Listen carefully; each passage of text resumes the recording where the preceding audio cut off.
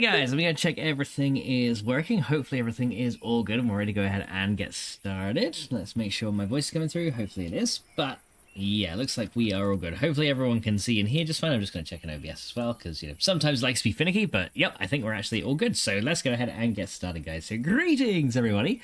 Welcome in. Well done to Carnage for getting the cookie. And Carnage is like, is Coffee Queen okay? Yeah, Coffee Queen is she's fine. She's currently resting today because she's tired after like college runs and stuff like that. So, you know, she's just, her body's just kind of gone, and yeah, it's, yeah. I was going to give her some massages and stuff, but she was like, no, it's fine, and she just wants to chill and watch Supernatural. So yeah, that's what she's doing at the minute. So yeah, hopefully she's feeling better very soon. How you doing, Fade? Welcome in. How's it going over there?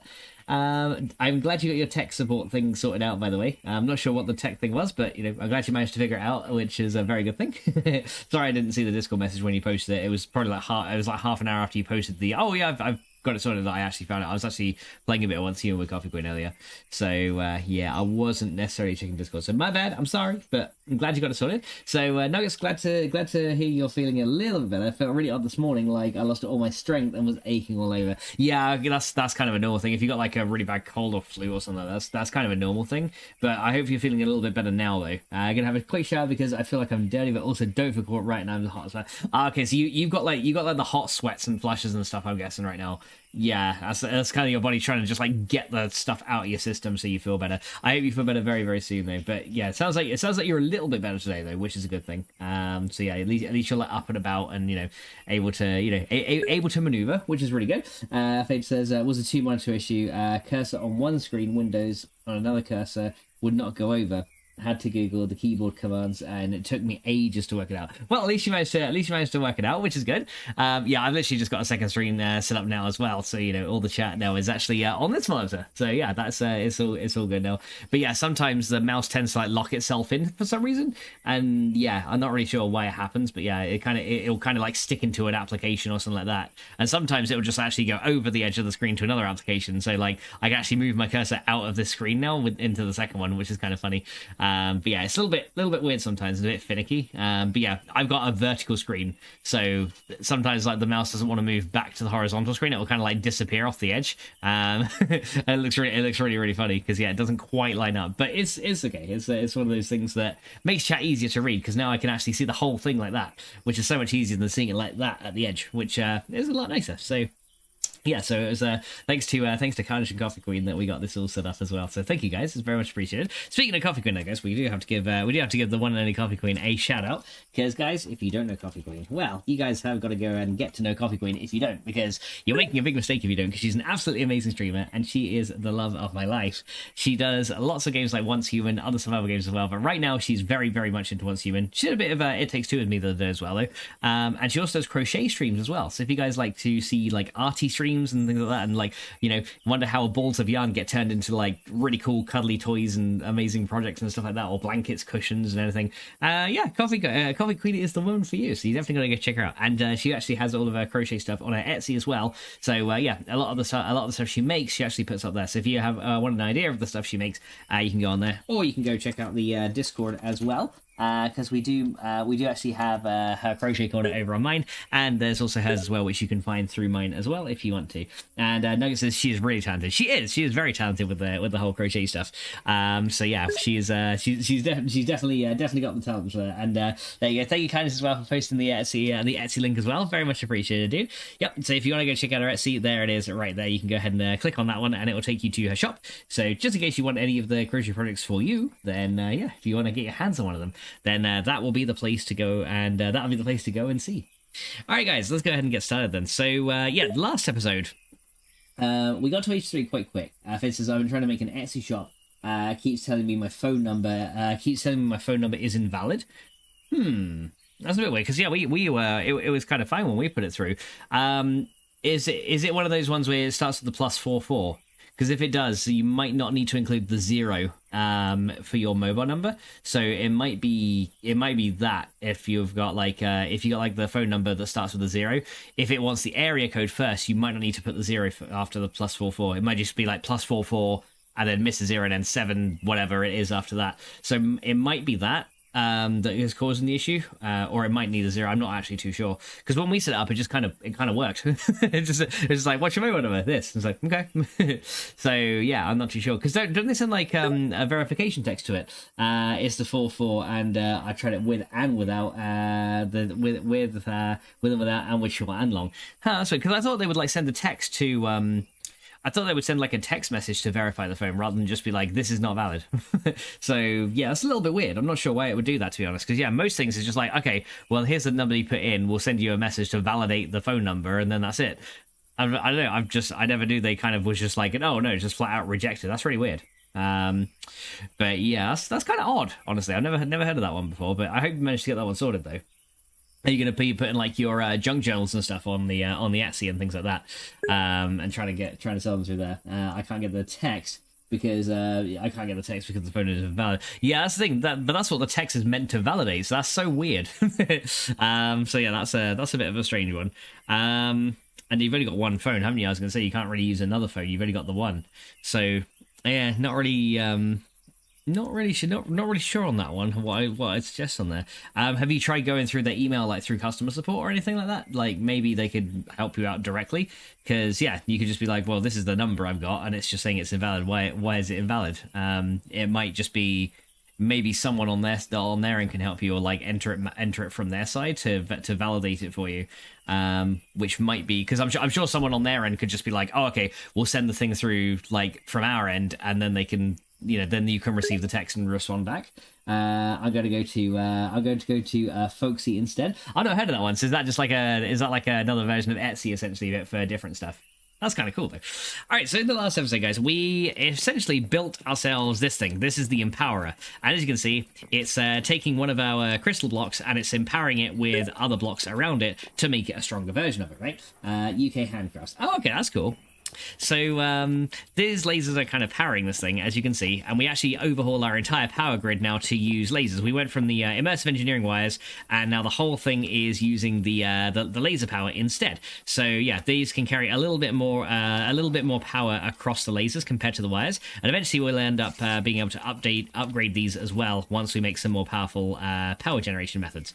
But the problem is the Empowerer needs a lot of power to empower the empowered blocks of empowering, which is kind of a problem because, as you can see, this thing is struggling a lot to actually build up enough power to then transmit into here. Now, this block that we're empowering takes 60 million RF to power it, and that's a very, very high amount of power. The system we have over there, I've tried to work out like what our power generation is right now. The system we have over there essentially generates about 130 RF per tick. So if we multiply that by like 20, that's like 2,000 RF, about just over 2,000 RF per second, right? But we also got to consider that these farm things over here are also taking some of the power as well. So is like other machines in here. So for example, this machine that's constantly running right now is also taking a little bit of power. So by the time we actually get to this guy over here, it's not really, as you can see, like every second. So if it's only getting about 100 of that power per second into each of these, right? So by the time we're done, we've only got like 400 power left out of the 2,000 that we generate. Now we did find some starch extractors, which is really good because we actually extracted a load of circuits over here, and when we analyze them, you get like a bonus output sometimes of different things. So as you can see, we actually just got a basic terrain module just like kind of like popped out right there. So yeah, sometimes when a circuit comes through and you analyze it, you get like bonus materials, and yeah, these things can be used as well. So we did actually find while I was doing some mining and stuff on the world, I did find another starch extractor. So we're probably gonna have to use these for a minute to start powering everything that we need. So I'm gonna go find the third one. So there's our third starch extractor there. So we're gonna actually hook this up to we're gonna, like I said, I'm not gonna use the starch extractors for long. I just kind of want to get these just to make a bit more of a power buffer and to make things go a bit faster. So we need to get our laser wrench to kind of connect this together.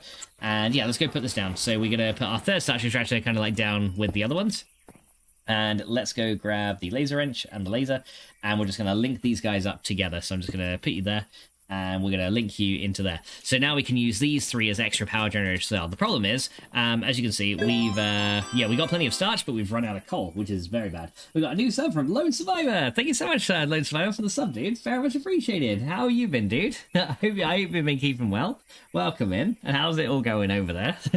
Yes, well, welcome to my fucked up factory. It is completely fucked up and messy, and there's lasers everywhere. And yeah, I'm probably gonna get zapped someday. But yeah, welcome to the factory. Everything is factorial, right? I think. I don't know. But yeah, as you can see, it's a little bit of a problem. Now this ore washing plant is constantly turning on and off because it's not able to get enough. It's not able to get enough power.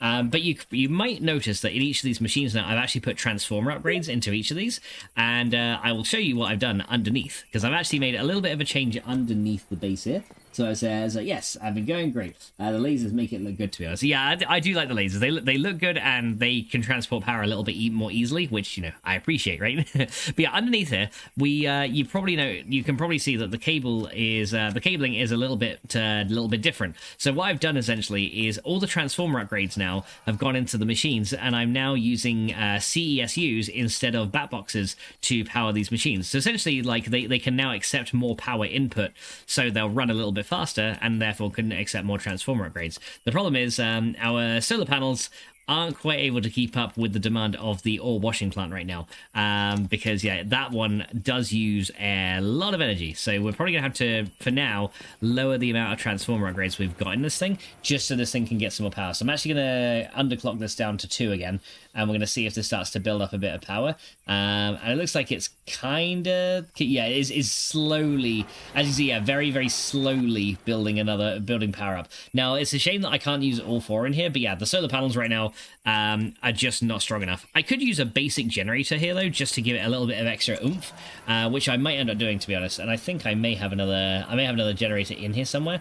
So let me see if I've just got one kind of laying around, because yeah, just to give it a bit of a, yeah, we got a solar fuel firebox. It's not that one. Do we just have a regular generator? Yeah, we do. So I'm actually just gonna add a regular generator to this this little setup here, and we're just gonna kind of dump it on the top there, and then we can just dump a load of blocks of coal coke in there to give it a little bit extra power for now, just to help this thing along a little bit. Because yeah, right now it's kind of struggling.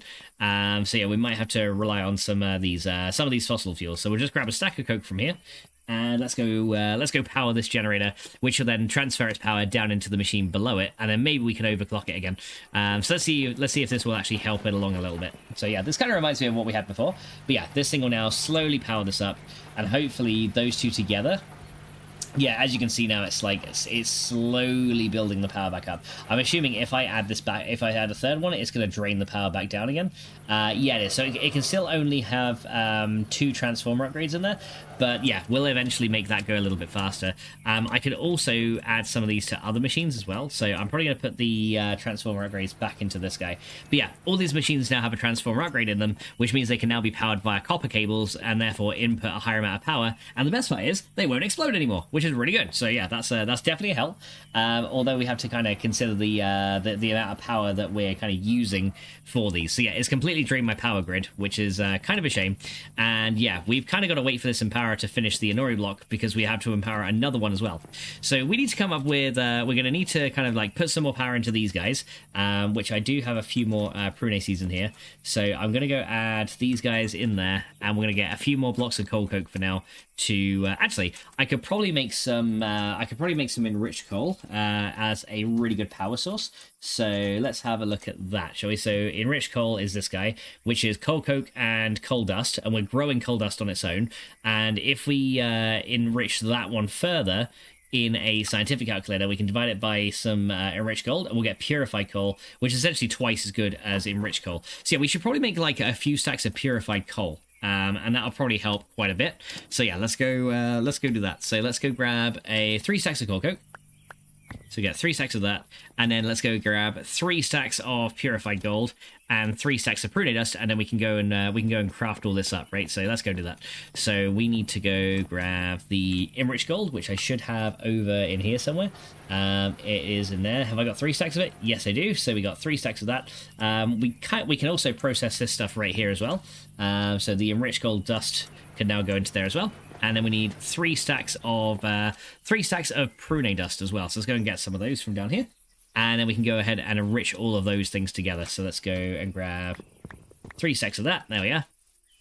And then we can go and start doing the whole process. So yeah, we got the thing on the terminal here, but I might go ahead and just use a regular old calculator to do this for now, because it's going to be a little bit quicker just for a minute. So yeah, I've got. Do I have a scientific calculator as well? No, just a regular one. Okay, so we need to maybe make a secondary scientific calculator. But yeah, this one unfortunately doesn't have any power yet, so we're gonna have to charge this guy up real quick. So just dump you in there. There you go. He is now charged. And then we can go and use this guy to craft what we want, right? So, wait, where did you go? I did take it out, didn't I? I did. Oh, okay, it kind of fell on the floor. Okay, here we go. So now we should be able to use this, and we can do coal coke and that one, and that'll get us the enriched coal. So let's go and grab all those guys together. There we go. So yeah, because coal coke has about a carbon value of 3,200, and that has a carbon value of 1,000. But if you combine them together, they have a value of 5,000, right? Which is way better. And then if we use these, it will then double to 10,000. So let's go see if we can make a scientific calculator again. How you doing, Kirsty? Welcome to the stream. How are you today? I hope you're doing really good. What have you been getting up to, and how's your Friday been? I hope it's been really good, and you're looking forward to the weekend. So it says purity equals profit. Exactly. That's what we're going for, Smile. That's what we're doing. Right. So we need to get one more calculator assembly, a calculator screen, and then the rest of it is pretty easy. I've been thrilled. What have you been getting up to today, Kirsty? But yeah, let's go and see what we can do. So we need a calculator assembly, which is just steel mechanical parts and buttons. We may actually have one in here already. There's one. I don't know if we have a second one, but if we do, that'll save me on some steel, which will be really good. Let's also sleep as well, just because yeah, right now it's very late. So let's go and sort that out, and that way the solar panels can then keep charging the machines again. There we go. Right. So now we can go and see if we did have another. Do we have any other calculator assemblies or not? We probably don't, to be honest. Okay, that's fine. We can just make some. Stuff. So let me get some. Okay, I've got a lot of copper as well. You're probably thinking, why the hell have I got this much copper? Trust me, you'll find out soon. You'll find out soon. But yeah, for now, let's go and kind of put all this over in here. We're gonna need a little bit of enriched gold in a minute as well. So I'll keep a bit of copper on me here. Oh Jesus! Here we go. We did. I did nothing. Wait, what did you do? Loads of money. Holy shit, dude! That came off so loud. That made me jump. 10 gift subs. Fucking hell! Thank you so much, Survivor. Very much appreciated, dude.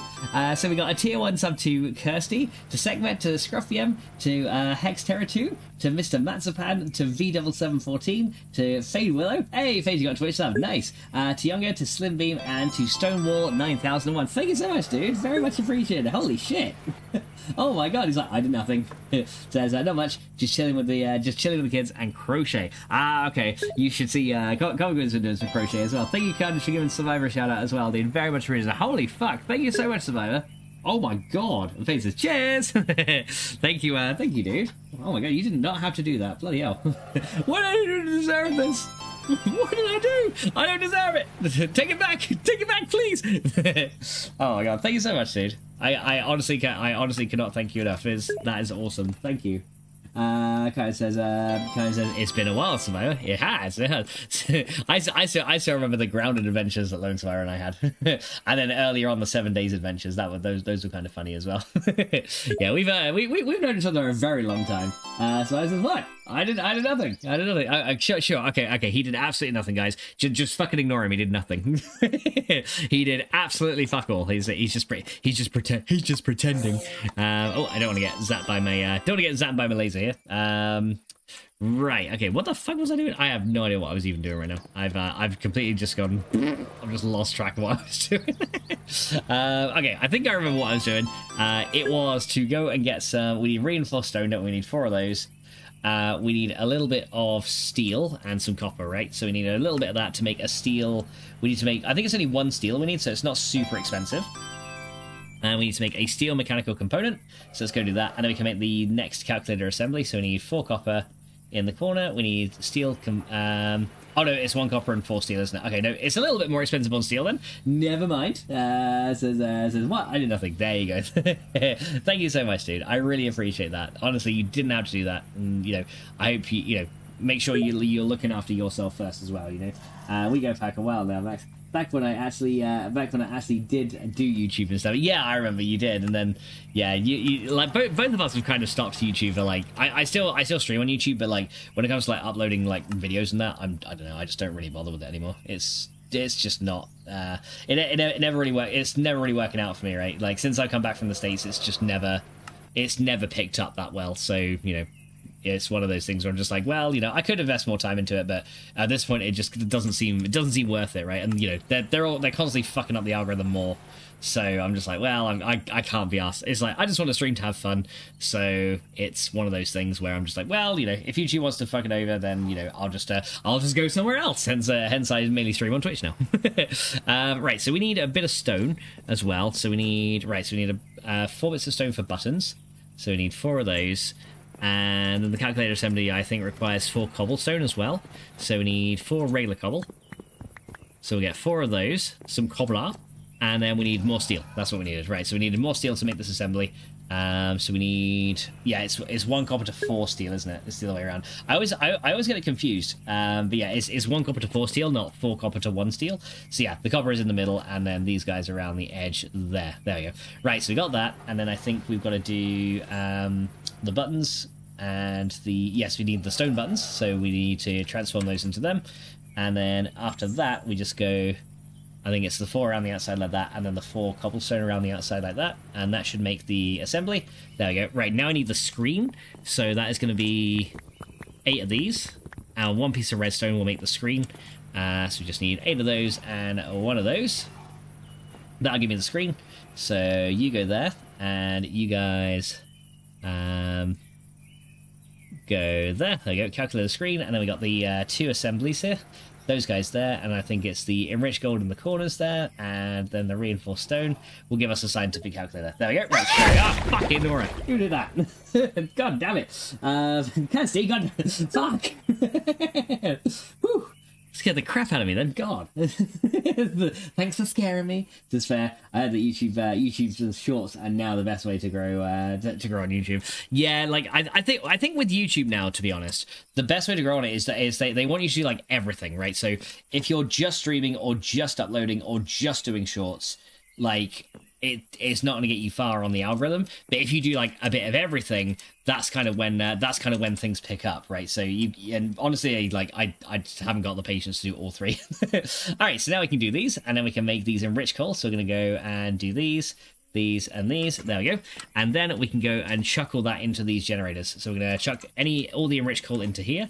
Actually, I'm going to do 32, and I'll tell you why. Because I want to divide up more of these into the greenhouses as well. So we need 32 into there each, and then hopefully we can divide these in half, and then in half again, and then recombine these into stacks of 24. And then each of these now can go into the greenhouses that we got. And because, yeah, I'm sure the carbon level has now dropped back to 0 because the plants seem to be growing a bit slower again. But yeah, we're going to go put these guys back into the greenhouses. Oh, look, yeah. And we also got this hunger module last stream where we can just go right-click, boop, there you go. We are now full. As long as we keep that thing filled with hunger points, we are good. But yeah, as you can see, the CO2 is slowly dropping. So we're going to go and put a stack of 24 of these in each of these plant lamps here. So we're just going to add those in. And that will then increase the carbon level in the greenhouses to make the plants grow that little bit quicker. So let's go do that. And last one over there. There we go. Cool. So those guys are ready to go. Looking good. All right, says that's why I didn't get into YouTube again. Says whatever. Yeah, ever since shorts have come in, it's been in my opinion, it's been a lot harder to grow on it, just because you essentially have to do more now to stay relevant. And yeah, like I said, I can't be asked to fight an algorithm. So yeah, I'd rather just leave it to chance on Twitch, because Twitch has no means of discovery really, apart from if people find you randomly. So everyone is kind of on a level playing field, whereas YouTube is like, obviously Twitch is like, if you get more viewers, obviously more people see you because you have more and you show up at the top. But there's still like, it's not the chance of being discovered more is, in my opinion, not as much greater as it is on YouTube. Like, if you're a smaller channel on Twitch, you have a bit more chance to grow compared to if you're a small channel on YouTube. It's a bit easier. I just upload videos that I have on here. Yes, and that's the thing. Like, YouTube is good for like VODs as well, because unfortunately Twitch will delete VODs. So yeah, that's another good thing as well. So if I multi-stream to both, I can upload to both. And then, you know, if VOD's left behind, then they're there, right? And then if I ever decide that, hey, one day I want to be like, you know, I survived 1,000 days in Age of Engineering, you know, then I can, you know, I can get all the VODs downloaded and stuff like that. You know, I think we're on like day 500 or something like that, or day 600 at this point, because yeah, we've been going for quite a while. So is this thing now full of power? This thing now has power. Everything is good. So what that should mean now is that the blocks down here, if we go down the bottom here, that should mean that these guys are going to slowly fill with power again. So yeah, those guys are, yeah, that's kind of sticking at 433. So I think it's because this middle battery is drained right now. Yeah, so this thing's got to fill up first, which is essentially the main drain on the power system. And then after that's filled up, then these guys will start to refill again. My main battery's in the back of the factory there. So there we go. So that's going to slowly start filling up there. All right, so the next thing we need to do is we need to look at an alternative way of generating power, right? So the easiest way that the way I wanted to do it was to do, I wanted to do the bioreactor from Ashley Editions. But unfortunately, as you can see, this thing does require 6 empowered Inori crystals. Each Inori crystal requires 1.6 million RF to make. So if we make a block of it, as you can see, it requires 16 million, right? And that's kind of what we got going right there. So until this is done, I can't make a bioreactor, you know, even with all this extra power coming in. You can see that it's actually going, now we got those other starch extractors, like, it's going a little bit faster now. But yeah, this thing literally needs to get to 16 million in order to power up, right? So that's going to be there for a very, very long time. Like, I've been letting this thing, so far, before I started stream, this thing has been running for 3 hours. So yeah, we got a while to wait for that thing to actually get enough power. But if we can get ourselves some more generation, that means we can do that as well. Do you have mechanism on the mod pack? Yes, mechanism is in the mod pack, but I think to get the mechanism casing, if we have a look at mechanism, if we have a look at one of the machines here, say like the chemical injector, that requires a steel casing. Here we go. That triggers age 12. We cannot get mechanism machines until we've gone to the moon in this pack. So yeah, this one, this requires titanium plates and stainless steel plates.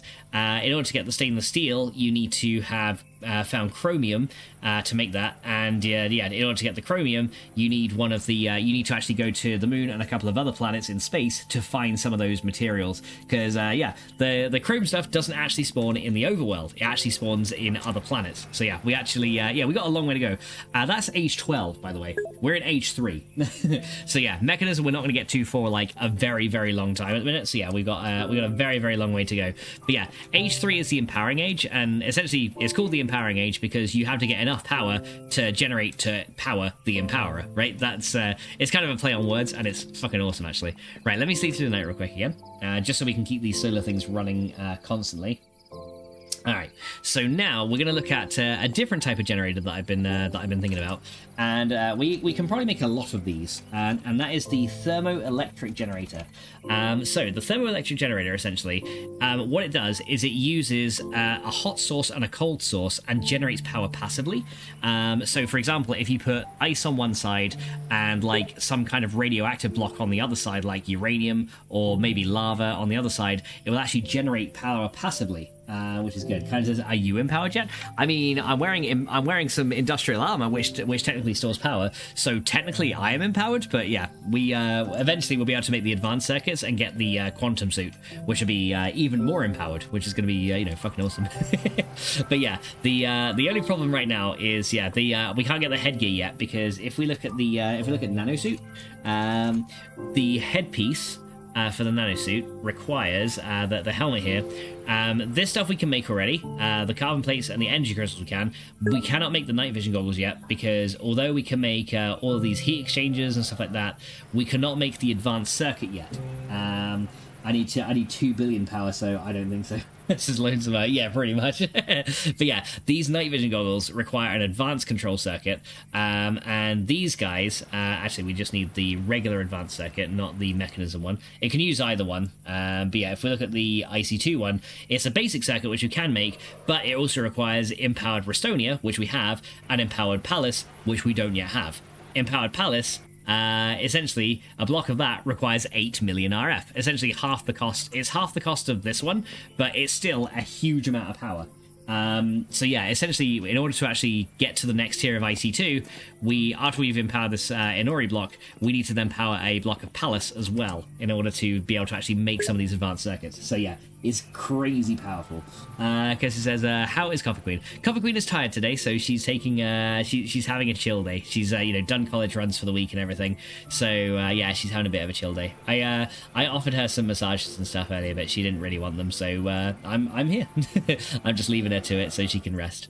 Okay, we're also going to need to make these as well later, which is going to be the heat exchanger, copper plates and tin plates, and a regular circuit, which isn't too bad. And then yeah, the advanced heat exchanger after that is lapis lazuli plates. Interesting. So yeah, that's this thing has like its own like sub crafting goal to get to this thing. But once we get this one, eventually I think we can craft this into the quantum suit helmet as well. This one does require iridium reinforced plates and some reinforced glass, which is advanced alloy with glass to get us some of those. But yeah, once we get the essentially once we get to the nano suit, we can then start looking at quantum suits. The only hard part of that is going to be the iridium reinforced plates after that, because iridium is something we don't have very much of at the moment. So if we look at iridium reinforced plates, that is iridium ore plus advanced alloy plus a diamond, right? And iridium ore, we literally have right now we have a grand total of 5 iridium ore. So yeah, we don't have very much. So I can make 1 plate, and the only way to get this is right now is to find iridium shards and compress them. We can also eventually, when we get a molecular transformer, we can turn iron into iridium, but that's going to be that's a very, very long way off. So we can't get the quantum suit straight away, but we're kind of like halfway there to upgrading to the full quantum suit, which is going to be, really, really good. So unfortunately, we just kind of have to wait until we get that. But yeah, the iridium shards can only be looted from dungeon chests, and they can be turned into iridium after that as well. But yeah, essentially to get the molecular transformer, I think that's going to require the iridium stuff as well. So if we look at molecular transformer, so molecular transformer is going to be, that's the assembly one. That one there. So that one there requires essentially advanced machine casing, which we've got, EV transformers, which requires Lapotron crystals, and 3 times insulated HV cables. So again, very, very difficult for the EV transformers, which also require a HV transformer, which also requires an MV transformer. So there's a lot of subcrafting in that bit alone. But the most difficult bit, I think, is going to be the MT core. Yeah, this is going to be the difficult one, which requires an iridium reinforced plate. So that's what we're going to have to spend our first iridium on anyway. And then after we've got that, probably two advanced circuits again. And then we also need thick neutron reflectors, which is regular neutron reflectors, which is essentially tin and carbon powder around a copper plate. So yeah, there's lots of to get this thing, there's a lot of stuff here to actually go through. And then we also need irradiant glass panes, which requires irradiant uranium and glowstone dust as well. So to get irradiant uranium, that is glowstone around regular uranium. So those ones aren't too difficult. The irradiant plates are pretty easy. We just have to, get uranium and uranium ingots. I think we just, smelt powdered uranium. So that one isn't too difficult. Uranium ore can actually get smelted directly into it. But yeah, powdered uranium is probably the way to go to that. So yeah, it's kind of crazy. Have you ever thought about creating a mod that will help with the mechanics of sleeping during the day? I mean, I've not actually, to be perfectly honest, but I mean, that could be kind of a cool mod. It would probably break servers though, because all servers rely on sleeping at night. But yeah, it could be fun though. One mod I would like to see is when you sleep at night, it makes real time pass. So say for example, I put like a load of ore in here to process up. Say if I was to go sleep at night, it would then pass the time, because currently what happens is the time doesn't really skip, it just kind of makes the world back to daytime again. But say if I had 20 ore in here, I'd still probably have 20 ore in there in the morning. But what would be kind of cool is, a bit like in Valheim, when you sleep, it speeds up time, right? I'd love that. I'd break Minecraft as guys. I'm in. Yeah, I bet you are. Carnage is always in for breaking Minecraft. He likes it. He's because I like it. I like breaking Minecraft a lot. But yeah, we got lots of copper here. We're going to need that soon. So let's go and look at the generators that we're going to need to make. So yeah, the thermoelectric generator is what we want. So a thermoelectric generator, and that is going to be this guy right here from Immersive Engineering. Now, this guy is not too bad to make. It's 3 steel per generator, and it is a copper coil block, which is just, LV wire coils around an Inori crystal. So again, very, very easy. And the only difficult bit right now is these Constantan plates. So essentially what we need to do is figure out how to make a Constantan plate. So we can actually make it from 2 Constantan ingots, which is one way to do it, or we can actually use the block cutting machine that we've already got to turn 1 block of Constantan into these. So to make a block of Constantan, we can actually cast it from molten, which is actually pretty good. So to make molten Constantan, we need to alloy it, and we can make molten copper and molten nickel will give us 2 molten Constantan. So yeah, and each one requires 5. So a block of Constantan will allow us to make 1 and a bit. So yeah, that's not too bad. So Survivor says, so no automation yet. There is some automation, like this ore processing system is essentially automated. You kind of put your ores in there and then ingots come out of that. So yeah, that's essentially at this point in the game we can only do like batch automation. The real automation will come in when we get the Ender IO cables, which is in age 5. That's when we can really start automation. And then applied energistics is in age 10. So yeah, there's a while to go before we can do like full automation. So yeah, at this point in the pack we're just like, yeah, we just like use a couple of hoppers and push stuff in, and then it's just batched automation at the moment, which is kind of unfortunate because it would be very nice if we could fully automate a lot of the stuff and link it up to a draw system. But yeah, let me show you what we need for the draw controller from storage drawers, just so you get an idea of what we got to go through. Usually the draw controller is easy; it just requires a diamond and a bit of quartz and some stone. But in this mod pack, well, it still requires it still requires the stone, still requires the redstone comparator, which is the quartz, but the diamond has been replaced by a basic circuit board here, and the basic circuit board has to be made with calculator circuits. So we need 3 analyzed circuits from calculator, 2 diamonds, and then we have to actually do that inside a carpenter where we have to power it and pipe in water. So yeah, that circuit board is only going to be available when we get the carpenter, which means we need to make the sturdy casing, which triggers H4, which, as you can see, is made on the Empowerer, which right now we don't have enough power to power the Empowerer yet. So we've got a long way to go for that too. So pieces of automation. Yeah, exactly. Little pieces of automation. How you doing, Jekyll and Hyde? Are you Jekyll today, or are you Hyde today, or are you neither and you're just and? Like, wait, which one is there today? I hope you're doing well, dude. How's it going? But yeah, the draw controller for storage drawers, which will make storing stuff a lot nicer, that's kind of what we're dealing with right now, and there's not much we can do about it until later. Even compacting drawers from storage drawers is very difficult as well. We can actually make them, but yeah, as you can see, they require dense obsidian plates, a reinforced chest, which is essentially a chest with some reinforced stone and blocks of iron, which is very expensive.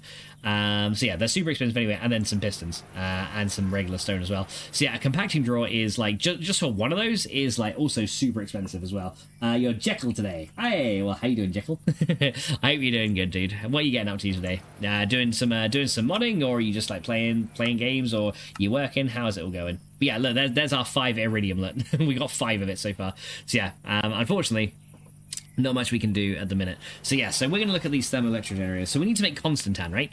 So one thing of Constantan is essentially copper and nickel, right? So we're going to go and make a ton of Constantan here. So a block and a block. So if we do... So yeah, if we do 63, that gets 7 blocks. 7 blocks is 7 9 is 63. No, okay, we should already get 5 blocks, so that'll be 45, which will allow us to make 9 generators, right? Although, yeah, maybe I'll actually get 2 stacks of this. Yeah, maybe we'll get 2 stacks of Constantan here, and then we'll just go and we'll go get a lot of this, because yeah, the thermoelectric generator is essentially free power, and it's actually quite easy to set them up like in a large array, which is kind of nice. So yeah, it's gonna be pretty good. I really should play this mod pack. I would love it, says Lone Survivor. It is called Age of Engineering. You can get it on the CurseForge launcher. I think the Feed the Beast launcher has it as well. So I think Prism has it. Modrinth I think has it too. So yeah, it's a bit of a I'm here. Jekyll says I'm here for the rocket. I'm sorry to disappoint you, Jekyll, but that's going to be a long time away. But I will endeavour to get that rocket made at some point when I can.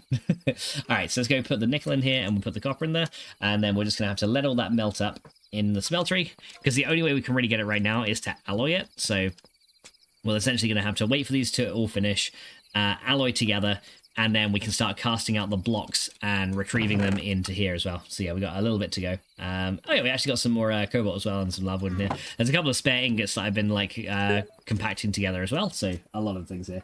It says you can't stop until you've made it. Man, I would be here for fucking days and days and days if I had to do a stream. Like I'd probably fall asleep like long before I had to make the rocket, right? Like even if I was to try and rush through all the ages, I would just be dead to the world. That'd be quite funny, to be honest. But yeah, as you can see, we got the blocks that are now coming through. So we're just gonna kind of let this all run. And then once the copper gets melted as well, then we can go start casting out the Constantan once it alloys together. Unfortunately, there's no real quicker way to make this, and the thing here doesn't require any power, so it's kind of worth it just to use this for now to make these. We're actually going to rely on the smelter a little bit later on as well. So yeah, as you can see, this is now adding a little bit more. So yeah, we're going to have a lot of blocks in here, which is going to be good. Because it says, oh, you can eat and sleep and take a break. I just mean you can't break the series. Oh no, I see what you mean. Yeah, we can't end the series or like stream any other different game until we've done it. Right, so yeah, the nickel takes a bit longer to melt than the copper. So yeah, this next bit should actually go a little bit quicker, and then we can start casting this out once this guy melts up as well. So let's go wait for that to do, and then yeah, we'll go and cast these out. Here we go. So that's now going to melt up, and we should see now that here we go. We're now alloying. And now, as you can see, now we've got an ingot of Constantan, and slowly but surely, this thing is going to start to alloy and make the blocks. So now we can go and start casting these out. So we're going to automate that thing, and we're just going to have to essentially leave that to run. I just want to make sure this is keeping up with the ingots. So as long as we get over to like, as long as we get above 5 and then above 6, we should be pretty good. Yeah, so we're getting to about 6. Okay, yeah, so this thing will actually keep up with the alloying process, and we've literally just got to wait for these to run, right? So we just got to let that run, and it should be good. Does immersive engineering power generate? Says do immersive engineering power generation? It's good. Says Fox more Minecrafting. Says Kingslane. How you doing, Kingslane? Welcome in, dude. And how you doing, Seraphina as well? welcome in as well. How are you guys doing today? Hope you're all doing well. Don't mind you streaming other games as long as I get an incentive wincy bit of Minecraft. You will. Don't worry. Don't worry, Jekyll Man. You will get some mincy bits of Minecraft. But yeah, immersive engineering. The thermoelectric generator is actually from immersive engineering, believe it or not. So yeah, let's have a look at that real quick. So thermoelectric. So yeah, let's see how many of these we can make. So if I'm casting out all these blocks. Let's see, we're going to need a lot of these copper coil blocks. We need a load of these, so we're going to need to make some LV wire coils. Okay, so let's go make a load of LV wire coils so we can start getting the copper coils made together. Can I sleep here? Yeah, let's go sleep so that the sun comes out and our power system comes back online. There we go. Hey, there we go. No Survivor, thank you so much for gifting a tier 1 sub to Seraphina. Very much appreciated, dude. Oh my god, 11 gift subs in the stream? Holy fuck, dude. Thank you so much. And a sub as well. Thank you so much, dude. I'm in pain from doing things. How are you doing, Seraphina? I'm doing alright, thank you, Seraphina. What have you been up to today? So what things have you been doing that has caused thine pain? Yeah, hopefully you get to feeling better very soon, though. Alright, so what we need to do is we need to get copper plates first, and copper plates we can actually get, I might have some in here already. Right, so the copper plates we have here, and we need to make a load of copper wires to make these things, right? So I don't think there's any other more efficient way to get wires yet, so if we type in wire, is there any other way we can get copper wires that doesn't involve us using this? The only other way to do it right now is to use the metal press, and unfortunately the metal press requires a heavy engineering block in its construction, and right now heavy engineering blocks require Solarium, which is only available in Age 5, so we can't do that one just yet. Thank you for the gift subs to Seraphina, and as I said, it's only subs, but honestly, like, I know you're like, oh well, it's only subs, but, you know, it means a lot, dude, you know, because it's like, it's a financial thing, and, you know, I just stream because I enjoy it, you know what I mean? So it honestly, like, you know, it says a lot to me when you're just like, you know, gifting subs to people and stuff like that, you know, and you know, there's no, you know, there's no obligation or anything to do it, so I don't want you to feel like, oh, I have to do it, you know, just honestly your enjoyment of the stream is enough, do you know what I mean? And the fact that you're here in chat and just talking to me means a lot, but, you know, I really appreciate it, dude. How you doing, Dragon? Welcome in, dude. He's like, morning, Max, how are you? I'm doing pretty well, thank you, Dragon. How are you doing today? I hope you're having a fantastic day. What have you been up to, Dragon? Alright, let's go grab these together, and that will give us a stack. Right, so now we need to go and get some sticks, and we can make ourselves these wire coils. There we go. And oh my lord, Dragon! Dragon, thank you so much for subbing. Loads of fun. Oh my god, another. Fucking hell! Thank you so much for giving Dragon a gift sub, dude. Very much appreciated. Oh my lord. Thank you so much, Survivor. Very much appreciated, dude. You don't have to do this, okay? I swear you don't gotta do this. I swear you don't gotta do this. Don't break the streamer. No, seriously, don't break the streamer. It's not a good look. No, I'm joking. It's not a good look. Don't break the streamer. Right, so we got 40 of these. Let's go make these wire coils because we need a few of these. Right, this will be enough for 8 of them. Right, so might want to get a few more. So let's go get some more copper plates as well. Do I have any more copper plates? I do. I have another stack. So let's go make a few more of these guys. So let's go get some more wires out of that. 25. Yeah, I probably want to get like 64 out of these if I can. So let's just get a load of these. Yeah, my wire cutters are slowly but surely wearing down. And oh my lordy! And hey, an anonymous user. Thank you so much, anonymous gifter, gifting 5 tier 1s. Holy shit, dude! Well, whoever that was, one for Natural Chaos, for Shed Queen, Twitch for Kicks. We also got one to Amy Kaidu. And one to Like a Boss. Says, break the streamer. Got it, says Lone Survivor. Wait, was that you again, Lone Survivor? Wait, was that you again? Or was that someone else? Whoever it was, thank you so much. Fucking hell. That is insane. Emotional, damn it. Stop it. Oh, dude. Sorry, Vina, thank you so much for the redeem. Very much appreciated. Oh my god. What are you guys doing to me? God damn it. I'm just here making my wires. What are you doing to me? I'm sorry. Why do you want to break the streamer? And thank you so much to whoever that anonymous gifter was. I very much appreciate that. Thank you so much. Oh my lordy, that's like fucking hell. That's like nearly 20 subs in the stream. That is insane. Like like honestly, guys, I'm gonna say I was not even like planning to stream today. It was just because like it's just Coffee was just like, oh yeah, I'm just gonna lay here and rest today. And I was like, okay, so I literally wasn't even planning to stream today. Like fucking hell. Holy shit, guys! Thank you so much. Whoever that was, thank you so much. Oh my lord! Yeah. So it was you, Survivor. Nuggets. Oh my god! Fucking hell, Nuggets! Gifted tier 1 subs to we got Laszlo Longhair, to KD Mama, to I'm Spider TV, to Shepherdess. And another one to, hang on, was that all of them? Yeah, I think there was 4 in there. Yes, there is. Oh no, one to now you tap, now you tap, now you tap, now you tap. I love that name. That's awesome. Holy shit! Thank you so much, Nuggets. Oh my god. And that's we got a hype train. What level is this hype train right now? I have to see. We are, oh my fucking god, a level 4 hype train, like just like that. Oh my god, guys, fucking hell. Thank you so much, guys. You guys are insane. You know that? You guys are insane. Fucking hell. Thank you guys so much for the subs, dude. Very much appreciated. And honestly, guys, I hope all of you guys who have got yourselves some subs, I hope you guys enjoy those subs. And hey, at least you guys now don't have to watch ads when you come on as well, which is really, really nice. So that's good as well. Not that I usually run ads as well. New record or not, says Lens Bower. I'm not sure what my highest one is. Does it say anywhere what the highest hype train we've ever had is? I'm not too sure where you see it, because I know Coffee Queen could see it somewhere. But I'm not sure where you find it. But yeah, I think we've had like I think the highest I've had is like a 5 or a 6, I think. But that was like, I think that was a long ass time ago. I think I was playing Grounded that day. From what I remember, I think I was playing Grounded. And it was a long time ago. I can't even remember like exactly how long ago it was, but yeah, it's quite a while ago. Level 8, was it level 8? Is that the highest one I've had? Fucking hell, I didn't realize it was that high. Bloody hell. You guys are nuts. I'm just making shit in Minecraft, guys. That's all I'm doing, damn it. It's like, are you trying to break me? Everyone's like, yes, we are. I was like, but why? Why are you trying to break me? It's not healthy. It's not good for the streamer. And why is already missing text today? Red LAY from Super Second Mega. They're all missing. Sabrina says streamer's mental stability and emotional control. Rip. It's like yeah. There's me just sat here just like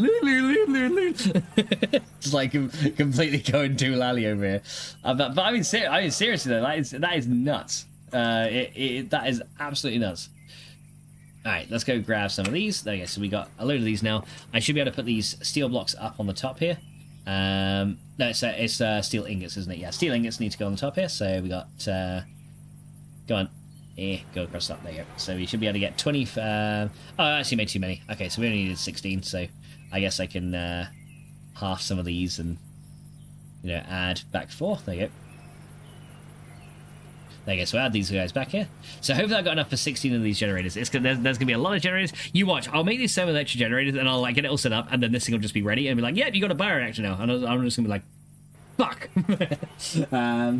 But yeah, that would actually be funny. So yeah, all we need now is the constant plates, and we can make the we can now make these things. So let's go get what we have in constant down here. We got quite a bit, which is all kind of like in the front here. So we got a couple of stacks already.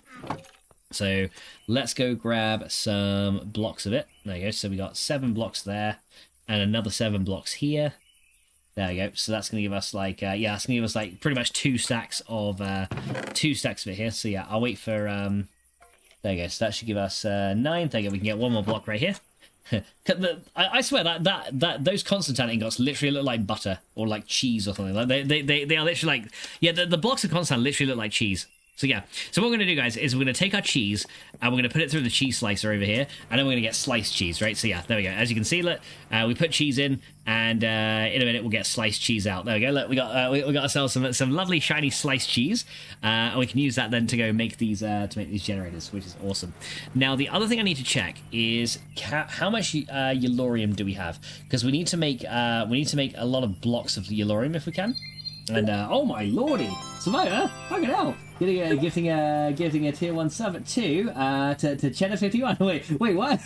Speaking of cheese, there's one for Cheddar. Darina says, I'm curious when you're going to make a BBS emoji. I have no idea. I don't know if I even have enough. I don't even know if I can have enough slots. But yeah, we got a new sub for Cheddar 51. Thank you so much, Survivor. Very much appreciated. Fucking hell. So yeah, speaking of cheese, now we have a cheese gift sub, which is awesome. So yeah, we need to go. Let's look at the yellorium. Or yellorate. Here we go. So this thing, how can we process this? So in a crusher, that turns into 2 yellorate and some lead grit. We can put it through. What else can we put it through? An enrichment chamber turns it into 2 as well. So yeah, the only way really to process this is through the IE crusher. Oh no, wait, there's actually more over here as well. Let's see. Acid additions gives us 2. A macerator from IC2 will give us 2 yellorate as well. A furnace will just go 1 to 1. Yeah, so it's the best one then is to actually use the immersive engineering crusher. The sag mill is good though, because we get cyanite every now and then as well, which we can turn into plutonium later. But yeah, right now the immersive engineering crusher is probably the best one we can use right now. So that's probably the one that I want to go for. At least for now. So we're gonna go like drop these in here, because yeah, one of the yellorium blocks will actually be able to be used with the thermoelectric generator, and then we need to work on getting like packed ice or something and see if we can get that too. You do remember that BBS stands for blind bugger syndrome, right? And it's funny because it can stand for all kinds of things, to be honest, Sarafina. So yeah, it's like blind bugger syndrome. I don't know. I don't know. Big bang squirt. I don't know. Maybe it could stand for that as well. You know, you never know. It could be that too. All right, so here we go. Here's all of our Constantan. Here's all of our cheese, guys. And with this cheese, we can go and do that. Oh, actually, we got enough for loads more of these actually. So yeah, I've definitely made too much Constantan, but that's fine. Right, guys, we made too much cheese, but you know what? It's fine. We'll keep all this cheese. Right, there is our 16 thermoelectric generators, and yeah, I think these things output power. I think these guys output power to the top, right? So those guys will output power to the top there. So we need essentially a fluid or a thing on one side and a thing on the other side, and then it will generate some power, right? So that's the idea with these things. So yeah, let me sleep real quick, and then we'll see what we can do here. Let's see. Says can. Did you mean can? I mean maybe. I have no idea. Yeah, I probably did. Why did I spell my stream title wrong? Yes, I did. Okay, let me go correct that. Thank you, Sarafina. We can't have grammatical errors here, can we? There we go. There we go. I just rolled it up really quick. There you go. Right, there you go. That's now been fixed. Thank you, Sarafina, for letting me know. There you go. I can spell, I swear. Alright, so we got these things crushed, right? Right, here we go. So let's get some of these guys, and then we're gonna run these through the electric furnace over here. So we're gonna chuck those through there. Now I just hope that when I pick this thing up it doesn't give me radiation. It does not. Okay, because I know some of the uranium blocks do. I missed it. Somebody says, no problem. Nah, it's very much appreciated. It's all good. Thank you for letting me know. Who did that? Saliva. But yeah, so we're going to get those sorted. And the other thing we need to look at is, can we make blue ice in here? Or packed ice, maybe? Packed ice. Let's see if we can make that. So packed ice is made in a vacuum freezer. Is that the only way we can get it? I believe so. Okay, so packed ice we can only get from there. I think we can find it in the overworld as well, in the ice spikes biome, but I haven't seen. Yeah, because if we can get a little packed ice, that'd be really good. Silk touch needed. Oh, fucking hell! Who did that? Survivor. Yeah, so I need to find a very cold biome, like an ice spikes biome, so I can get some packed ice, because that's the other block we're going to need. We can get regular ice. So if we look at just like normal ice. We can get that we can get that one by compressing snow into ice, but yeah, we cannot turn that into packed ice until we get a vacuum freezer. But yeah, the vacuum freezer, let's see, what does that need? That's from Tech Reborn, so that's from like age 11. That requires an ice shard, which actually requires us to do bee productions. So yeah, that one we can't get for like a very, very long time. There you go. Right, so yeah, title's been fixed. There we go. So yeah, I actually need to go find a very cold biome and see if we can maybe like get some packed ice. And by the looks of things, if we look on the map here, if I go to the map, I don't think we've got, as far as I'm aware, I don't think we got any very cold biomes. I found a desert biome over that way, so I'm assuming then that the cold biomes are going to be like, so you got a swamp this way and that way, so I'm assuming we're going to have to venture like down this way somewhere to find a cold biome, because yeah, desert's over there. There is like plains and a swamp over here. So yeah, this is a hot area of the map. So yeah, we're probably gonna have to go this way and venture down here. So yeah, we've got to go on a bit of an adventure, guys. And yeah, luckily we have a silk touch pickaxe. This one right here can actually silk touch. But yeah, we need to get ourselves a lot of packed ice then. I've got enough hunger points to last me for a very long journey as well. So yeah, we might have to go on an adventure. The full name of the thing you're doing, that full name hurts my head and makes my head feel funny trying to read it. Can we get enough power to empower the empowerer to empower empowered blocks of empowering? Maybe we can, but maybe we can't. Well, that's the thing. First of all, we've got to get enough cheese to empower the cheese of cheesiness, because if we can empower the cheese of cheesiness to get more cheese, then, you know, the cheese will be cheesy, and if the cheese is cheesy, then, well, I don't know where I was going with that, but yeah, you get me. You get me. Good. Alright, so yeah, this stuff is still casting out, so yeah, I'll compress these into blocks as we go, and then these things can be turned into more plates later. Yeah, I definitely went a little bit overboard on the constantan, but that's fine. I'll keep these guys, I'll keep these blocks just kind of down there, and we'll use those a little bit later on, I'm sure. So yeah, that crusher, though, is still working away. But yeah, I want to see like what it's like. Unless we can use snow, but I think packed ice is going to be the best thing to do for one of these generators, because that'll then start making it generate like a high amount of energy per unit, which is going to be really good. And then essentially we can kind of we can make a small like reactor building for it, and then we can like expand it if we need to with extra stuff, which is going to be, you know, super nice. So yeah, that's gonna have to just run a little bit as we go. So let's go put some stuff away, and then we can head out and see if we can find a cold biome. So those guys can go in there. Blocks of steel also can go in there as well. Don't need those on us. Thermoelectric generators. Technically, we can just take this guy up for now. I need to also repair my pickaxe too before we head out. But yeah, thermoelectric generators can go into... Yeah, all these can kind of stay in there. And then the extra constantan plates can stay in there with all the other stuff. So yeah, now we have cheese to add to our collection. There we go. Says the what for the what? So we need the packed ice for the thermoelectric generator. Plus we've also got the yellorium kind of getting processed through here as well. So there's 40 ingots of it so far. We've probably got a load more waiting in here as well to process. So we can just grab this lot here and we can chuck that through the macerator as well, so we'll let that run. Yeah, so yeah, I think we got everything we need, apart from a repaired pickaxe. I kind of need that too. So let's go repair the pickaxe, and then we're gonna have to go out on an adventure and see what we can find. So this pickaxe needs a cobalt piece to repair it, so let's go and take these guys out here. There we go. Repair it with cobalt, and there we go. That's now back in my inventory. Yeah, the hunger module will keep us fine. The hammer won't lose durability anyway, because essentially, like, it just eats stone to get more durability back, which is awesome. So everything says, title made my brain go. It's like your mind is fucked. All right, there we go. So yeah, our hunger module though is essentially going to mean that we don't need to use food on the way, which is super nice. So yeah, I have no idea where there is an ice spikes biome, but we got to go find one somehow. So yeah, let's go restore our hunger points in here. So let's go and just add more to these. There you go. That should now have 1,000 hunger points in it. And we need a boat as well, most likely, because we might be traversing some oceans to find where we've got to go. So let's go get ourselves a boat as well. And then we'll see if we get... Yeah, who did that? God damn it. Who the hell did that? Dabs, thank you so much for the bits, Dabs. Very much appreciated. Maybe second guess for something. I was like, wait. He's like, oopsie. No, Dabs. No oopsie. Bad boy, Dabs. If it was to Coffee Queen, it'd be good boy Dubs, but if it's to me, bad boy Dubs. How dare you? No, it's alright. It's alright, I suppose. Do we have a boat in here, or do we need to make a new one? We might need to make a new one, because I don't think I have one. I mean, I have a Lytra here, but I don't really want to use that because we need that to craft jetpacks, and I think if it's damaged at all, it can't actually be used in crafting. So yeah, this thing we can't actually use, although it would be very good with some fireworks. So yeah, regular walking in a boat for now is going to be how we do this. So let's see if I can get a boat made. So we need 5 bits of wood, and then we should be good. So I've got 5 oak wood in here, so we'll go get ourselves an oak boat, and then we should be pretty good. So we just go boop. And there we go, so oak boat, there you go. I could go to the end and find some other Elytra. You're right, it's not good, but I'm a great... It's not good, boo. I'm a great man. You are a great man, Dubs. And I appreciate you very much. I appreciate your manliness.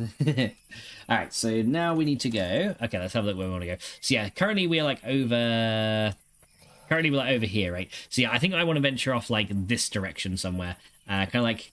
Almost kind of to where we've been, but like a bit further down.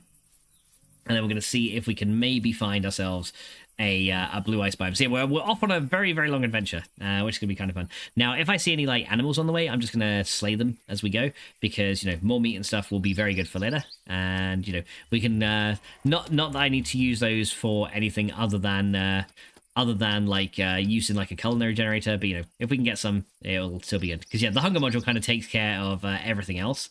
But, you know, you never know. We might need these...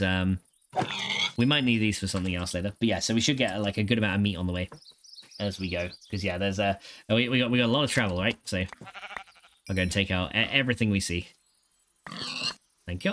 But yeah, this sword has looting 3 on it as well, so we'll get a lot of extra food, which is always nice. Okay. Okay. I'm trying to practice my drops for when I end up using the mace in the newest version of Minecraft. I'm trying to practice like my jumping drops, because yeah, the mace to be most powerful requires you to like hit the enemy as you drop down. So yeah, I'm trying to get some practice in. So yeah, a good idea if you see something lower than you to like jump at it and go for it. There's a couple of horses there.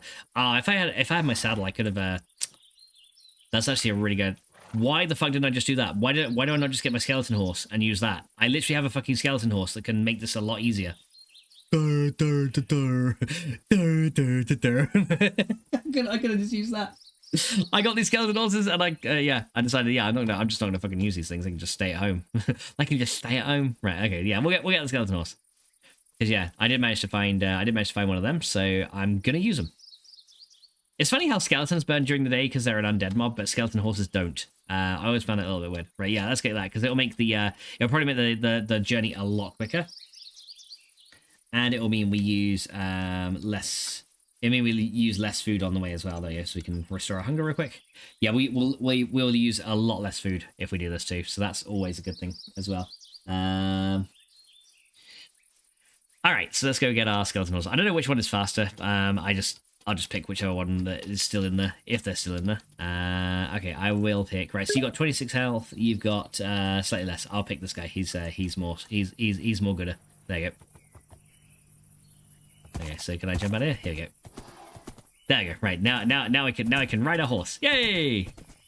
Skeleton horse. Whee! But yeah, we can ride our skeleton horse and we'll see how we go. It says, if you ever decide you want to play some Bedrock Minecraft, I have a few add-ons on my Minecraft I could easily turn on. Maybe we could play together. That might be nice. If I get around to doing some Bedrock, I will definitely let you know, Sarafina. At the moment, I'm like super into Java, but you know, if we ever get on Bedrock at some point, and I will let you know, because yeah, it'd be kind of cool. What add-ons are you thinking of? What add-ons are you thinking of putting on there? There you go. I am Sheep Slayer. Dun, dun, dun, dun, dun, dun. Aha.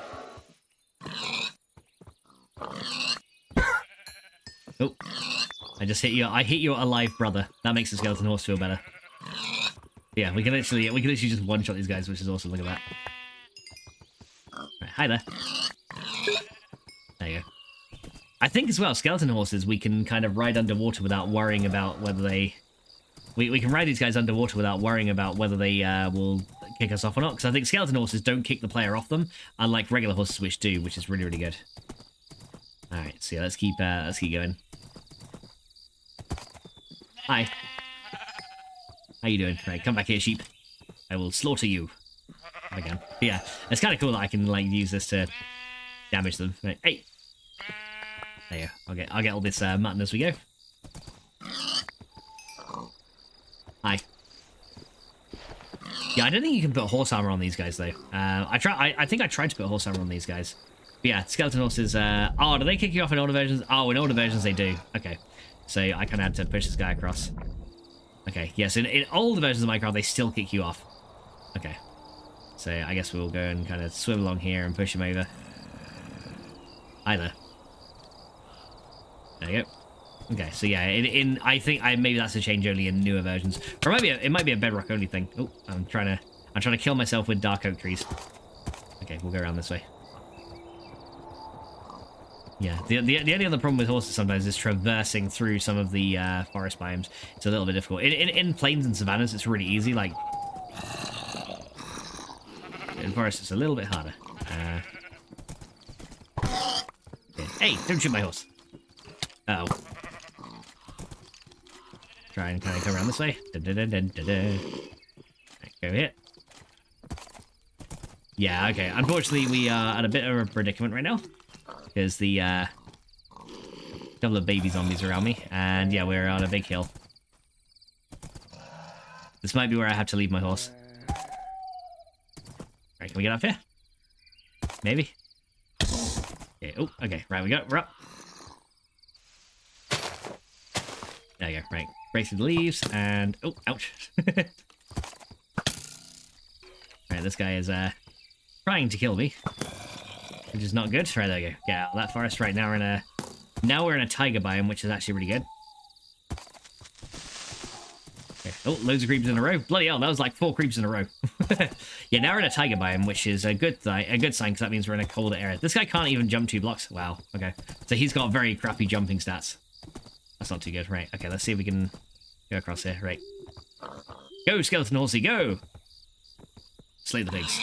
All the pigs. And you. I will slay every pig. Right, there's a mountain over there, but that's not what we need. We need an actual ice spikes biome, is what we need. So maybe we'll find one eventually. Yeah, I've also got to remember that these horses can't take much fall damage, unlike me. So that's another thing as well. Got to kind of carefully traverse along here.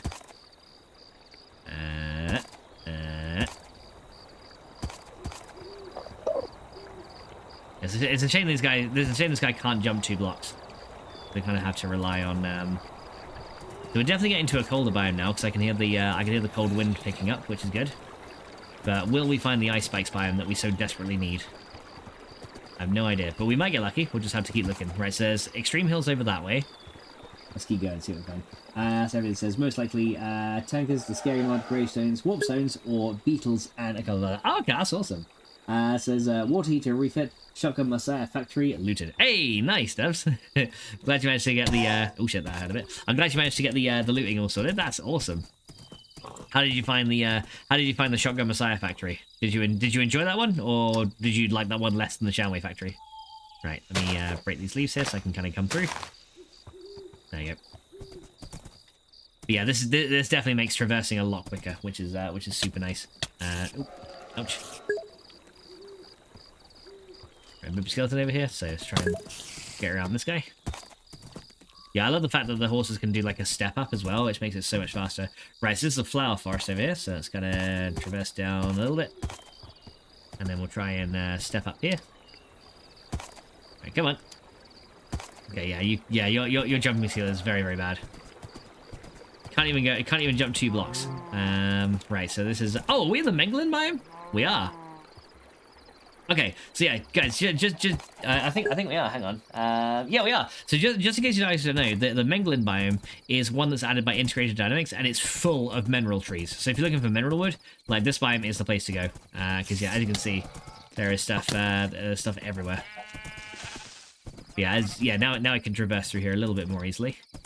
So yeah, the Menglin biome is actually a very rare one as well. So it's actually one kind of close to where our base is. Which is awesome. Right, can we get around this river here? Let's see, maybe I can do... Get over there. There you go. Yeah, so this horse is taking some damage, but he slowly does recover health, which is good, so... We'll just keep going this way. Yeah, so we're going to make our way over here. And we're just going to keep going this direction until we find, potentially, an area around here. But yeah, the Menglin biome is literally like a mineral-rich biome, and it's awesome. As you can see, like, mineral trees are everywhere here. Yeah, if you lovers of integrated dynamics, this is where you go. Right, so there's a big old ravine here. So, hey, who shot at me? Right, baby skeleton. Oh, okay. Keep moving. Keep moving, keep moving, keep moving. Alright, there we go. Right, we made it through the Menglin. Alright, now we are in another tiger biome. Alright, let's see if we can maybe... find what we're looking for. So yeah, tiger biomes are a good sign though, because yeah, those are generally colder biomes, which means if we kind of keep along these routes, we should hopefully find the biome that we're looking for eventually. Yeah, traveling at night is obviously not the best idea, but it's all we got right now, so you know.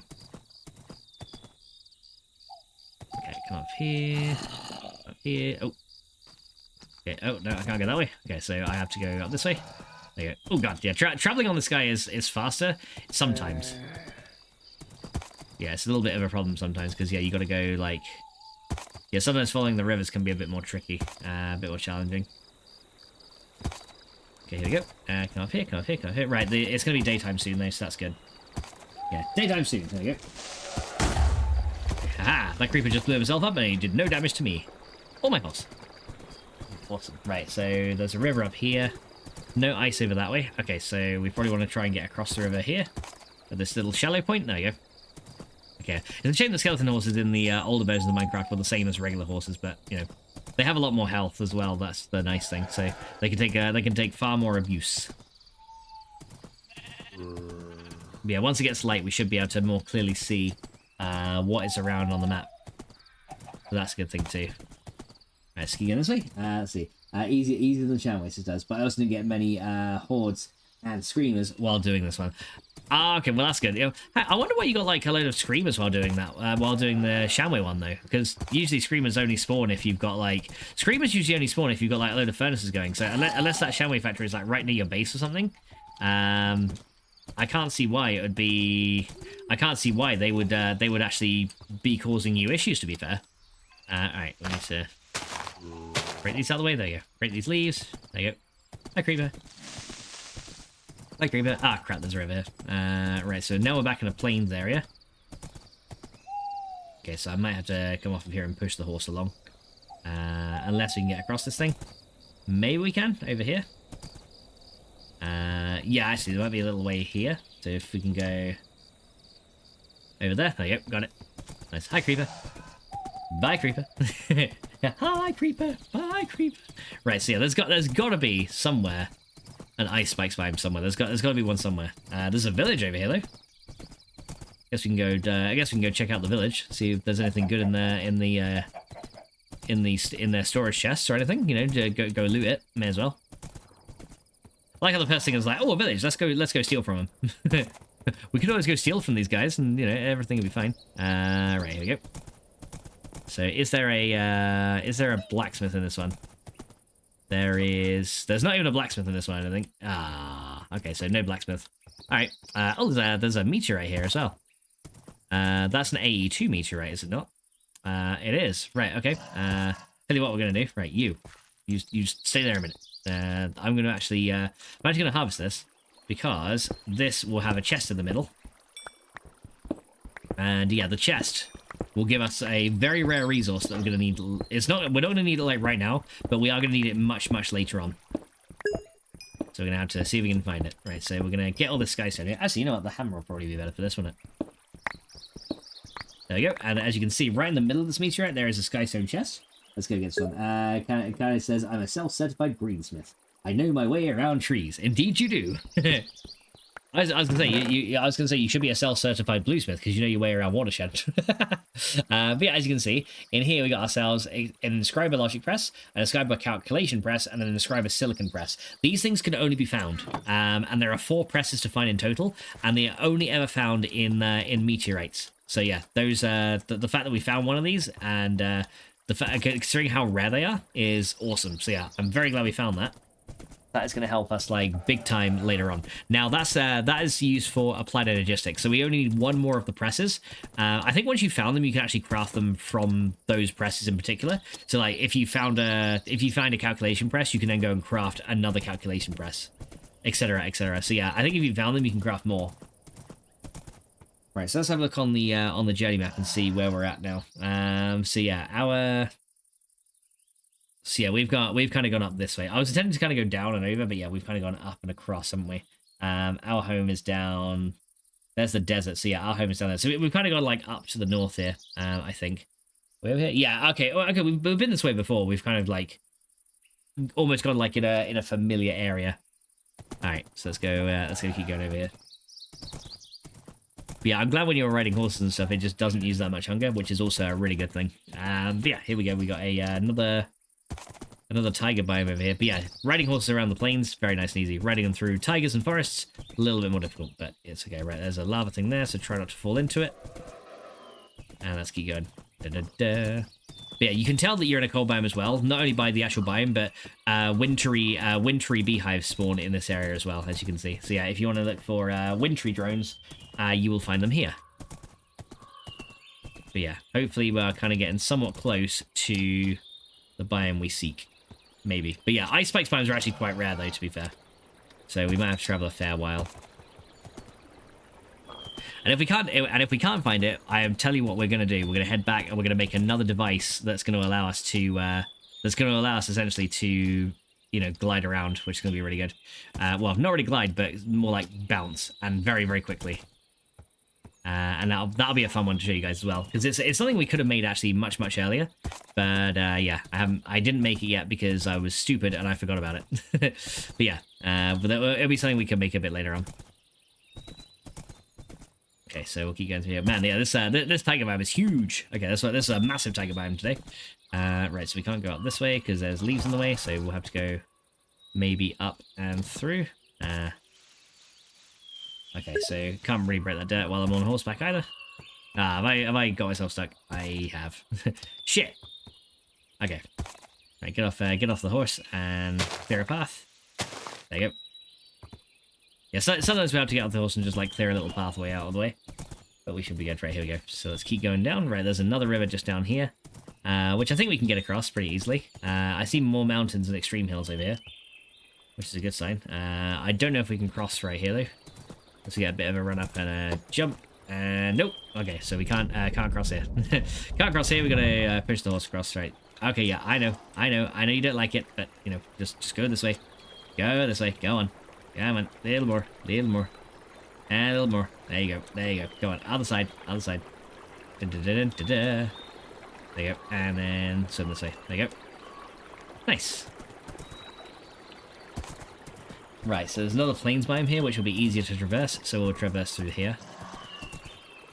Yeah, if we can go via plains, we'll go via plains. Because yeah, a little bit easier on horseback here.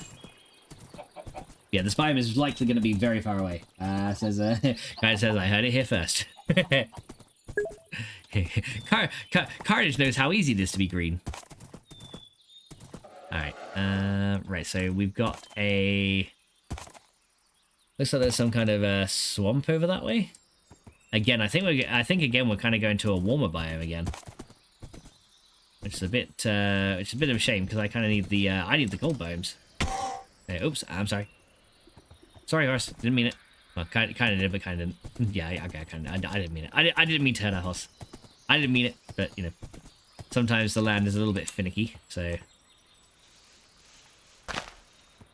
get rid of these guys so I can kind of go around the street. There you go. Right, there you go. Should have brought my Tinker's hatchet with me, honestly, because yeah, this is a bit of a slow go in here, but it's fine. And then through here. Right, here we go. Dun, dun, dun, dun. There you go. Whee! Right, and yeah, this forest is being very insistent on just like, you will not pass. You shall not pass. None shall pass. Okay, we'll just break our way through these trees. Yeah, unfortunately, when the trees grow together, you literally have to take the leaves out to let your horse through. There you go. Nice, we got it. Good stuff. Paddy says, that's a thestral, not a horse. We're going north, not make a difference. No, in Minecraft maps, like some terrain mods do make it so that north and south are like cold and hot respectively, but I don't believe ATG does. So yeah, I mean we could try going north though. We could, you know, might be worth a go. Yeah, there you go. Okay. So we can stay on the horse under 2 blocks. So yeah, we could try maybe heading north and see, but it might not. Because yeah, usually like cold biomes and hot biomes, they have a distribution, but they're like a Voronoi distribution. So they're just like, there's patches of hot and then patches of cold, which then kind of get intersected by patches of like hills and mild biomes kind of thing. Like so like plains and stuff tend to spawn between a hot and a cold area. Taiga spawns more towards cold areas, but sometimes can then revert back. So yeah, it's a bit of a weird. It's a bit like you know how the Valheim map is. It's a bit like how the biomes are on the Valheim map. At least apart from like the Ashlands, of course, because that's obviously different. But yeah, most biome, the biome map is very similar to Valheim's essentially. Yeah, I understand. Some games don't use FastLeafDecay. Yeah, this one in particular does not. It just uses like, hey, you go this way, you might get to a cold biome, you might not. But yeah, some terrain mods, like we do have in this mod we do have a thing called realistic terrain generation, but yeah, it is unfortunately. I don't think that also takes into account like the biome distribution. I think it just alters the terrain of the biomes essentially, but doesn't like change their size or how they get distributed. So, okay, this guy's just gonna like keep this guy's just gonna keep going here, isn't he? Okay, I am lagging like crazy right now. I don't have no idea why. This biome is just super laggy. Right, okay, I can actually walk through this little lake here, can I? Okay, can I get up here? Come on, let me. Okay, you're literally just gonna have to let me up here. Okay, you know what? Come off here. There you go. The things I do the things I do for this bloody horse, I swear. Okay. But then again, it is allowing me to travel much further, much quicker, so I should probably stop complaining. Otherwise, it might get angry and stop letting me ride it. It's like, well, if you don't like it, then you can walk. And I was like, well, it would be kind of funny if the horse actually would just like. It would be kind of funny though, like if the horse could just hear what you were saying in game and then like respond to it. Like if you like ride it into a skeleton and just like, oh, it's fine. The horse is like, why would you ride me to the asshole? Don't ride that way, go that way, you fool. And then if you piss off the horse enough, it like takes control of it just like starts controlling itself and doesn't listen. That'd be kind of funny. Right, I think we are approaching an ocean. We are. Right, so we found an ocean. Wow, okay, we found a very large ocean here. Let's see, Fade says, hopefully won't fall asleep like last night. Hopefully not, Fade. Off my sofa with the cats to watch. No worries, well, I hope you enjoy watching. You need to hold the jump until you see the orange. That way you can jump 2 blocks. Okay, so jump till it's the orange. Oh, okay, yeah, it kind of, okay, yeah, it kind of fills, the bar fills, doesn't it? Yeah, I only get to that high on the jump bar, though, so I think this horse in particular is just pretty bad. Alright, so, can we put a horse into a boat? I don't know, let me see. If we can, that'd be awesome, but, maybe we can? No, we can't. Okay, so, we might have to leave our horse here. Okay. So yeah, because he cannot get put in the boat. I don't think he'll despawn, though, because he's got a saddle on him. So what I'm going to do is let me kind of take you back here. And since this guy can't jump 2 blocks, we're just going to do this. We're going to dig out a little trench here. And then we are just going to kind of drop him down into here if he will fit in here. There you go. Nice, there you go. So now he can't get out. And then we can travel. There you go. Alright, there you go. So yeah, and now at least we know... Actually, let me set a waypoint here as well. So waypoint... yeah, well, we traveled a really long way. So waypoint, let's just set one over here, and we can just, like, remind ourselves, hey, the horse is over here, right? Hey, it's the horses. Yeah, so it's right here. So let's go set a... Can I set a waypoint here? Can I right-click set one? Okay, like, waypoint, there you go. Horse, there you go. There you go. That'll then tell me where the horse is, no matter how far away we travel from it, and then we'll be able to find him again later. Which is awesome. So yeah, it's kind of a quick time event. No thestrals were harmed during this episode of Minecraft. Yeah, it's okay, kind of a quick. Who did that? God damn it! Who? How you doing, Nightwolf? Welcome to the stream, dude. How's it going today? I hope you're having a really good day, dude. Hey, I can see the sunset through the water. Proof that the Earth is flat. Alright, so we're going to go along here and see if maybe we can find ourselves this biome that we're looking for. It's an ice spikes biome, but right now we're not finding much of anything. So we're just going to travel and maybe get lucky and find one. So we got like a big ocean biome here, but not much else to find right now. And hey, Discrimia, welcome in. How's it going today? It says that, oh, I am Starfield DLC and some napping. I am happy, says Nightwolf. Hey, how's the DLC going? Never actually played Starfield, so I'm not sure how it goes. Oh, here we go. Here is a cold biome. Right, so along here is our best chance of getting some to find an ice spikes. So we need to essentially look around cold biomes until we may find an ice spikes. So this is a cold beach, and that's a cold plains right next to it. But yeah, we are, in particular, we need, there is ice here, but this is just regular ice. We need packed ice, is the block we're after. So we've, at least we found a cold biome, and that's a very good start. That's a very good start. So yeah, now we have a chance, maybe, of finding some ice spikes. I think ice spikes tend to spawn around oceans, though, so I'm gonna stay in the boat, and we're just gonna kind of, like, traverse through here, because yeah, here's a cold region, which is very nice. So we'll see if we can, we'll see if maybe we can get lucky.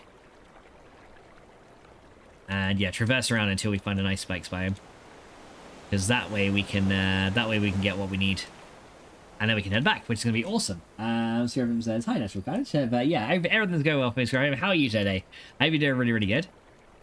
Let's see. Kind of says you're welcome, and thank you, kind of giving a nice little shout out. Ice spikes. Yeah, there is a biome in Minecraft literally called ice spikes, and it literally looks like a load of spires of ice sticking up from the ocean. It's kind of cool, actually. Although I'm not sure if we're going to find it. I'm not sure if we're going to find it in this cold area, because this might just be one big cold island. So we may find it, we may not. I am not actually too sure yet. Yeah, if we do, we're going to get a ton of packed ice just so we have it for later. And we'll see how we go. But yeah, we're going to kind of look around all these biomes and see what we can find here. Because yeah, there could very well be an ice spikes biome somewhere around here. And like I said, usually they spawn like around, usually the easiest way to find them is like through oceans and stuff like that. They spawn kind of near icy plains and things like that, but this one looks like it's becoming more of a forest area, so we might not find one around this area. We may have to travel further, but we're going to keep going and we're going to see what we can find. So I'm sure eventually we'll run into one, but yeah, we'll see how it goes. So everything says if you harvest enough ice, you can make you can make blue ice. I don't know if blue ice is even a thing in this version of Minecraft, actually. Like, because I know you can, like, later on to make the blue one, but I think in this one, I think the most compact form of ice was packed ice, which was like the one that doesn't melt. Because yeah, that, and that's another reason why I don't want regular ice. Regular ice will melt back into water in a non-freezing biome. So yeah, we have to get if we get packed ice though, it will not melt. And it looks like now that's leading into...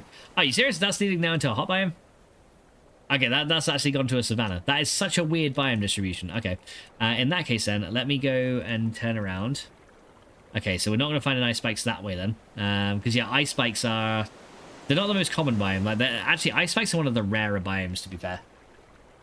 So yeah, that's actually bordering a hot biome, which is very weird. So maybe we'll go over this way. Is that a cold biome over here, or is that a warm biome? That is another savanna biome. Okay, so we got another warm biome. Yeah, both deserts and ice spikes are kind of rare biomes, so we've already found the desert, so yeah, we just got to find the ice spikes wherever they may be. But yeah, so it's not going to be there, unfortunately. But maybe, with some luck, we might find something else. Yeah, as you can see, there's a very, very large ocean here. Like, this ocean is absolutely massive. So I want to see if maybe, if we go on the map here, if we come across anything else. So there's the cold biome there. I'm not sure what's going on with journey map here. But yeah, the cold biome is like kind of here, right? So yeah, there's no... That's like a cold plains, but then yeah, that connects back to... Okay, so this is actually connected to the mainland by the looks of things. But yeah, no ice spikes biome over here. So there's cold ocean there. Yeah, so we're gonna need to keep going this way. So yeah, right now we're just in a regular ocean. So we might find I think it has to be in a cold ocean in order to find it as well. So yeah, we're gonna have to keep traveling. Yeah, oceans, yeah, usually the best form of travel for this kind of thing. So we're gonna travel back this way and see if we can find some other land masses. So let's go kind of up a little bit and diagonally. Give ourselves a bit more ways to traverse. Because yeah, right now there's just like a whole load of nothing. Like a load of nothing. Yeah, I'm sure we'll find it soon. I'm sure we'll find it soon at some point. Maybe. I hope. I really kind of hope. Because yeah, it's gonna... Like I said, if I did have the jetpack right now, it would be so good. But yeah, the jetpack also requires an advanced circuit. Oh, there's a mushroom island over here. Oh, that's a rare biome as well. Okay, so we have a mushroom biome. I might just like discover that so I can mark it, because I think later on we have to actually get a mushroom for one of the engineering goals. So yeah, there is our mushroom biome. Okay, so I've officially found the rarest biome, which is the mushroom island, and these biomes are actually really good because no hostile mobs spawn in mushroom island biomes, which is very, very nice actually.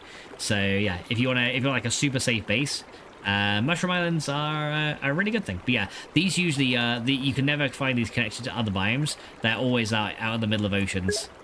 So yeah, they're very rare, and we actually found one, which is awesome. No mushroom mops. Well, the mushroom is technically a mushroom mop. Unfortunately, we can't get any mop heads from those guys though. All right, so yeah, so we got a mushroom island over there. That's actually pretty cool, to be honest. Yeah, so yeah, mushroom islands, as you can see, they kind of spawn separate from any other landmass, which is kind of, yeah, they're always like on their own kind of thing, which is really nice. Skyrim says, do you still get food? Do you still get food from the cows? Yes, you can still get food from the cows, just as before. Oh, is this another cold biome or is this a desert? Oh, I see another meteor here actually. Let's go grab this. This I think is a desert. By the looks of things. Yeah, it is. So we found another hot biome. Not what I wanted. Oh, and it's full of nasties. Oh dear. Let's kind of try and dock over here a bit. There you go. Right, we're gonna have to deal with a lot of nasty mobs here. But I see a meteorite there, and I want it. So it's time to fight. And I got knocked straight back in the water. All right, here you go, guys.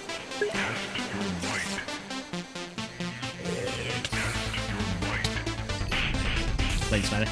I hate these spiders. Alright, I'll take you out. Okay, one spider down. Alright, here we go. Let's get our hunger module. Real food. Right, here we go.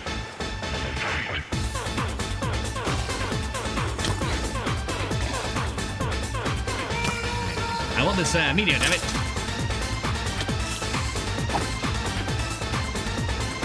There we go.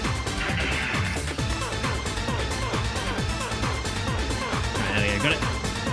Right, we got to it. Nice. Oh, hang on. There's more.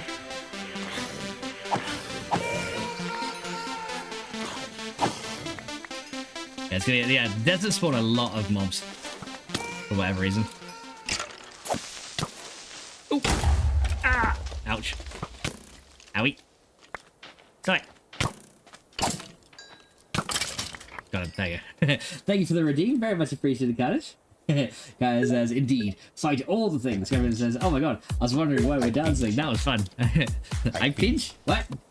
Maybe little pinch roll, guys. You've got to turkey to work here with an arrow in your face with dubs. Because if you trigger high enough and you pull arrows out, then you might just need some rubs, especially on your butt. If you get arrows in between your crack, and it's going to make it all say, ooh, what? Turkey, want to work it, and shake that tissue dub's butt. What? Yeah, I'm actually comfortable with those. Whee! Yeah, I've actually got like very good blast resistance with this armor on, so it's pretty good. There you go. Right, let's get rid of those guys. Right, here we go. Another meteorite right here, and oh, there's actually some marble there.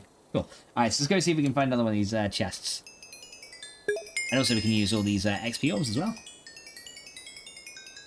It says rubs of dubs on the butt. No thanks. But yeah, the hunger module, as you can see, is so useful for this. You just restore hunger, done. There you go, and we don't have to worry about it. Essentially, we get like free food all the time now, which is awesome. Right, let's go see if we can find the skystone chest. Well, skystone is a kind of a cool building material as well. It looks pretty good.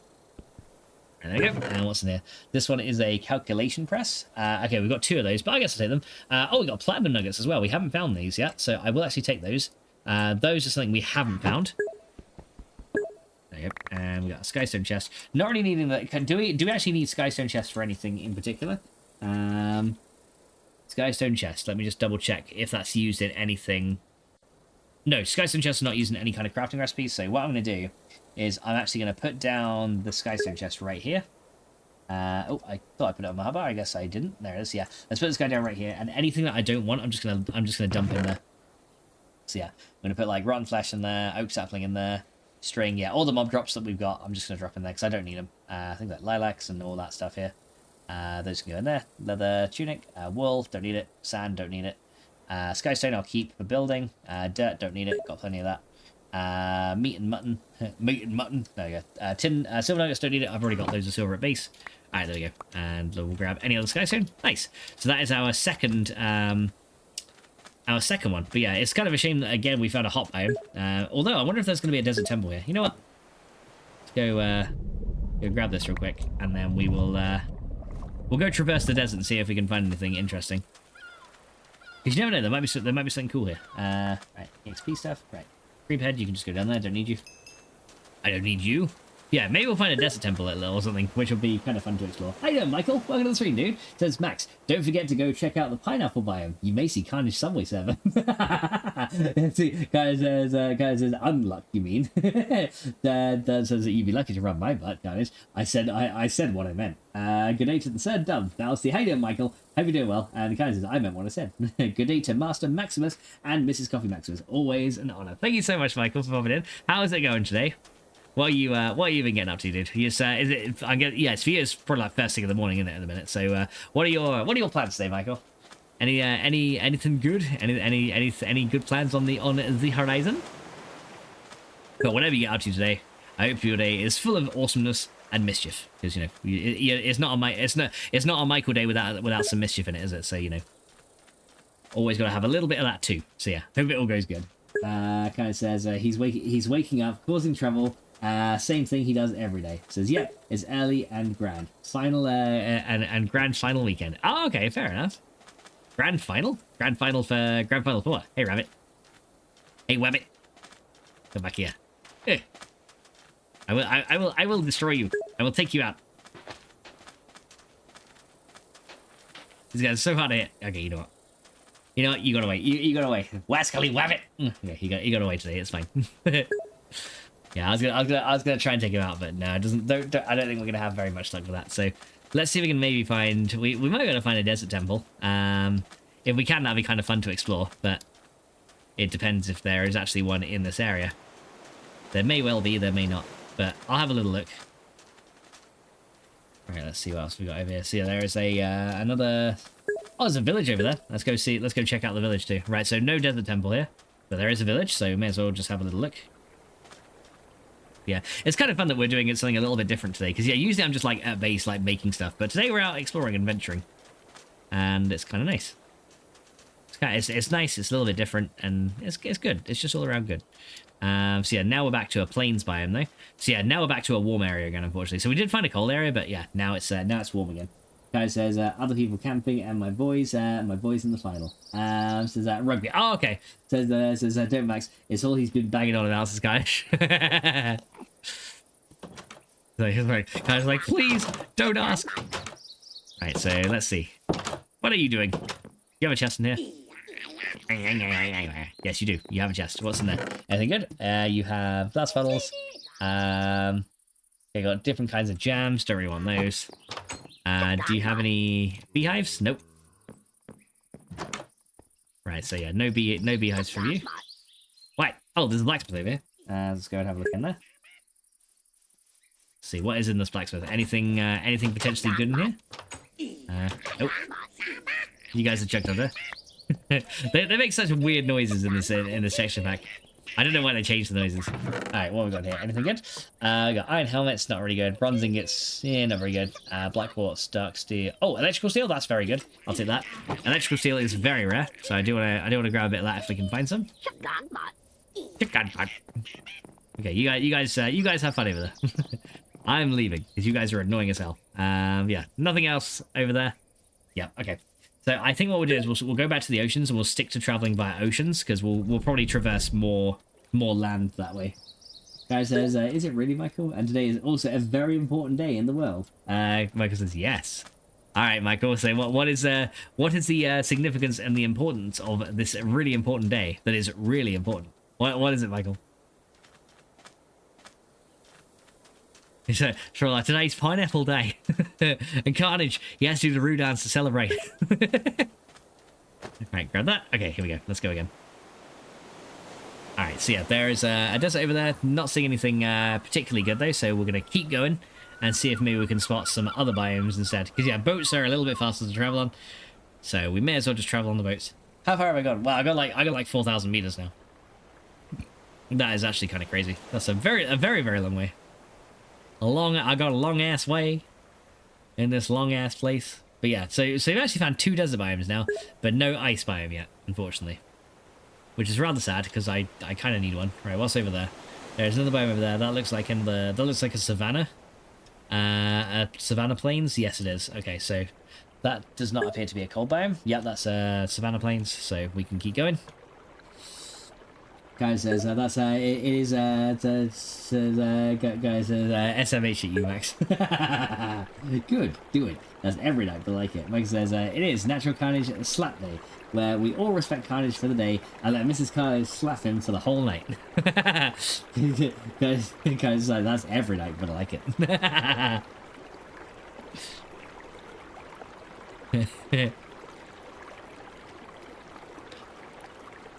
And yeah, and then don't forget after slap night, it's then suckface day, so the Carnage can suck Cat's face all day. don't forget that. And stupid squid. All right, so yeah, let's go through here and see if we can maybe find another cold biome. All right, so nothing over here. Kai says suck face mornings. Exactly. Alright, let me go make my way down here, and we'll make our way over across the ocean. So I think now we're in are we just in a regular ocean again? We are. We need to find a cold ocean, because that's where we'll find the, this thing. But yeah, let's see if we can maybe find, right, that's another warm biome. Man, there's just like a load of warm biomes. But yeah, I'll do what kind of suggests, and we'll head north, and we'll see if maybe we get something cold to the north, because you never know, he might be right. He might be right. There might be something cold to the north. Wait, what is that over there?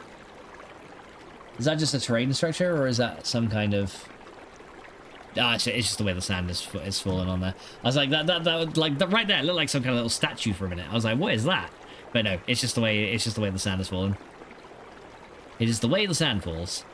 Right. So is that snow over there, or is that more desert? That is more desert over there. Okay. Now we got a lot of desert biomes over this way. So yeah, it looks like we got north and it's gotten a little bit hotter. So yeah, the hot biome we got hot biomes abound. Arr, there's hot biomes afoot. But I don't see I just want this blue ice, damn it. Like I said, yeah, the thermal electric generators are amazing, but yeah, like I said, you need the blue ice in order to get them to work. So that can also make it a little bit more tricky to get the initial setup. But yeah, once you got it, it's just free power. Be kind of funny though. By the time we come back, we might end up getting just like we might end up having that block already empowered, and then we could just use the bioreactor anyway.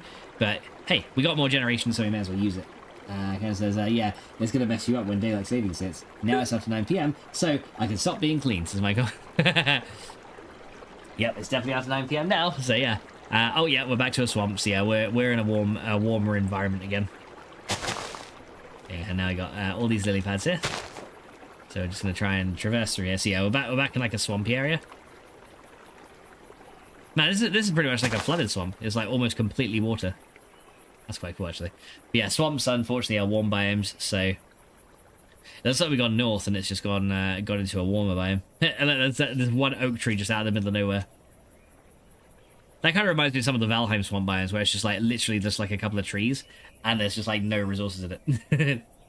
Literally reminds me of Valheim swamps. It's kind of funny. Alright, so nothing over here. Come on, there's got to be an ice biome somewhere around here.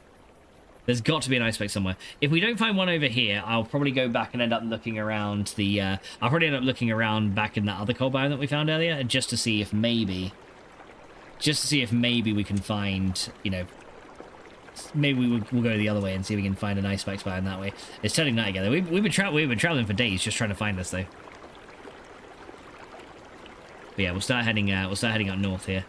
And we're trying to, essentially we're going to do like a big circle around where our base is. So yeah, we're kind of like 5,000 meters away from our base right now. So yeah, we're going to have to keep looking just to see. Right, so where have we traveled to now?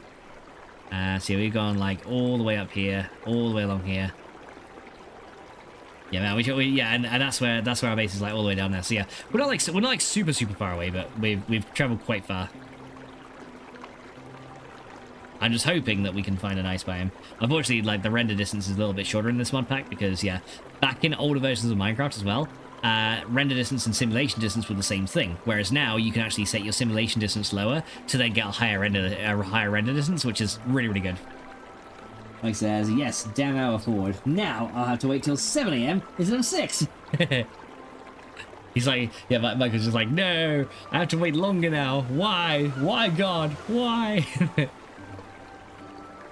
Because yeah, he's gonna say something rude or something, and kind of just gonna get him with the watershed. He's gonna be like, wait, shit.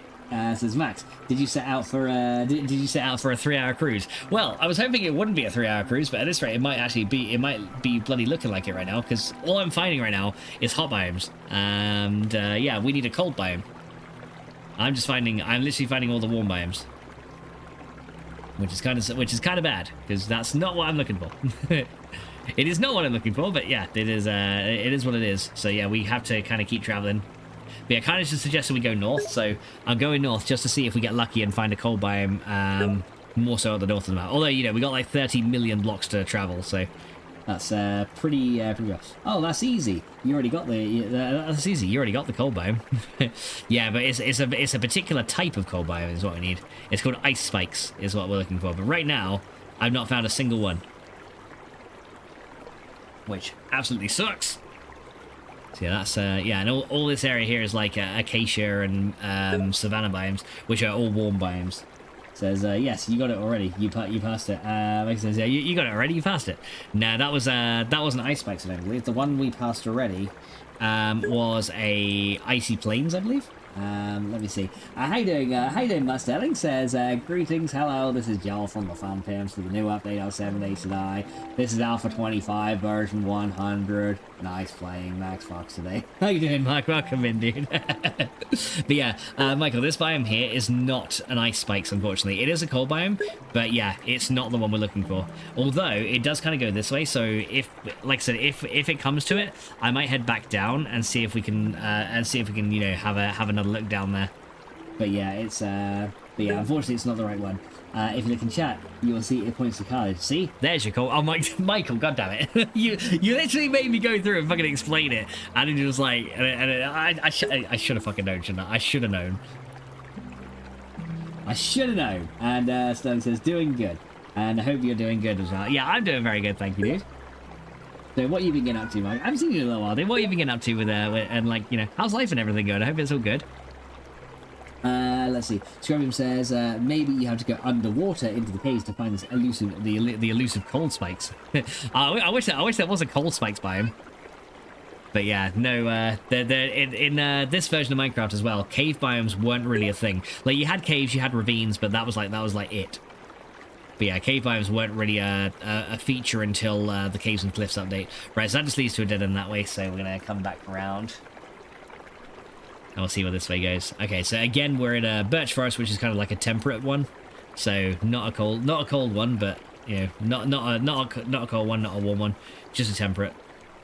Which is not what we want. Okay, and this is going to start closing off into rivers again. All right, okay, so we need to turn around. Okay, you know what? Let me head back to where the horse is. And now that we know where there is potentially a cold biome, I might go back to where our horse is, and we'll go on horseback and see if we can traverse it. Because yeah, the mountains are cold there, but ice spikes do not spawn on top of mountains. You have to. It's literally its own biome, unfortunately. So yes, I got the royal finger. Bows down. If you look, you'll see me point at Michael with my favourite finger. Because I'll give you the royal finger in a minute, and you'll need a you need a gyno when I'm finished. I thought it was gonna say you're gonna need a gyro when I'm finished. Is that gonna send Michael flying in the air and loopy because he likes it so much? Mike says life is good.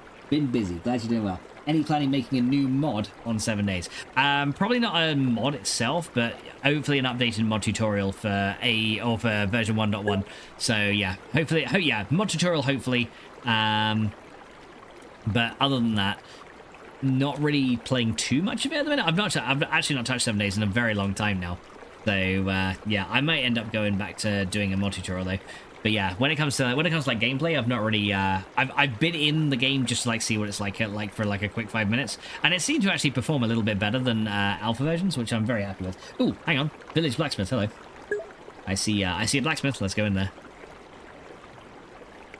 Okay, let's go traverse between the squids. Instead of read between the lines, it's swim between the squids. All right. Okay, just leave the boat there for a minute. Okay, ow. You bugger. Right, come on. Right, go. Maybe I can actually sleep here as well, just to pass the night. Would be actually a pretty good idea. Just so we can see again. Right. Oh, yep. Go away. Stupid spider. Right, what's in it? Anything good in it? We got ourselves any valuable stuff? Oh, dark steel. I'll take that. That's actually really good. Yeah, dark steel, again, is a very rare resource. But if we can get enough of that, we might actually be able to make some cool stuff before we get to H5. But yeah, once we're in H5, we can make dark steel very easily. But until then, it's going to be a little bit harder to make. Right, let's go back to our boat. There you go. So, oh, I should have slept the night, shouldn't I? Oh, well, never mind. It's fine. Everything's fine. We're not gonna die. We're good, right? We're good. Yeah, sure. So Card is playing a lot of that game. Says Michael. Max, you should get back into it. It'd be fun seeing you and Carnage playing together again. It's been a while. I would love to with Carnage, but it's not cross compatible yet.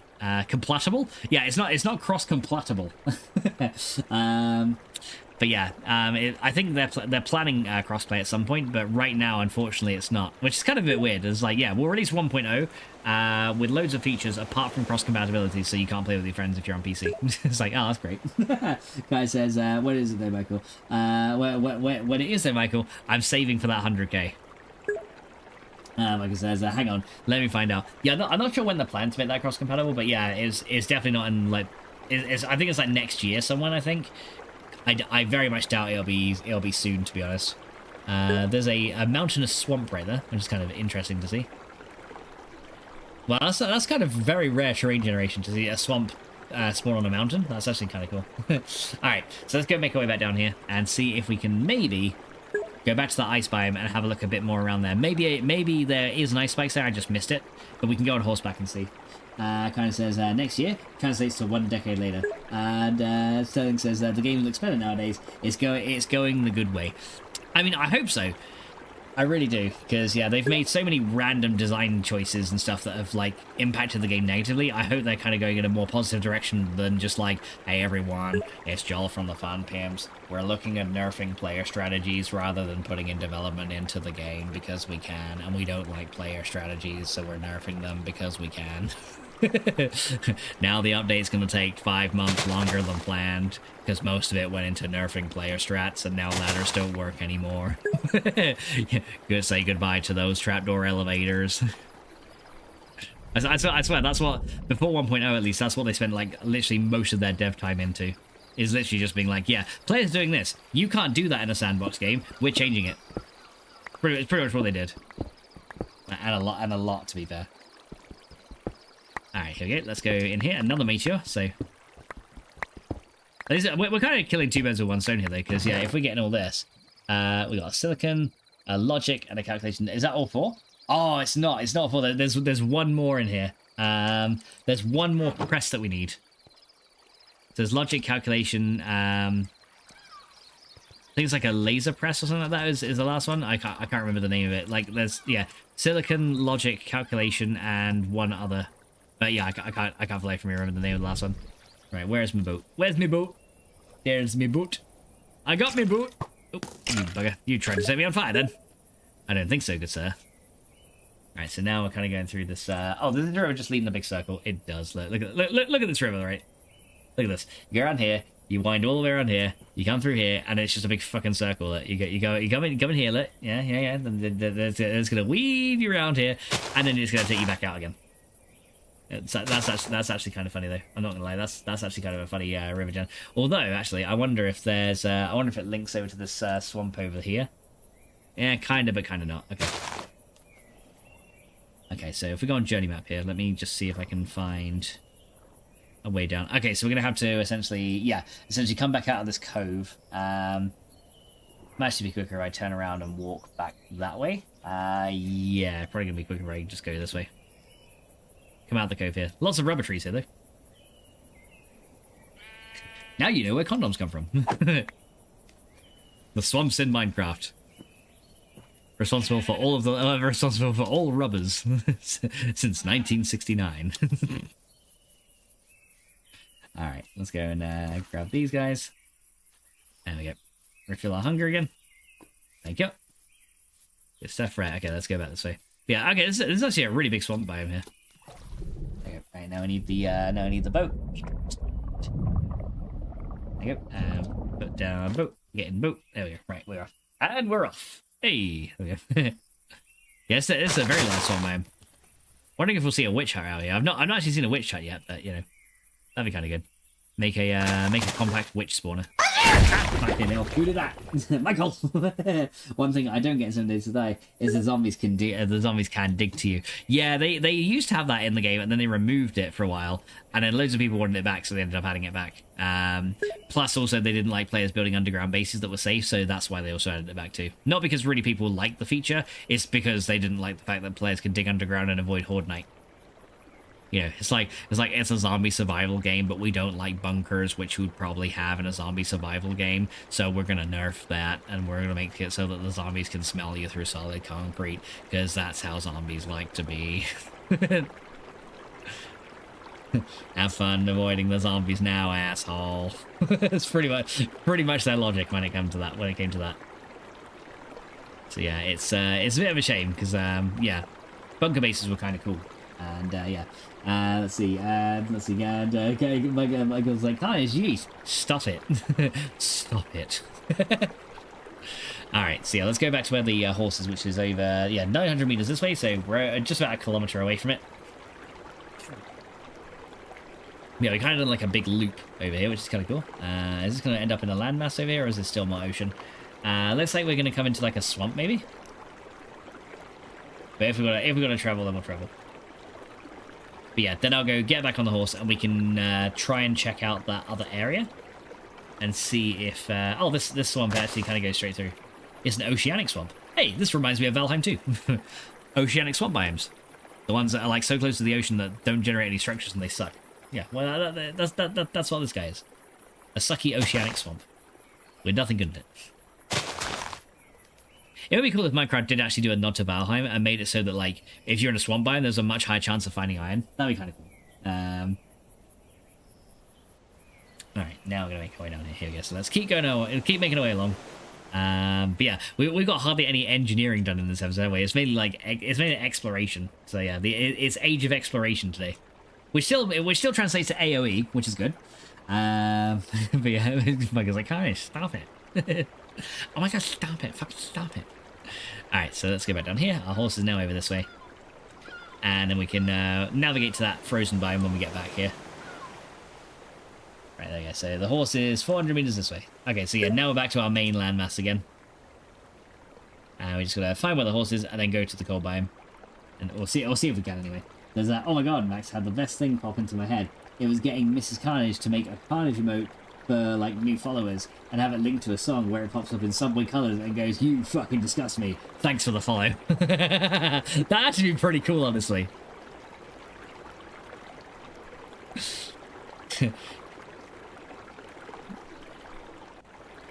It's like new follow. I am fucking disgusted. That'd actually be really good. Not gonna lie, that would be awesome. All right, so our horse is just over here. 100 more meters that way. Okay, so yeah, now we kind of like full circle. And yeah, I cannot make sandwiches under these conditions. Right, so where be the horse from here? It's still over this way, Mom. Yeah, right here. Right, horse is here. Here we go. Cool. Right, let's go take out the boat. Nice. Let's go free the horse. Right, so yeah, we should then, if we look on the map here, so we've kind of come back all the way down here. So the coal biome is there over from the beach here, so we should be able to essentially take the horse from wherever we are and just kind of ride it down this way to get to the coal biome. And then we'll be able to explore like this way some, because yeah, there might be more of a cold region down here. Looks oh, excuse me, looks like there is in particular, so that's probably a good thing. So yeah, where are we right now? I have no idea, but yeah, we got to go essentially downwards. Okay. So yeah, here we go. Let's go free the horse again. I'll free the horsey. And like he's happy to see me. I can't tell if he's happy because, you know, he doesn't have any lips to smile with, but yeah, he's happy to see me, guys. That's what I'm saying. Right, okay. So unfortunately going north was not the play here, but we tried. We tried. There you go. So now I gotta traverse over the land and see if we can make our way across the river again. Over here. Okay, a little bit of lag, sorry about that. Yeah, the game's rendering a new chunk, so we're gonna have a tiny little bit of lag as we go. Alright, am I going the right way? No, I'm going north. I'm going completely the wrong way. I've got to go this way. We have to go south, not north. We have to go north, not south. South, north, east, and west. Oh, east. I thought you said west. That's west, Patrick. Alright, so we'll go this way. Here we go. Let's make our way across. And try and kind of get across the river over here if we can, without, Right, here we go. Probably gonna have to push the horse over, but... There you go. Ah, I got halfway across. Yeah. I don't know how the skeleton horse can actually float. Yeah, that's kind of funny, but yeah. Don't know how he floats, but apparently he does. Right, let's see. Come over here. Right, there we go. So we'll keep going down south. Or try to traverse through all these trees. Yeah, the only thing with these forest fires is it's really hard to traverse between trees and stuff. Because the horse is a slightly wider hitbox than one block. So yeah, when it comes to like little bits like this, he literally just gets stuck. Alright. So we can probably make our way around this part of the river here. It looks like, yeah. So we can make our way around here. Yeah, you watch. I bet you will get to this thing and we'll find the ice spikes by that we need. Let's break these leaves. Let me show you pretty good. Skyrim says he's got fatty bones. Yeah, I guess he does. Hey Max, have you seen Throne at Liberty on Steam? I have not. What is it? Never even heard of that until you mentioned it. Opposite day. I've heard of that. You have? No. What is it? Yeah, no. I actually have no idea what that is. Okay. Can we hop here? There you go. Traverse up the landmass. Right. Let's go and. Do this out right. Come on, let me up the goddamn hill. Come on, there you go. Right, yeah, the ice biome is just over here, so hopefully once we get to that one, we'll have a bit of an easier time traversing it because there'll be less trees. Hopefully. Right, here we go. I see ice, or I see some kind of ice. I see. Oh, this is like mainly mountain though. Oh shit. Wow, he actually survived it. Like he actually did really well to survive that. Yeah, a regular horse would probably not have survived that. Skeleton horses, though, they're a lot hardier than regular ones. So they can take a bit more abuse. Not that we want to abuse our skeleton horse in any way, but, you know. Right, now I gotta try and climb up that thing. To get to this mountain. Of course, it would have to be, like, a really tall mountain biome. which is very difficult for the horsey to traverse. Yeah, he's this guy's a horse, not a mountain goat. I am a wizard, not a baboon brandishing a stick. There we go. Let's see. Japanese Bluey is going to be amazing, guys. Imagine anime Bluey. It's free, I think. It's a game I think he would like. Okay, so what is it? What is it to do with Japanese? Yeah, he's got fatty bones there. He's jetpack. Yeah. Oh man, we can make a jetpack, but it's a biogas powered one, and it's not that great. There you go. We'll try and kind of make our way up. Okay, oh, okay. Yeah, so we're kind of there. And I kind of come around the side here. Right, okay, maybe if we take out this one and go remove this block right here, and we'll make our way up. There you go. There my character's getting hungry. Okay, we're slowly but surely getting up. There you go. Right, we're up. Hey, come on. Oh, what's that? Hey, right, we made it. We made it. But is this the cold biome I need to be in? Let's see. Is this the one I wanted to traverse to, or was this not the one yet? Okay, it's not this biome in particular. We just got to go across here and then straight down. Okay, so across here and straight down. Okay, so the real, yeah, this is just the mountain part. The real cold biome is just over here. Okay, here we go. So yeah, the real biome, not this fucking fakery, is over that way. We must go to the west. That is where we go. Yeah, at least over here I can go. Oh, loads of exposed coal here. Yeah, at least this way I can kind of go along. And then the cold biome I think is just up here, right? So let's just go check on the map here. Yeah, it's over here.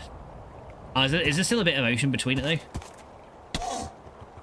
Let's see, there might be a bit of ocean between it, but I guess I could like manually push the horse along if we need to. Oh dear, this is not going too well. Okay, come on, see if we can kind of get around here. Okay, oh, and he's probably gonna sink. Oh yeah, he sunk. I sunk it. I sunk the horse boat. Right, okay, we gotta push him over this way. Yeah, so I'm probably gonna have to push the horse along, and then just like try and get it out on this beach over here. The only thing with horses, they're a bit of a nightmare to traverse around rivers, and most Minecraft maps are full of rivers, so yeah, it does make it a bit more difficult, but it's okay. And it's like, right, hang on, can I get this thing now? Yeah, no, it still went under. Okay. Right, so you need to go this way. There you go. Go that way a bit more. Yeah, there we go. Right. Can I get up here? Nope. Yeah, this horse can't even jump to. This horse can't even jump 2 blocks high, which is unfortunate. Because that would make traversal a lot easier if it could. Right. Okay. So I gotta push you along. I'll push you some more. This horse and his fatty bones. Yeah, isn't it? The horse is like, it's not the bones that make me float. It's that saddle. There you go. Right. Made it out. Very nice. Hello, Creeper. Goodbye, Creeper. Okay, now we need to go through here. Oh, hi zombie, bye zombie. Hi zombie, bye zombie, die zombie. Right, there's lava here, we don't want to go that way. Oh, and now it's just a dead end of tree. Okay. Damn.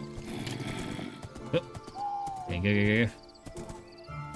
I have no idea if we're even going the right way to this cold biome right now. I'm just maneuvering because I'm getting attacked by everything and anything and everything right now. Right, let's see. Jelly map, let's see where we are. Yeah, we're almost there. If we keep going... I can't see my... Yeah, if we keep going this way, turn left a bit and go this direction, we should get to it. Alright, so yeah, down over this way. Yep, there it is. Found it. I found it. I found it. Stupid fat ass biome. There we got it. There's watch what you push. Yeah, don't want to get don't want to push in the butthole and get a kick from a hind leg. Smack. Right. I'm gonna get rid of that. Get away from the creeper. There we go. Oh, come on, really? You couldn't just jump out of there.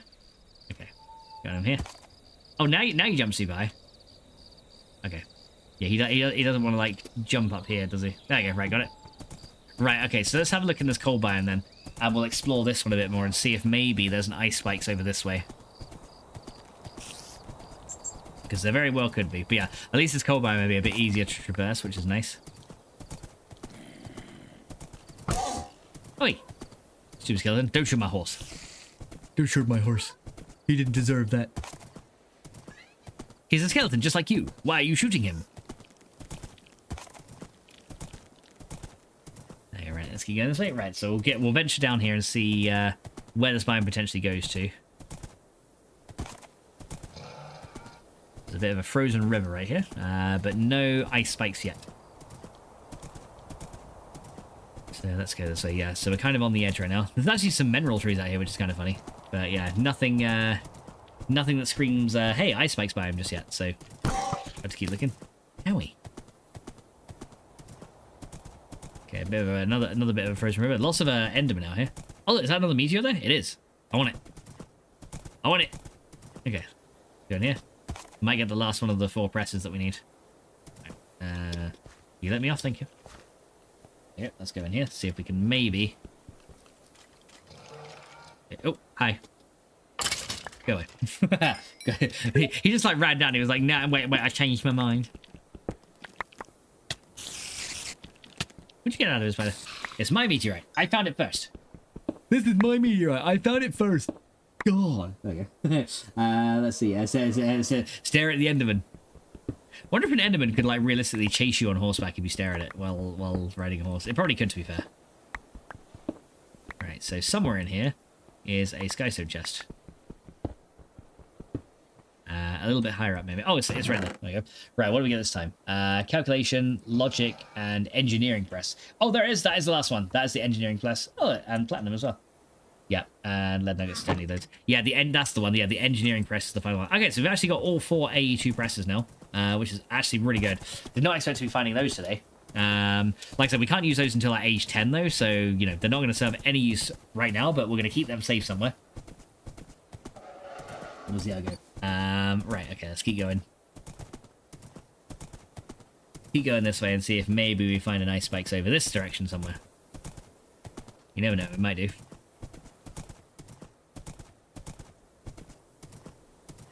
Yeah, it's kind of cool when that we find these random igloos, though.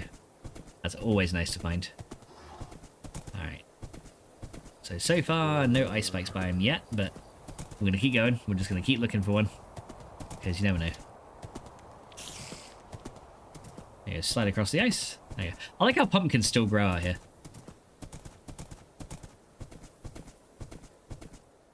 Yeah, see, I'm not a fan of these ice biomes, though. Like, I don't like setting up a base in these ones.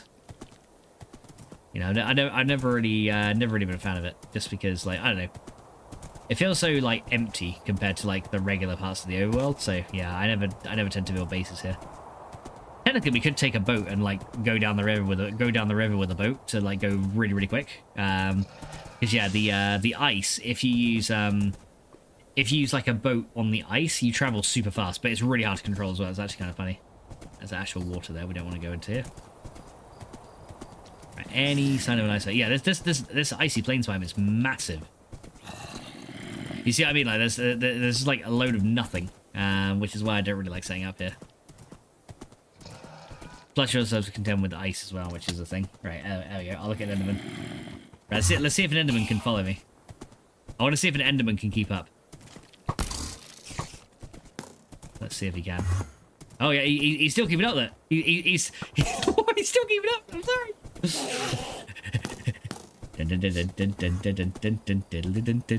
Keep going. Run away from the Enderman. Okay, go. Yeah, he's literally still keeping up. That's hilarious. Oh. Uh-oh. Okay, uh-oh. Yeah, this Enderman's gonna kill my horse if I'm not careful. Wow, okay, yeah, so an Enderman can still keep up with you. That is actually nuts. That is actually insane. I didn't think they would.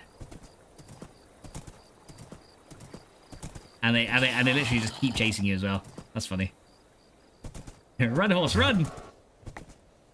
Okay, I found some random race. That Enderman is pissed.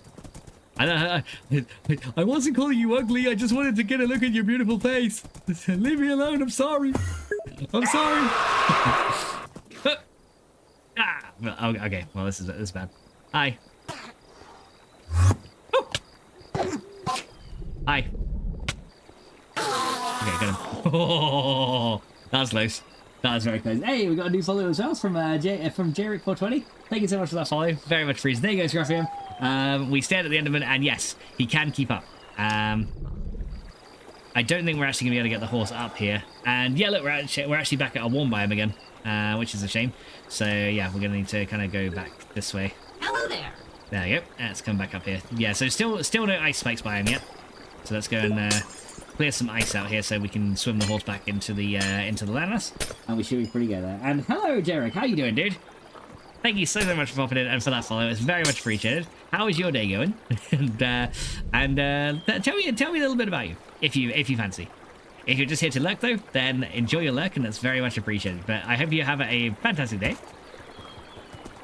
All right, let's go out of this way. Right. Okay. So I think that's going to lead to a warm biome over there, isn't it? So yeah, ice spikes probably won't be down this way. Well, yeah. Okay. So this snowy biome seems to be surrounded by 3 warm biomes, unless maybe we go back this way and see if we can find an ice spikes over here. I just want an ice spikes. That's all I want. Ooh, skeleton! That skeleton dropped my horse in the butt. That was not nice. I am disappointed in you, skeleton. Why would you do that? I have no idea. Jerry says, I like horror movies. Ooh, you like horror movies? Okay.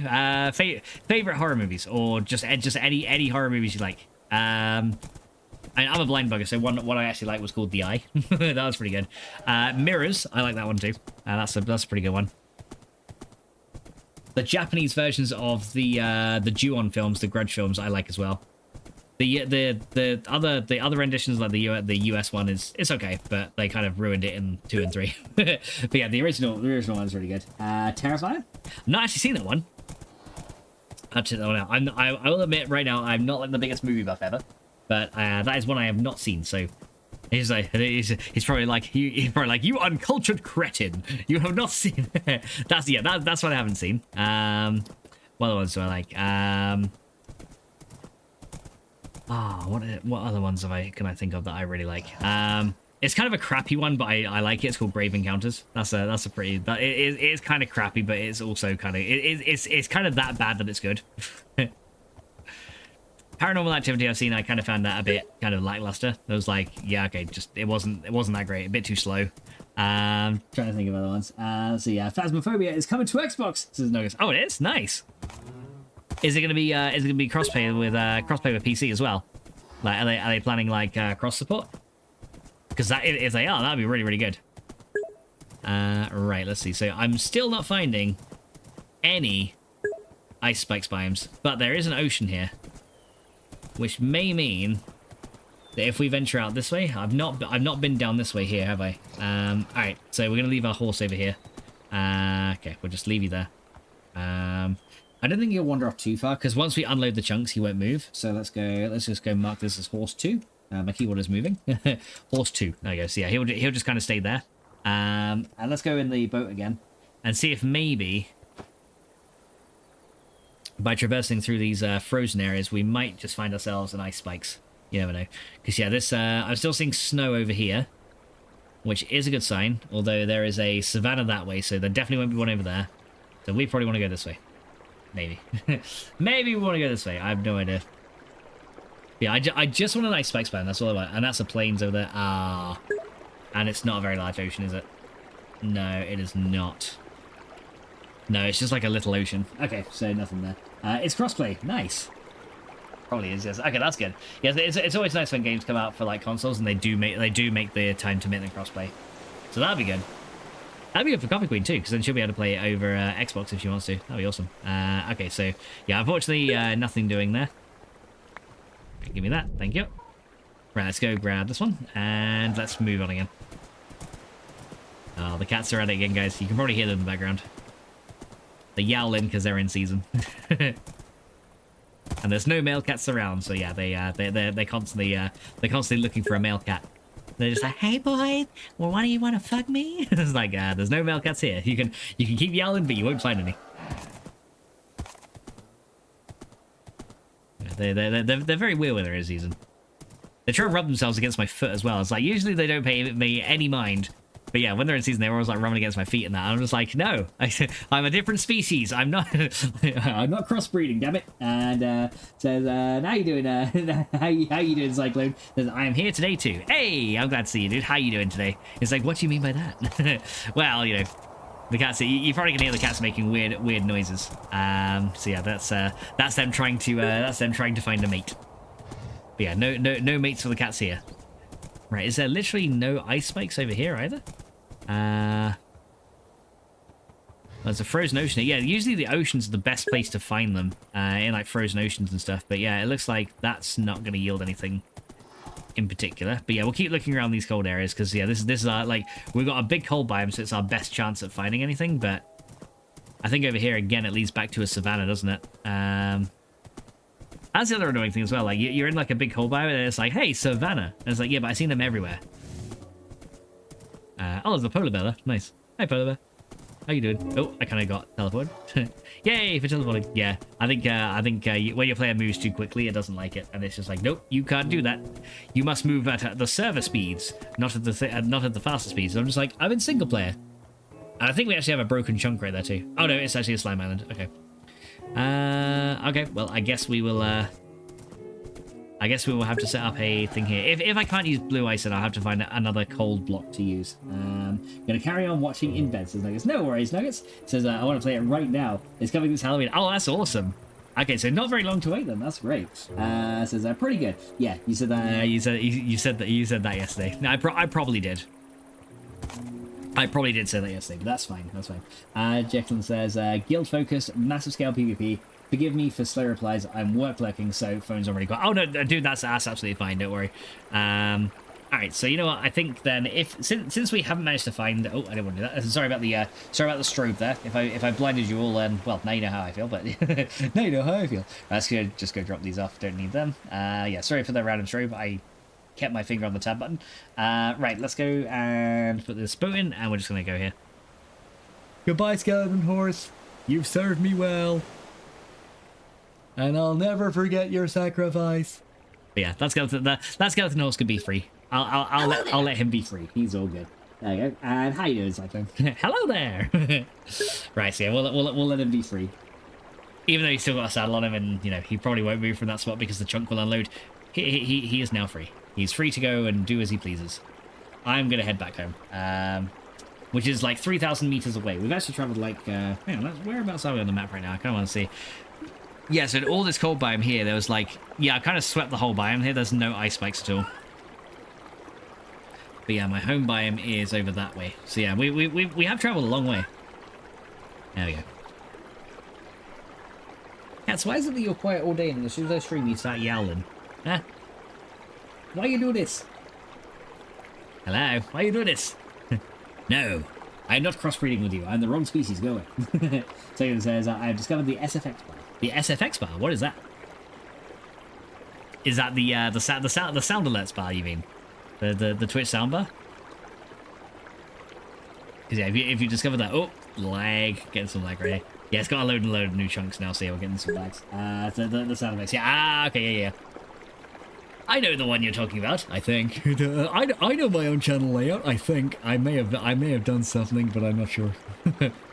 I think I did something, did I? I don't know. Maybe I did. Maybe I didn't. Who's fucking asking? Alright, so yeah, back to a swamp biome I can see. But yeah, no ice spikes.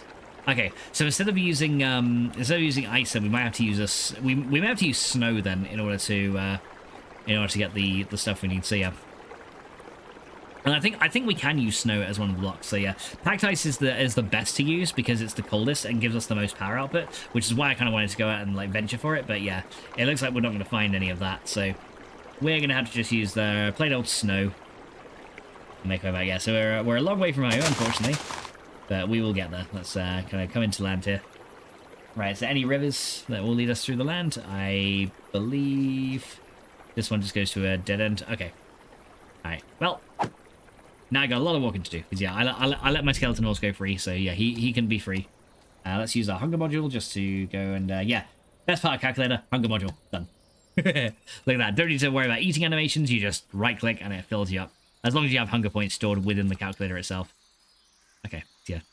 And at least now as well, we don't have to worry about trying to traverse the horse through anywhere. I'm just kidding. Oh, there's more doggos here. Do I have bones? Oh, I don't have any bones. I left them, didn't I? Hi guys. Yeah, we got some more doggos there, but no bones.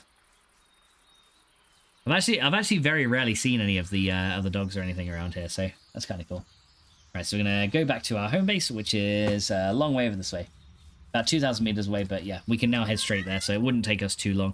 Plus, now that we can essentially infinitely run as long as we like. We can just refill our hunger whenever we need to, so we don't have to worry about running out of hunger and walking all the way back. Which might mean I can explore the ends some more as well to find some more end cities for extra elytras. Would be really, really good. Alright, but yeah, let's go make our way back here. Man, there's a lot of wolves out here this time. Alright, here we go. Would you shut it over there?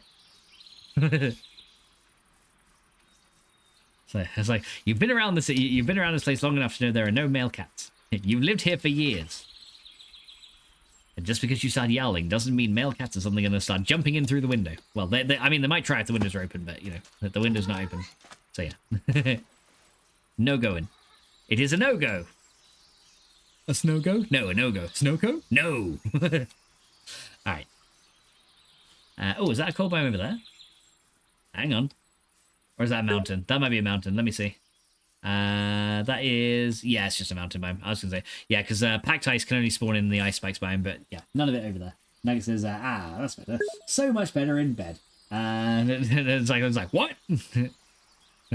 Snow cone? Do you like snow cones?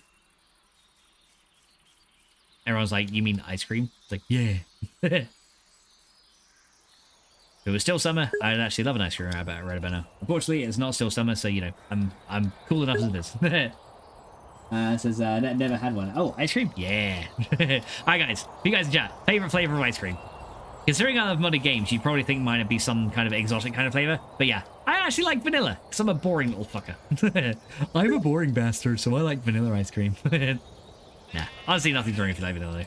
Vanilla, honestly, vanilla's my favorite. I love it. Let's see, and Jerick says Rocky Road. Oh yeah, that's nice one as well. Mint choc chip is good as well. Yeah, I do like Rocky Road. Mint choc chip, that's nice as well. I actually like strawberry ice cream as well, like from the from Neapolitan. I like strawberry and vanilla. Chocolate a little bit less, but if it's I don't know. I find it doesn't really taste chocolatey. I don't know. The strawberry one has more of a taste to it. Says, oh no, coffee and mocha ice creams are the best. Says I've never tried a mocha ice cream. That is something I've never tried. Oh, it's getting nighttime now, so we're gonna have to be a bit careful. Right, so we need to use our hunger module and boom. There you go. Thank you. Now I can run again. Oh, it's a new moon. It's gonna be very dark tonight. It's a very dark night. The night is dark and full of terrors. All right. Hi there. I'll take your wool and your mutton. Because I can. Yeah. Murder time. And everyone's like, why are you taking the wool and the mutton? You've already got a hunger module. You don't need it. I was like, exactly. I just want to kill shit. Because I can. Alright. Here we go. So let's keep heading back. Yeah, at least we're opening up more on the map though.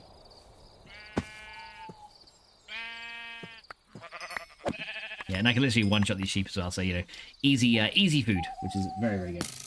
Says, no way, the night is dark? Is he for real, chat? I don't know. Am I for real? No, I'm just a fucking fake. It's true. I'm fake. Right, hi. Go away. Alright, so, oh yeah, okay. So we're back to the Mengelin biome again. The biome that's full of these trees. Okay. Hi guys, how you doing? Just random cows there. I like how I kill all the sheep, but then I don't kill the cows to give them more valuable food. That's me all over, isn't it? What, stupid? Yeah, exactly. Stupid. Wait, no! Okay, maybe. Alright, so about 1,000 blocks away now. So we're getting there. Getting back home slowly but surely. Alright, well, just to make up for my mistake, I will kill some cows on the way too. There we go. Alright, here we go. Yeah, the funny part about Minecraft though is the slime spawns in the swamp biomes are based on the phases of the moon. So a full moon you get loads of slime spawns, and on a new moon you get none. Just a fun Minecraft fact. Hi. Critical hit. There you go. Finish him. Fatality. I'm playing Mortal Kombat with cows. Alright, I'll probably have to remove those horse waypoints as well eventually. But yeah, at least we've also found a Mushroom Island as well, which is actually really good. Do that. Thank you. There you go. And more food for me. There you go. Plus our looting sword is going to give us like a crap load of it. Hey, more cows.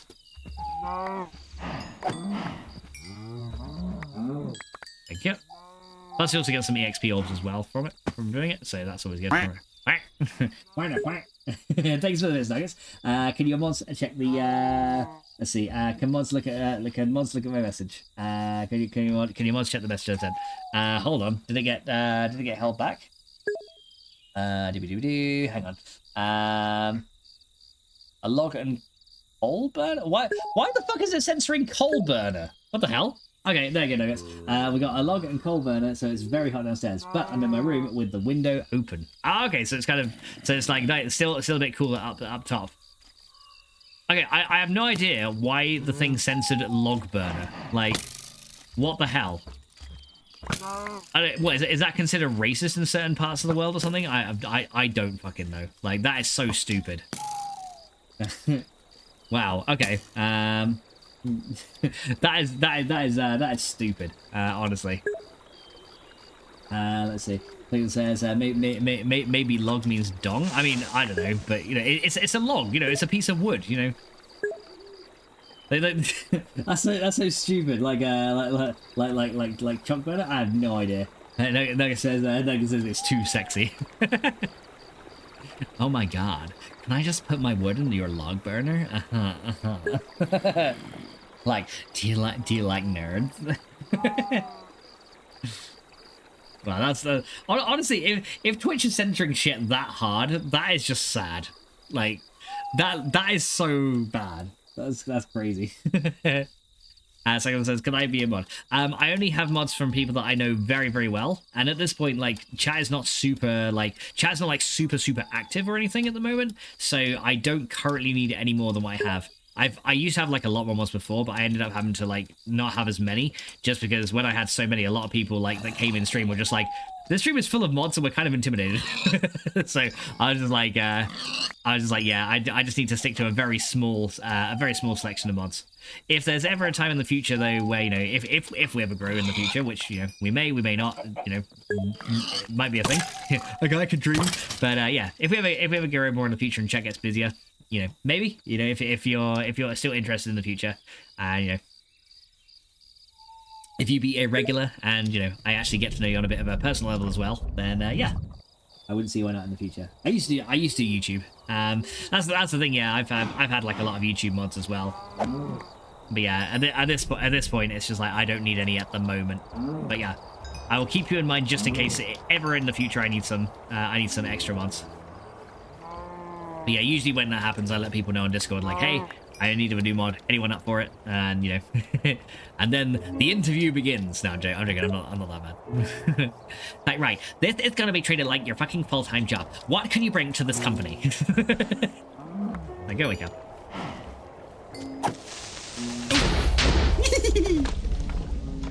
Thank you, right? That was like a double creeper explosion then. Hi. Bye. Hi. Hi. Oh, hi. Hi. Yeah. Wow, we're level 47 again. I was level 80 yesterday till I died in the nether. And now we're back to level 40-something. Alright, is that another meteor there? It is. Now, I don't need to go to the meteors anymore now, because I've already got all the presses that we need, so don't need to really loot those, but... Hey, I guess if we wanted more platinum, we could look in there as well. Sounds like you sound like my mum. Thanks for the compliment. He's like, no, that was not a compliment. Oh my god, your fucking mother sounds like Beth.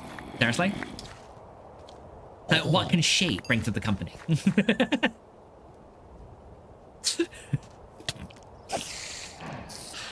get that fire out of the way. Right, more cows here. May as well take them out. Zombie villager, but we're not really looking at purifying villagers right now. Got him. Aha. Need to eat some more because we're getting low on hunger again. There you go. Nice. So yeah, this hunger module is so good for like long runs. It's awesome. All right, so we're very close home now. We're like 300 meters away, so we're almost back. We're back to the familiar landscapes that we have traversed for so many days, which is good. Even though I don't know where the hell we actually are, but we're back to the familiar landscape, guys. I actually don't know where we are. I'm like, it's been so long since I've been back at this section here that I've just forgotten about it. All right. Now I need to try and get up here if we can. Can we get up there? Oh, hang on. Over this way? Yeah, here we go. Over here and through this way and up here, maybe? Come on. Nope. I cannot parkour for crap in Minecraft. It's funny. Can do that. He's cheating! He dug out a block! Well, just in case I am not in spectator mode. Here we go. So you still need to add the redemption to that. I do, don't I? Yeah, I need to add that. Thank you for reminding me about that. Except for the fact that my mum automatically assumes that anyone live streaming is groomer. Oh wow, really? I mean, I'm not gonna lie, there are some large streamers that probably do, and you know, some of it's come to light over the years and stuff like that, but yeah, that's just, I guess in some ways maybe she's just seen that as like, you know, seen a lot of that in like media and stuff like that, and then therefore she's just like, well, you know, if these big streamers are doing it, probably everyone's doing it, kind of thing. So in some ways I can see it from that side of things, but in other ways it's just like not everyone is the same person, you know what I mean? It's like just nah. There you go. Aha. I take no damage now because I don't have any, I don't take any full damage. I take no damage now because I don't take damage. Yeah, that makes sense, doesn't it? Guys, I take damage because I don't take damage. I am that OP. All right, here we go. Hey, we're back to our beautiful home. It's funny, I left that way and I came down from the south side. That's actually kind of cool. Yeah, we've lost a horse, but we're fine. Oof. You still yeah, I can like I said, I can see where she might be coming from, but yeah, just because like some streamers do that, and you know, unfortunately some large well-known streamers have been known to do it, and you know, they've their channels have rightfully collapsed because you know, stuff like that is absolutely horrid. You know, I guess to some people, if that's all they see when it comes to like news around streaming and like, oh, you know, this famous YouTuber was caught, you know, grooming and stuff like that, you know, then it's, you know, I can see why like she might have that mindset, to be honest. Let's see. Nugget says 69k. Says a dream, also known as, yeah, exactly. Yeah, and it is sad, honestly. To be fair, you know, they use their recognition to like abuse people, and it's not right. You know, I don't agree with it at all. But you know, unfortunately, unfortunately, people who don't do that will never understand the people that do. Oh Jesus, who did that? Nuggets. Oh, thank you so much for listening. Very much appreciated. Let's see. Yeah, Dream. I think what was it? Dream? Was it someone else? But yeah. So I know Dream is like a very large Minecraft streamer and just content creator in general. Mainly on YouTube, I think though. I'm not sure if he has a Twitch, but I know he's like a lot on YouTube. Right, now I can use our XP ops. There we go. And then it says Doctor Disrespect. I don't know. I don't know if people just call it. I mean, if they haven't got any evidence to back it up, then that's kind of wrong. To be fair, like if it's been shown, then yeah, then whatever. But if they've not got any evidence to back it up and they're just like throwing that word around willy nilly, like that can cripple people's reputation unnecessarily, and that's also wrong. You know, you don't go around making accusations like that unless you've got something solid to back it up. Do you know what I mean? Because yeah, that's, you know, so someone could like literally lose all of like any like reputation or status they built can be ruined just by hearsay and shit like that, and that's horrible for people who've actually done nothing wrong. So yeah, that's something that, you know, shouldn't really be joked about, honestly. Let's see. So Carl from Mr. Beast, I think. I did hear about something from Mr. Beast, yeah. You know. But then, you know, I did hear about some of that from Mr. Beast. I think that does sound familiar. But yeah, unfortunately, it does give other people a bad rep as well. When you know you see these like famous streamers just like do like dark shit like that, or like grooming or any of that stuff, because then you know it's people like, you know, people like your mum in this case like think, hey, you know, if that person's doing it, then all these other streamers in the world probably do it too. Do you know what I mean? And it's, you know. In some ways, like I said, in some ways I can understand why she would think that, but it still, you know, it still sucks knowing that, you know, a lot of people just, you know, like 99.999% of the streamer population don't do any of that shit, but they kind of get lumped in the same category, which is kind of sad. Brother, yeah, exactly. what's that? What's that, brother? What's up, brother? My mum doesn't know about any of this. She's just overprotective. Yeah, and I can understand why. You know, it's like, you know, and honestly, some, you know, I know sometimes it can be a little bit overbearing, but you know, you'd rather your mum be a bit overprotective and give a crap, right, than just not give a crap at all. So, you know, that's that. In some ways, that's, I think, a very good thing. Like, as long as it's not to the point where it's like, as long as it's not to the point where it's like smothering, being a little bit overprotective and a bit cautious, honestly, especially in today's day and age where, you know, anything can happen to anybody at this day and age, you know what I mean? Like, especially to young people on the internet. I think it's a good thing that she is mindful. So yeah, like I said, as long as it's not to the point where it's like a bit like too smothering or anything like that, then I think it's actually a good thing, to be honest. Thanks so much for the bits, by the way, Doug. It's very much appreciated. Right, so we can process all that up in there. Did this block? Oh, guys, it finished. It's empowered. The block is empowered. Oh my god, it's done. It's done. All right, okay, it worked. We now have one block of empowered Inori. Ooh, yeah, Macaroni with the chicken strips. Oh my god. What? Oh, dude, thanks so much for the miss, dude. Very much appreciated. Oh, what the fuck? Oh man. No, that is awesome. All right. So yeah, we got this thing, which actually means there's so many. Fine. Who did that? Dubs, god damn it. It made me jump. Oh Jesus. Dubs like probably Dubs gonna come in. Oopsie, Dubs did it. Oops, he did it again. Redeem Shelby sneeze. Brought Max to his knees. What? Oh, Dubby. Alright, so how many redstone flux we got in there? Is that now filled? Okay, so this thing is slowly now filling up with more power. Okay, so this thing now has 4 million in here, and we also have 800,000 in each of those. So we might be able to empower ourselves a palace block as well, because we do need an empowered palace block at some point. But yeah, let's go. Okay, so I do want to do those thermoelectric generators, but now considering we can do the bioreactor, let's look at making one of those. So if we look at the bioreactor, from Actually Editions, that's why I wanted these, because we need 3 per side, so we need 6 out of 9 of these empowered crystal blocks, plus 2 iron casings and any kind of sapling. So let's actually make this.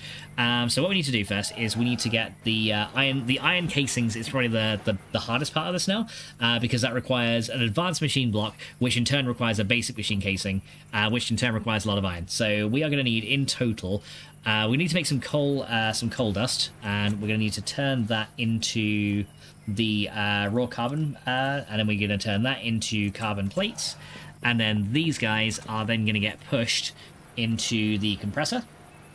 So we're going to just chuck that into the compressor. I wonder actually if we can make that go a bit faster by taking we're not really using the extractor very much right now, so I'm actually going to speed up the compressor a bit, and we're going to add some more overclockers into it. There we go. That'll make it go really, really nice and fast. There we go. And that will give us 8 carbon plates. There we go. So because we're going to need 2 advanced machine casings, which means at least 4, which is kind of crazy. We need 4 bits of iron and some black quartz, so let's get a little bit of that as well. So there is some black quartz. We're going to need 8 in total of that. So there's those. We're going to need 8 bits of iron as well, I believe. So we should have some of that in here somewhere. Where's my iron? There it is. So we need 8 iron as well.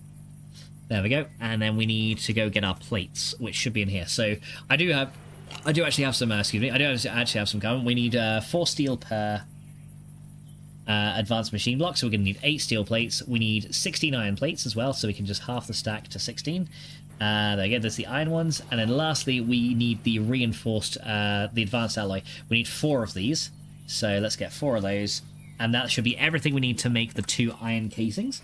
So let's go make that. So first of all, we need to make the basic machine blocks. So we do those guys. And then these go in the middle. We then do these guys on the sides. Half half, half, and then we do half and half. There's the advanced machine blocks as well, and we still got some carbon plates left over. And then we can do these guys on the sides, those guys in the middle, and then those guys here, and there is the 2 iron casings. There we go. So then iron casing top and bottom, and then we do the empowered ones. Wait, is that empowered? Yep, those are the empowered ones. So empowered Inori, and now we just need like 1 sapling of any kind, and that will then make us the bioreactor. Here we go. Dove says, I'm going to sleep now. Good night, everyone. Sorry, not Doves, Nuggets even. Whack. I'm not Doves. Sorry, Nuggets. Thank you so much, Nuggets, for popping in, dude. I hope you have a really good night's sleep. I hope you feel a lot better tomorrow as well. And hopefully we'll catch you soon. Oh, hello, random. Wait, what? Oh, it's the bees. Okay, I was like, what the hell just damaged me then? Let's see. I have 650 fox coins. Excellent. Well, I hope you spend them wisely. Those things don't grow on trees, you know. Like, well, actually they do. Actually, I did. Alright, okay, here we go. Let's go back over here now, and let's go make the bioreactor, because this thing can actually give out quite a lot of power if we do this correctly, right? So let's go see about doing this. Here we go. He's like, oh, rich. Woo! Yay! You're rich. You're wealthy. What do you plan to do with all this money? And he's like, I don't know. and spend it somewhere, perhaps? I don't know. Right, here we go. Bioreactor. Nice. So yeah, the bioreactor is a pretty cool block. So we're going to take this guy, and essentially this thing gives out the more different power sources you feed into it, the more power it gives out, which is a really cool concept. So the more different types of materials you feed it, you can get a lot of power out of these, which is very, very nice. So we're going to put this bioreactor, for now I'm going to kind of put it over here. And we're going to kind of stick it right there for a minute. So yeah, if we look at the interface, you can see there's a slot for 8 different things, right? So let me show you how this works. If we were to take, for example, some canola like this, and we're just going to put like one thing in at first. So if you put one type of item in here, so like maybe this, that will then slowly do some power. You can see that's actually not doing anything, right? So if we put some seeds in here, let's see if that does it. There you go. So if we just use seeds, that'll give it 4 RF per tick. So, you know, it's not really that impressive, right? So unfortunately, you know, it doesn't give that much of an output at that point. We can't use canola, but we can use some seeds. But let me go get some other materials and I'll show you. So if we go harvest some rice maybe, and let's go get some seeds from our main farmland over here. Oh, I kind of trampled that, didn't mean to. Let's get some seeds from our main farm over here. So maybe we'll get like some pumpkin ones. Maybe we already got some wheat seeds, haven't we? Yes, we've got a few different types of seeds. And if we get maybe some of those, and maybe like, I don't know, maybe some saplings, some different types of saplings, maybe like a flower, and maybe, I don't know, some canola, or some coffee beans, maybe that will count. Essentially anything that can be used as a food can also be used in here. So we could also get maybe a couple of melon seeds. Okay, now let's go load all these in and you'll see what happens, which is really, really cool. Have you heard of ReStreamBot? I have heard of ReStreamBot. I've used Restream before. I tend not to use it now because it's so much of a faff to set up, and they always try and like imprint their branding on your streams. And I'm not really too much of a fan of it, so I tend to avoid it nowadays. But yes, I have heard of it. Okay, so yeah, you can see this thing now, with one thing gave us 796, and it can hold 200,000. Okay, so let's add like some of these. You can see right now, 4 RF per tick. But let's add 2 types of things. Let's see. Currently still 4 because it's kind of using the same thing. But what if we were to add instead like some seeds in here? You see now it's gone up to 16 per tick, which is, you know, already a lot better. So 2 types of materials give you 16. What if we were to add a third type, maybe a seed? Would that make it go up? Nope. So, oh yeah, it did. Look, there we go. Another type of seed made it actually go up to 36. So you can see like the more different things you add, the quicker this thing generates power. So maybe if we put some flowers in there, and maybe like some coffee, maybe that'll increase its speed even more. So with 4 things, what do we get? Because like I sense potentially we could get a lot out of this. Yeah, so with 4 things, that we actually get 64 per tick. So as we're kind of tearing up with all the different things, we get like a lot more power out of it, and it starts to generate power faster and faster. So look, with 5 things, it's now 100, which is really, really good. So yeah, essentially this thing can be powered by lots of cool things. And so Simon says, money doesn't grow on trees, motherfuckers. When they see how money is made, motherfuckers, when they see how money is made. yeah, pretty much. It's like, well, it's from paper, and that's how it's made, right? Let's see. And so Cyclone says, I'm going now. All right, then, Cyclone, thank you so much for popping along. I hope you have a really great rest of your day, and hopefully we'll catch you very soon.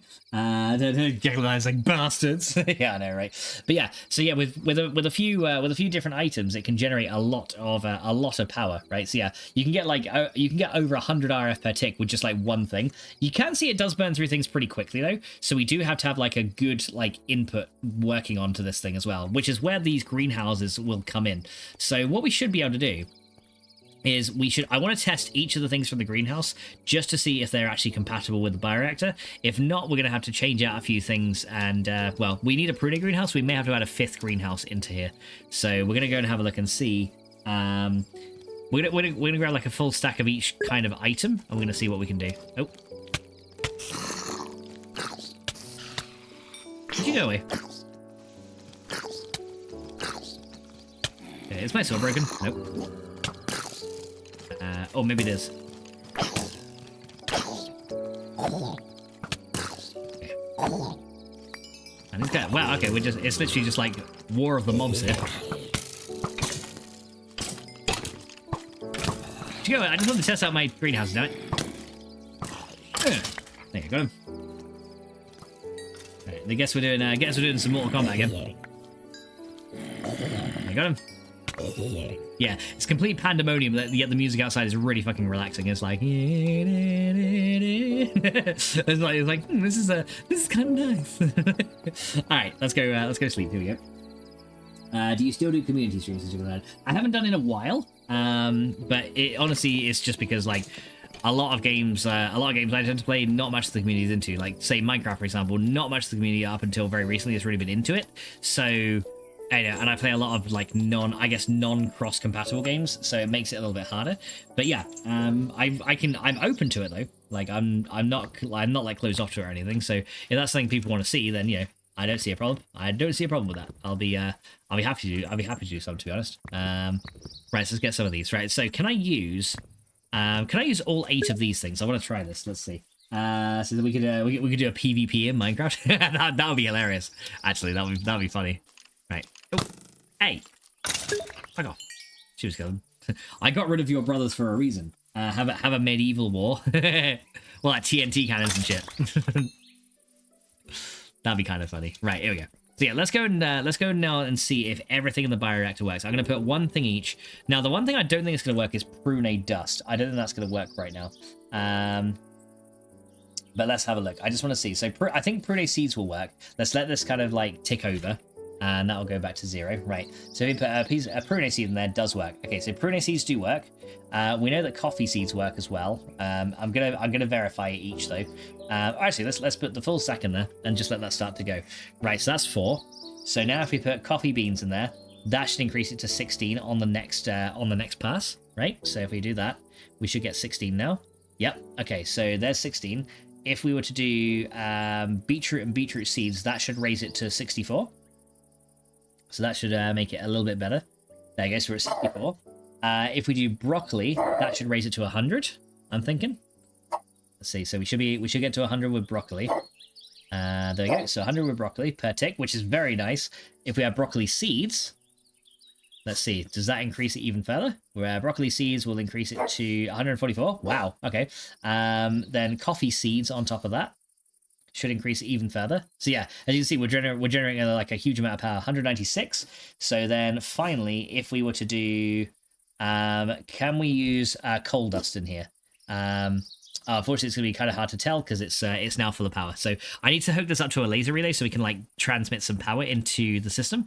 But yeah, as you can see, the more stuff we add to it, the better it gets, right? So yeah, we can get up to like 200 RF per tick from one block, which is, very nice. And it's using materials that we kind of got automatically growing in these greenhouses. So potentially we can get up to 196 RF per tick from all of these things, which is not bad, right? That's actually very good.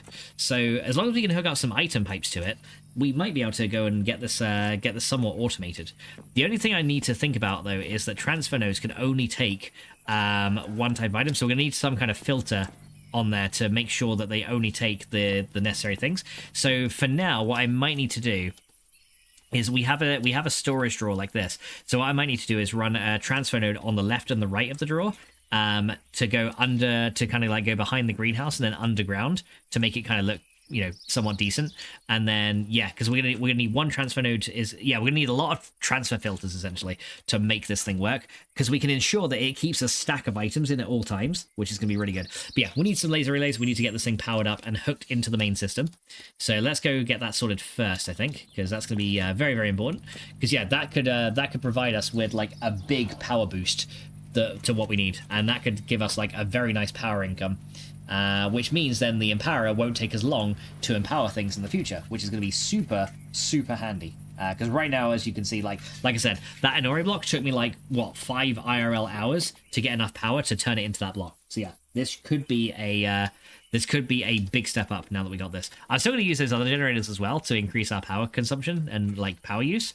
But yeah, right now that's a very good start. Okay, so let's go back over here. I need to eat again because I'm getting low on the foods. There you go. Right, so let's go and hook this laser relay up into this guy.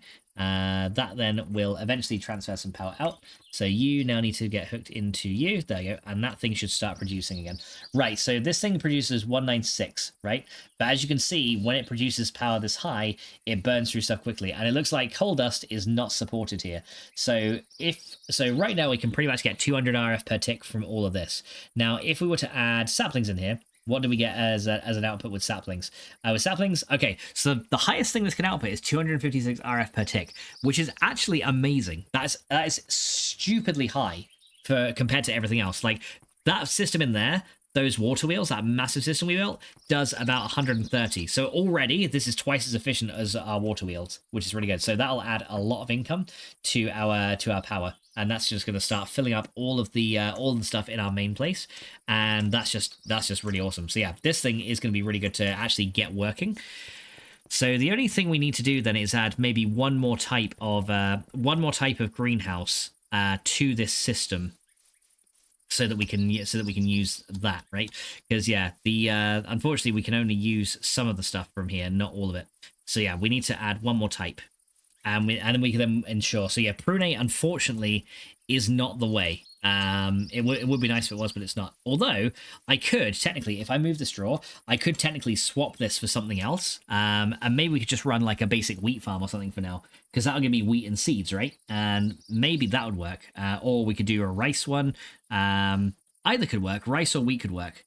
We've already got wheat essentially from IC2 crops. So yeah, maybe an automatic rice farm would be good. So what I'm going to do is I'm actually going to need to get my chest transporter. The wrench will not work. We're going to get our chest transporter, and we're essentially going to stop this greenhouse from running. And then we're going to take all the stuff out of there.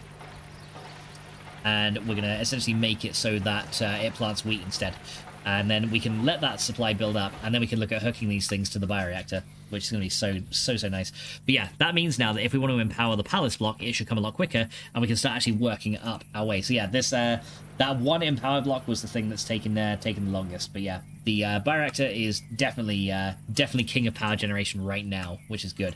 Later on, it will be surpassed by a lot of things. But yeah, bioreactor for the form factor especially is definitely where it's at for the moment. So that's really, really good. So let's go and drop these guys in here. Carbon plates, empowered Inori crystal blocks can just go in there. Yeah, we can keep them together. What else don't I need in me? Iron ingots can go in there. Not sure. I guess I got that from a zombie. And let's just drop all this other stuff into here. I wonder if rotten flesh can be used in the bioreactor. It probably can, to be honest, because it's a food. So it probably could be. So we could use that as a supplement if we needed to. But yeah, as you can see, it's pretty good. Right, I'm actually just going to bin these. Don't need them. And arrows. Yeah, just get rid of all that. We got so many items coming in right now. We don't need to worry about it too much. Right, so we don't need a laser wrench. Let me grab the yada yada yada. What we're looking to grab? The chest transporter. Because I need to make another drawer to store some of the stuff in. But yeah, where is my chest transporter? It should be in here somewhere, if I am not mistaken. There it is, chest transporter. There it is, right there. Diamond chest transporter. So we need that, and we're gonna need another drawer. So we're going to need another basic drawers 1x2, because this will store another type of seed in it, and then we just got to go get some like seeds and stuff and use that. But yeah, as you can see, that's actually going really, really well. And the greenhouse is actually very, very fast as well, which is super good. So we are going to essentially grab this, and we're going to move it over there. There you go. Now this will probably start spitting prune seeds out the back, so we're going to have to really quickly empty this. And we're just going to have to destroy all of these. There you go. And that will stop the greenhouse from producing any more. There you go. Right, so that's good. That'll stop it from producing. So these prune seeds essentially can be voided because we don't need all of these. We've got enough in the straw to kind of use for later. So yeah, if we ever want to grow more prune dust, we can now do that a little bit later on. So it doesn't really matter too much. This greenhouse will now be used as a wheat farm. So let's go and get that set up. So yeah, I think we'll do a wheat one because that can be used like for bread, which I think we can then turn into toast. Which can then be used in a culinary generator, which is absolutely awesome. But yeah, that bioreactor will give us a nice, hefty amount of power very quickly, as long as we can keep it fed with all the things it needs, right? So I need 1 wheat here, and we need 1 seed if we have any.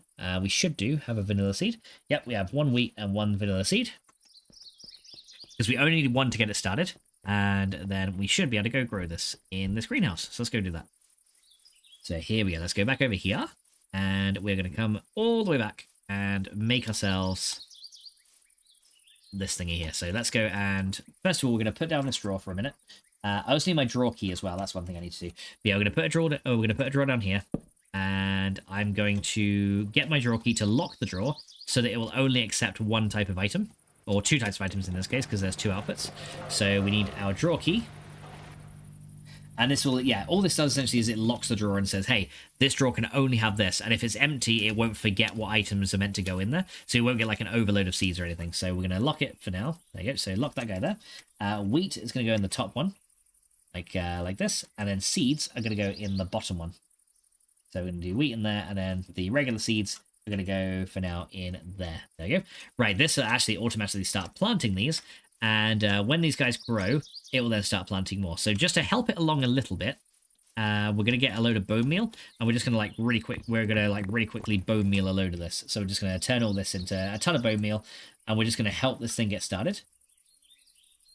So let's do that. Okay, so yeah, loads of bone meal, and we're just going to just grow this and help it plant more. There you go. And as you can see, it's already planting some more. There you go, and this is going to essentially build up the internal buffer and keep the things going. And as you can see, it will start planting very quickly and harvesting pretty quickly as well. There you go, and we can just let this run, and this will slowly but surely build up the supply of wheat, and the greenhouse will collect this automatically, which is awesome. So yeah, we're just going to kind of let that run. And yeah, as you can see, look, we've already got 37 seeds. So essentially, we need to fill this buffer with seeds. So yeah, that should be...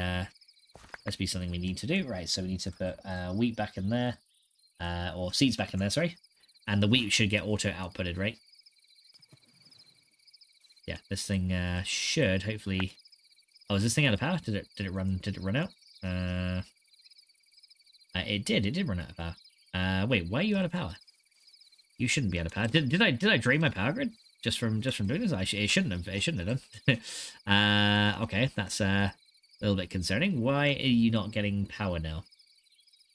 Okay, hang on. Okay, so let's see if it plants. Okay, it does plant now. Maybe because one was fully grown, it's kind of glitched it. There you go. So we'll let that plant up, and then hopefully that guy. Yeah, there we go. Now it's getting some more power again. Okay, there we go. I think it lost its power buffer real quick, but I'm not sure why it did. So yeah, that's fine. Right, so then we can fill those drawers out. There you go. And then you can see, yeah, currently we've got 42 wheat in there, which is a good start. And yeah, we'll keep bone mealing to see if we can. Yeah, so it's actually going. It's actually draining power quite quickly because the wheat is growing pretty fast, which is good. But yeah, as you can see, yeah, the wheat will grow nice and quick. It will drain out the power to harvest the crops, and yeah, so yeah, it's actually not able to keep up with the power needs right now, which is kind of funny. But our bioreactor should be supplying plenty. So yeah, that should now just work over time, right? And then we got plenty of bone meal left if we need it. Don't really know where to put it, so I guess we'll just put it in my dye box over here with all my building stuff. Yeah, we'll put it in this box for a minute, and then yeah, so we've helped it along a little. I need my hunger module. So yeah, that's now been helped along. We can now go and drop this guy into here. There you go, so that can just stay there. Yeah, so the bioreactor should hopefully be pushing power forward. But yeah, a lot of these things are now filled up. So these buffers should also be starting to get full as well.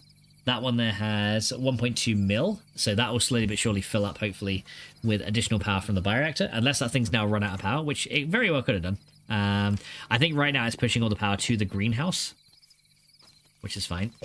Actually, I'm just gonna try and sleep real quick just to get rid of all these guys. Is that seriously? You shot me in the butt as I was going to bed. Right. Okay, he's like right there. Right, here we go. Yeah, these guys are coming in. There you go. Right. Hey! No one invited you in. Or you. Right, yeah, that guy's just gonna burn. Get out of it. There we go. He's out of here. Right, there we go. So we can just get rid of all these random guys. But yeah, so the bioreactor is really good because that's going to help us out a lot. So our next goal is to empower some palace, and then we can start making advanced circuits from IC2, which is going to be very, very good. So yeah, let's go also spend all this XP because we kind of need to. And then let's go and do that. There you go. We can heal up. Right, so yeah, is our bioreactor actually stopped now? Did it stop already? It could very well have stopped already. And if it has, then we're going to have a little look and see how quickly it's burnt through. So, because it could have burned through the power very, very quickly, and it wouldn't surprise me, honestly, if it did. So let's have a look. Is this thing still going? Yeah, it's actually burnt through all the materials again. So yeah, it's now out of power. So yeah, that's fine. We can work on we need to work on getting this thing hooked up essentially to each of the greenhouses in turn. So yeah, we're gonna need to make a lot of transfer pipes actually to get this to work. So we're gonna have to see. We have to see about this. This is gonna require a lot of. It's gonna require a lot of power. Right, hi. Get out of it. There you go. Go away. Go away. All right. So yeah, do we have any other forms of item transport? Oh, we do have the item lasers, right? So if we look at item interface, let's have a look at this item interface. This is essentially allows you to transport items through a network, right? So not too hard to make. Yeah, it's actually pretty easy. So let's have a look and see what this says. Right, so it says if we go up here, right, so the basic mechanics of the item laser relays are much the same as any other laser relay. Once connected up into a network or system, said network will know about all of the inventories adjacent to all of the relays, and it'll be able to interact with them. However, item interfaces are the way to actually communicate and interact with the entire system at once, meaning you can pull items out or put all items into an interface by automation, be it hoppers or ESDs or pipes, and they'll transfer the items into or out of all the inventories mentioned previously. This isn't really useful for a single inventory, but very useful if you're planning to build an automated storage system. Above, you can see such a system. Putting items into the left chest will cause them to be stored on the one on the middle, and the hopper on the right pulls them out of the chest in the middle. There we go. So that's pretty cool. So yeah, you put stuff in here, it gets stored into there, then the hopper kind of takes it back out through the item interface and puts it where it needs to go. The whole chest part of this, the whole chest part of this is very important, as such a setup as the one seen above will not work. So yeah, you can't just like put straight in and then put straight out, right? So yeah, so you have to have that one in the middle to be like the interaction thing. Okay, so that works. Okay, but how to make a system that transports items from A to B? Well, just place the relay directly onto a chest or hopper, and the items will just go there. Cool. So yeah, we can just we just put a relay and another relay there and there, and yeah, and as you can see, the amount of item interfaces in one system doesn't matter. So yeah, you can have a lot of these.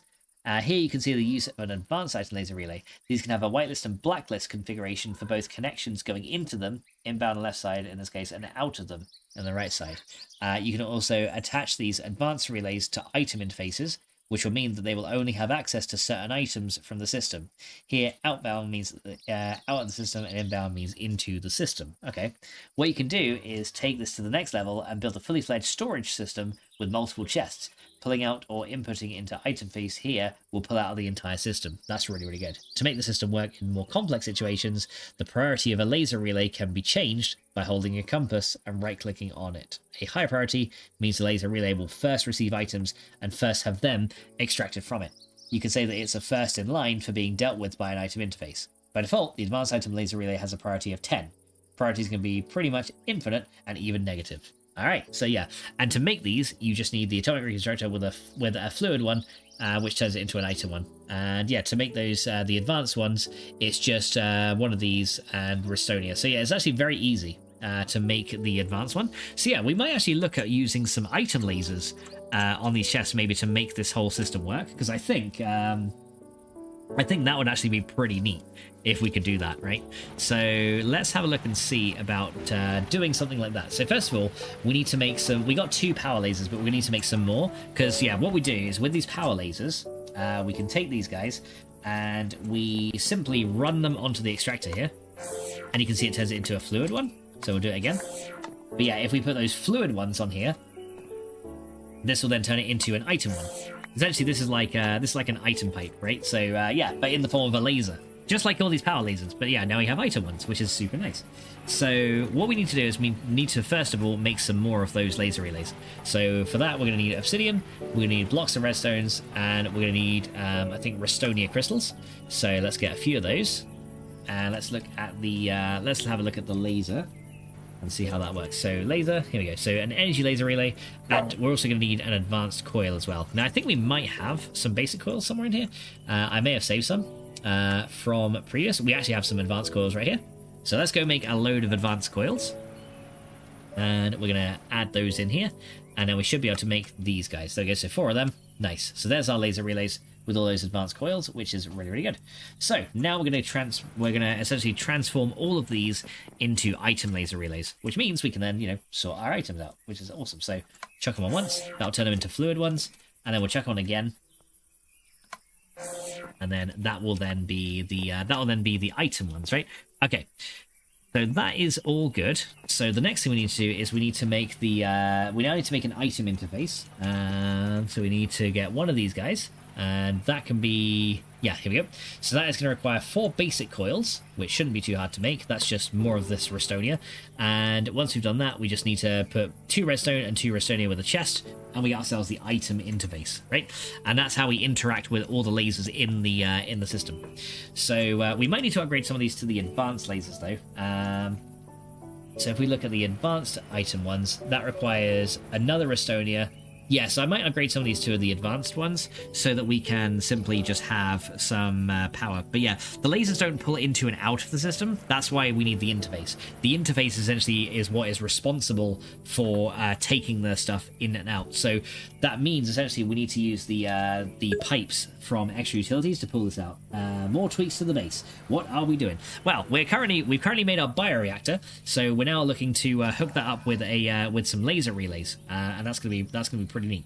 So yeah, for that we are currently making the item ones. And how you doing, by the way, Kingsley? Welcome back, dude. I hope you're doing good. Right, so yeah, we need some more of these basic coils. Okay, so let's go make a load more of those because we probably need some. Oh, I didn't want to do that. Right, I tell you what, let me just turn a load of redstone into restonia because we're probably going to need it. So let me go and just do that. There you go. So loads of restonia now, so we can just use that pretty much whenever we need it. And we need some black quartz, and we need some gold cables as well. So we're going to need a load of these. I probably need to make some more gold cables, unless I have some over here. I may do. Let me have a look. Do I have any gold cables here? I don't. Okay, let's get some of those on the go. So gold cables are going to be made with just gold ingots, so we should have some of those in here. There you go. So let's just make like a whole load of these, because yeah, a lot of these are going to require the advanced things. So we're just going to chuck those in there. That will then get pulled out here, and that will turn into gold cables over time. I wonder now if we can again make this a little bit faster. The extractor we don't need to worry about like running constantly. So this thing I'm going to overclock here, and that should make the whole system run a little bit quicker, right? Yeah, maybe we can maybe we can even overclock it some more with yeah, this guy doesn't need overclocking, but yeah, this guy right here, yeah, as you can see there you go, that'll make this thing run a little faster, and it looks like we're not losing any power, which is very nice, so it can definitely keep up. Is there anything else I'm not using too much? Yes, yeah, so that's got 7 in it, which makes it go super fast. But yeah, this is now going a lot quicker, and as you can see, we're now getting some gold cables out of here. So I'll wait till I get like a stack, and then we should be able to make a load more of these advanced circuits. So here we go. So we'll get there's a stack. There you go. Right, so we got a stack now. So first of all, we'll make the basic coils. We need some black quartz for that. So we'll get, yeah, I'll probably make 8 basic coils. So let's go and just half these. And I'll need some more of these for the upgrade later. Okay, so basic coils. Let's decompress this restonia into a few more. And then we're going to need 4 like that, and some like that. There we go. So there's 8 basic coils. You know what, I'll make 16, why not? We'll probably end up using more as we go. So we'll make 16 basic ones, and then we'll make 8 advanced ones. Oh, that's going to be 9. We can just distribute it again. Okay, so there you go. So we'll take those ones. We'll upgrade these to the advanced ones. There you go. And then once we've got that done, we can take a couple of bits of redstone here to make our item interface. We need that. We need a chest, so we'll get some of those as well. And meow. It's the same way. Yeah, cats are in season, so yeah, they're just yowling in the background because they've not been they've not had their bits been doing the speeding. So yeah, they are going to be they're going to be kind of noisy. Sorry about that, guys. There's not really much I can do about it. I could give them a good kick, but that probably wouldn't be a good idea. I won't really do that though. I'm not that mean. I'm not that mean. But yeah, it does kind of give you a bit of a headache after a while though. You're just like, oh my god, just stop it. Alright, but yeah, eventually we can actually get the advanced energy laser one as well. So that requires black quartz Restonia and yeah, that's the advanced ESD as well, which is a regular ESD, which is just a directional hopper. So yeah, that's going to be kind of interesting. But yeah, for now, this will be fine. But yeah, I think what we're going to need to do is we're going to need to make 8 item interfaces, right? And then, yeah, actually, yeah, that's what we need to do. We essentially need to make 8 item interfaces with this. So let me actually look at the interface real quick. So 8 item interfaces. So item interface here. And yeah, that's going to essentially pull out one per thing. So we're going to need 8 chests. We're going to need 32 of these basic oils. So we need more basic oils, essentially. And I definitely don't have enough. So let's get a few more of those. Right, where be the basic coils? There it is, basic coil. Box in deep shit. Basic coil, where are you? Basic coil, you smell of poo. What? Right, so we need quartz, some of those, and here we go. I don't know why I'm singing basic coil, you smell of poo, but you know it's funny, so it's fine. It doesn't matter. Right, so get those. 60 more basic coils. There you go. We're going through the quartz like crazy now. There's those. We need some chests. How many have I got here? I have 1 chest in there, so we need to make a load more. So let's go get a few of these. All right, we can make these in stacks of 4. So we'll go and make 2 stacks of 4 there. And now we need redstone. Let's go and get another 64 here. There you go. Right, so can I now make the item interfaces, right? We should be able to make... I can currently make 6. Why? Probably... What am I short on? Redstone, basic oils... Am I still short on basic oils? I am. Okay, well there's 6 of them. We need more basic oils. So alright, so we need another 8 basic oils essentially. So 2, 4, 6, 8. There you go. And now hopefully we can make the last 2. Yep, there's the last 2. Right, so there we go. 8 item interfaces, all done. Cool. So that's the item interfaces finished. So these guys, now we need to make... so now the next thing is going to be kind of expensive. We need to make 8 transfer nodes, right? So first of all, we need transfer pipes, which I may have some spare, but I'm not too sure actually. We've got some hopper ducts though if we need them. But I have 9 transfer pipes, so we're going to need to make more of those as well. So yeah, things are getting a little expensive a little quickly, but we can make some with these hopper ducts, right? So we need hopper ducts. We can then do 2 hopper ducts like this, and we need some stone slabs to make this work as well. So thankfully now stone is very easy to get, so that's awesome. So we'll turn all those into stone slabs. Yep. And then we can do 1, 2, 3, 4, 5, 6, 7, 8. Yeah, the same over here, because yeah, we need more of these item pipes. There you go, so we've got 8 of those, and then we just need, after that, oh, I took it out, whoops. 1, 2, 3, 4, 5, 6, 7, 8. There you go, let's try this again. There we go, 7, 8. There we go, so 8 of those. Then we need some glass as well. So glass should be in the building box. Here we go, so we just need 8 bits of glass for this. So half that again. There you go, give me the glass. Just trying not to carry too much junk. So 8 glass there. And done. Right, there we go. So now we need to make transfer nodes, which means we're going to need to make hoppers. We're going to need a total of 8 hoppers, which is actually quite expensive, but it's fine. So we need 8 more chests and then 40 aluminum to make these hoppers. So there's 4 chests. There is 8 chests. We've actually got 1 spare on us as well. And then we need the hoppers. So let's go get those. There we go. What was that little noise? You sounded like a chipmunk. Oh, you're probably hearing the cat in the background. Yeah, the cats in the background are yowling right now because they're in season. So yeah, that's probably what you're hearing, Michael. Don't worry, that is not. Who did that? Michael. Well, that's I was gonna say that is not me, right? That is definitely not fucking me, right? So we need a transfer filter. We're gonna need one of those anyway, and luckily I have one. Yeah, now I need to make transfer nodes, right? So let's have a look at that. So transfer, yeah, that's the hoppers, isn't it? Okay, that's easy enough. So we need 40 aluminum, which we should have in here. 32, and then half that. That'll get us 40. And then we make 8. Then we make 8 hoppers with those. Okay, 8 hoppers with these, and then we put the chest in the middle. Nice. Okay, so we have the hoppers there. We have 8 redstone, 8 redstone, like that, and then we need to get some regular stone back. So let's kind of recondense these back into more stone. Nice. And then we just go 8 stone there, 8 stone there, and then finally we just then put like some of these transfer pipes on there. There we go, 8 more transfer nodes. Perfect. There we go. So that's all the transfer nodes done. So we got a transfer node, we got 9 transfer pipes, which is pretty much exactly how many we're going to need. Michael says, no, that noise. Oh, I see, Michael. I see. You bugger. You bastard. I see how it is, Michael. I see how it is. I see. Okay, so we got that. Let's also consume these so we can just use these. There you go. Right, so now we got that. The last thing we need to do is make some transfer filters. So we need transfer filters, and we're going to need 9 of those, right? So, or is it just called an item filter? Probably just an item filter.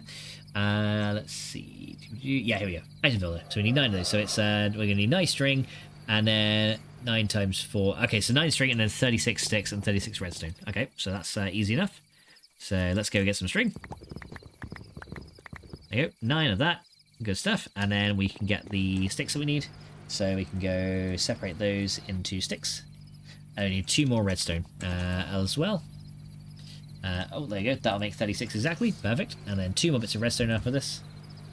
Perfect. There you go. And now we can go make these transfer filters. So, yeah, item filter. Done. There you go. So we should have 9 of those now. Okay, so let's go sleep, and then we'll look at hooking this up and seeing if we can make it work. Right, so that should be fun. So let's go sleep first. Sleep first, ask questions later. All right, there you go. So that's all good. We've we managed to sleep. We're gonna need our laser wrench as well. So let's go get that. And let's see, laser wrench. Where are you? Do we not keep it on us? I don't know if I did. Hang on. Let's also put some stuff away. I might not need the advanced laser relays at this point either, so that's pretty good. So let's go to... Right, so we're going to put the black quartz and the restonia in here, so those guys need to go away. So store you guys up. Yeah, let's clear out the inventory real quick before I head off, just so that I'm only carrying the stuff I actually need. Stone, that can go in there as well. Don't need it. Oh wait, that's a building thing, so that can go like over there. And let's see, that's fine. And then we got the advanced coils, just in case we need them. That can go back in here because we're not using them now. I don't think we're going to need to use the advanced versions. The basic one should be fine, but I guess we'll see how it goes. Because yeah, the transfer filters on here should do all the filtering that we need. So I don't think we'll need the advanced ones. And then we can drop those in there. Very good. But yeah, if we can get this bioreactor hooked up, that's going to mean a lot more power for us, which is, you know, very, very nice. So dump this as well. Dump that 1 bit of string because I don't need it. I don't need it. All right, let's go set this up. There you go. I can't tell if your chests are organized or hazard failed. They're probably a bit of both, to be fair. I've got them organized in a certain way, but yeah, they're probably very hazard filled as well. Okay, so here's what we're gonna do. We're gonna come over here, and I am going to put down these 8 item interfaces, right? So that's what we're going to do first. So we're going to get these guys down. So 8 item interfaces are going to go kind of, I'd say like right in the corner here will be fine. Or do we want to do it next to the bioreactor? I'm not too sure. No, because we're gonna need a gap for the lasers to make this work, right? So for now we can do. Well, actually, what I could do, yeah, because it's going to need to lead into the bioreactor with a pipe. So. Yeah, that's gonna be that's gonna be a thing. So yeah, that's gonna need to lead into it with a pipe and then push through. So the item filters essentially are gonna have to go right here, I think. So, and then we essentially pull out and push forward, right? That's probably how it's gonna go. So yeah, I'll do it like right here, just in case we need several of these here. So here is our item interfaces. We got enough room for 7, so we're gonna need one more like that. Okay, so there's 8 item interfaces right there. And then on top of each of these, we're gonna put a laser relay. Like this. Now, I think this is how it's gonna work. So first of all, we're gonna link all these together. So let's go do that. And that will then kind of make these part of a network, right? So we need to take our laser wrench. Did I actually bring it with me? Of course I didn't. Of course I didn't bring the laser wrench. That's the one bloody thing I forgot. Although I'm gonna need one of each of those seeds as well, so I can filter them properly. So yeah, there's a little bit of a problem. So let's go sort this out. So yeah, first of all, we need one of each seed that gets created. So one of each seed and one of each plant that is an output, essentially. So yeah, this greenhouse unfortunately is getting 0 power at this point because I think it's running out of juice. But that's fine. So we need one seed each. And one of these, yeah, we need a seed and an output item for each of the plants in turn. So we need one of those and one of those. And yeah, does that mean these greenhouses have also stopped working? Are these out of power too? Yes, these are. Okay, so for whatever reason, these have run out of power. I'm not sure why, but yeah, they for some reason are not getting power. So I might actually have to add like I might actually have to add another like power storage right there to allow them to be powered more. But that's fine for now. So we get that one. So we got one of those and one of those. Then we're going to take one of these and one of these, and then another one of these and these, and one of these and these. There you go. So that'll allow those guys to have all the seeds and stuff that we need to set for filters. All right, so it's kind of like link these, keep these organized and link them together. Coffee, right, so coffee, beetroot, broccoli. There. Right, so there's each of those, because we need to set essentially a filter for each one on these transfer nodes. But first of all, gotta go get my laser relay. So let's go do that. My laser wrench. So let's go grab them. So laser wrench should be somewhere in here, hopefully. But yeah, as you can see, yeah, it's a little bit of organized chaos. But yeah, all my tools are essentially in this box, and there's my laser wrench right there. So you got it. Right, I also don't need the chest transporter right now, and this lapis sword needs to get thrown away. So that guy, where is that lapis sword? I don't want it. It's just all the osmium sword that can go. Sit with the boat. We don't need that now. That can just stay out of the way. All right, here we go. So yeah, we're gonna go and make some transfer filters and put them in these nodes. But first of all, let's get the lasers kind of hooked up together in the same network. So that is where we're gonna need this from, and a hunger module. Thank you. There you go. I can move again. Yeah, this hunger module, so bloody good. Right, here we go. So yeah, first of all, we connect up all these lasers together. So item and other ones cannot be connected. So we'll go do that.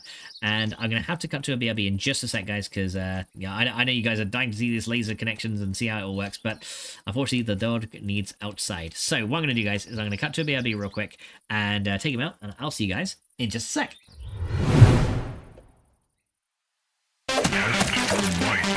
Test the might. Spider, spider, spider, spider, spidey, spidey, spidey, spidey. More spider! I will go and kill the spider because he is wanting to fight me. So now the spider must go die. Spider, spider, spider, spider. There you go, got him. Alright, I'll try and find something else then. Let's see what else we got. It is a spider, now it is gonna die. Now we're gonna fight a bomber, typical da da da da. Got him.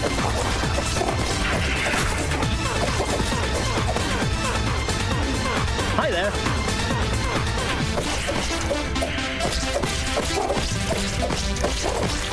Aha! There you go.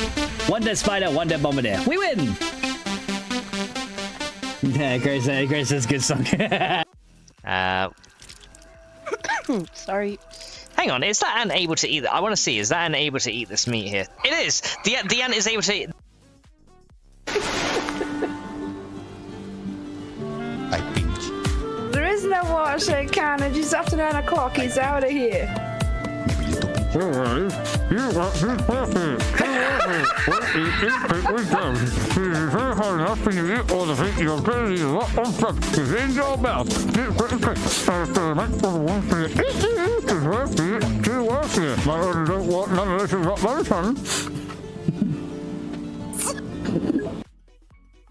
We could go do some more fighting. Mama says, Max, he's ready for you in a great position too. No! Really?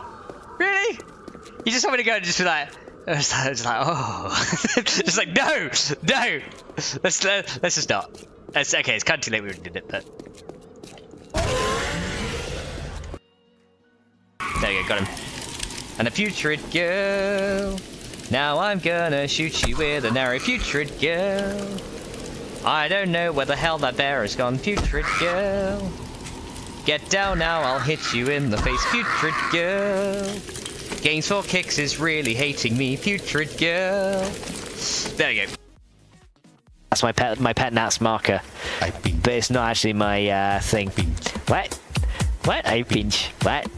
Leave a little pinch. Well, guys, you've got to twerk here, to work here, and shake it to the left. Because if you twerk it hard enough when you shake it to the left, then you don't need to go to the right. But I'm gonna go right anyway and twerk it like this, and then I'm gonna go so backwards. What? Twerk it to work here, and go a little bit forwards too. We twerk in all directions.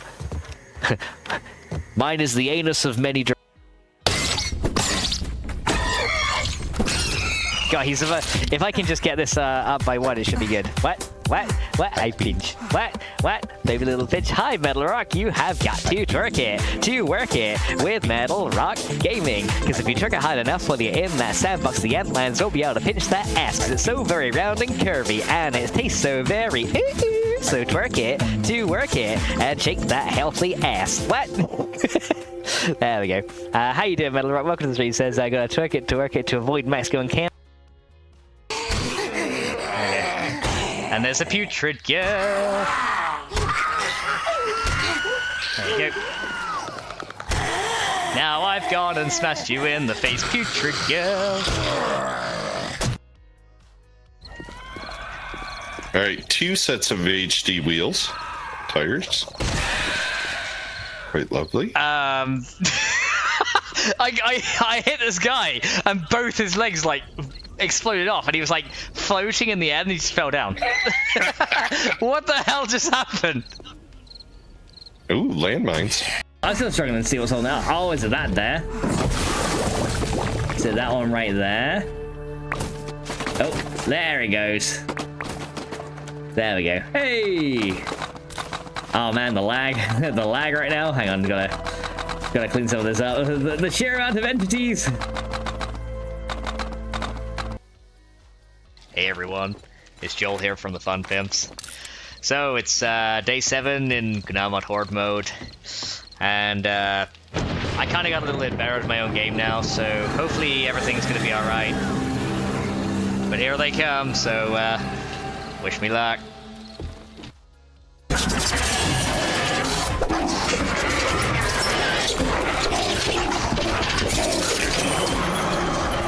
Okay, oh, it's bad. What? You pinch? What? Seriously? Well, guys, you've got to twerk it, to work it, when running from a mantis. Because if you twerk it hard enough, when it bites your butt, then you're not gonna get hit by the rocks. Because if you do, it's gonna suck. So we gotta dodge everything and say, so twerk it, to work it, and check. Says deep throat, no gag.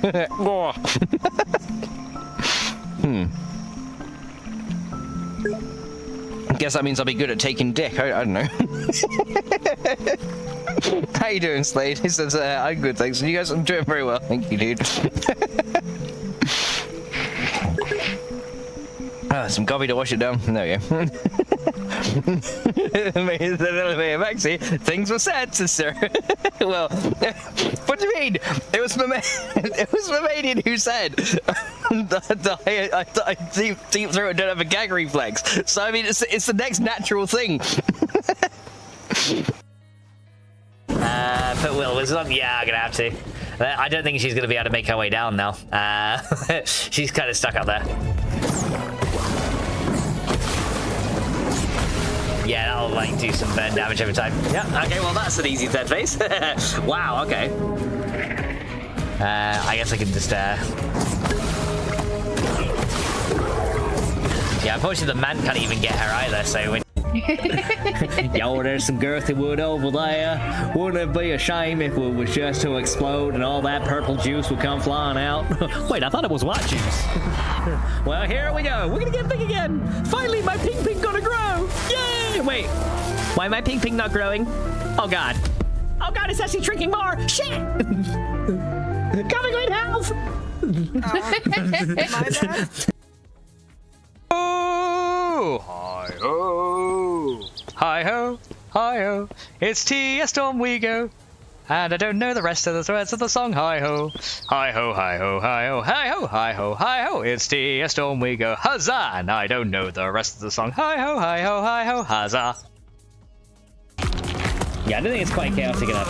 I think we need more chaos.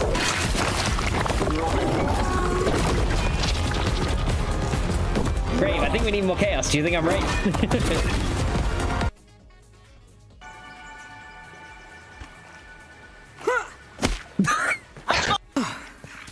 Let me have a look. Yeah, there is. Alrighty guys, we are back.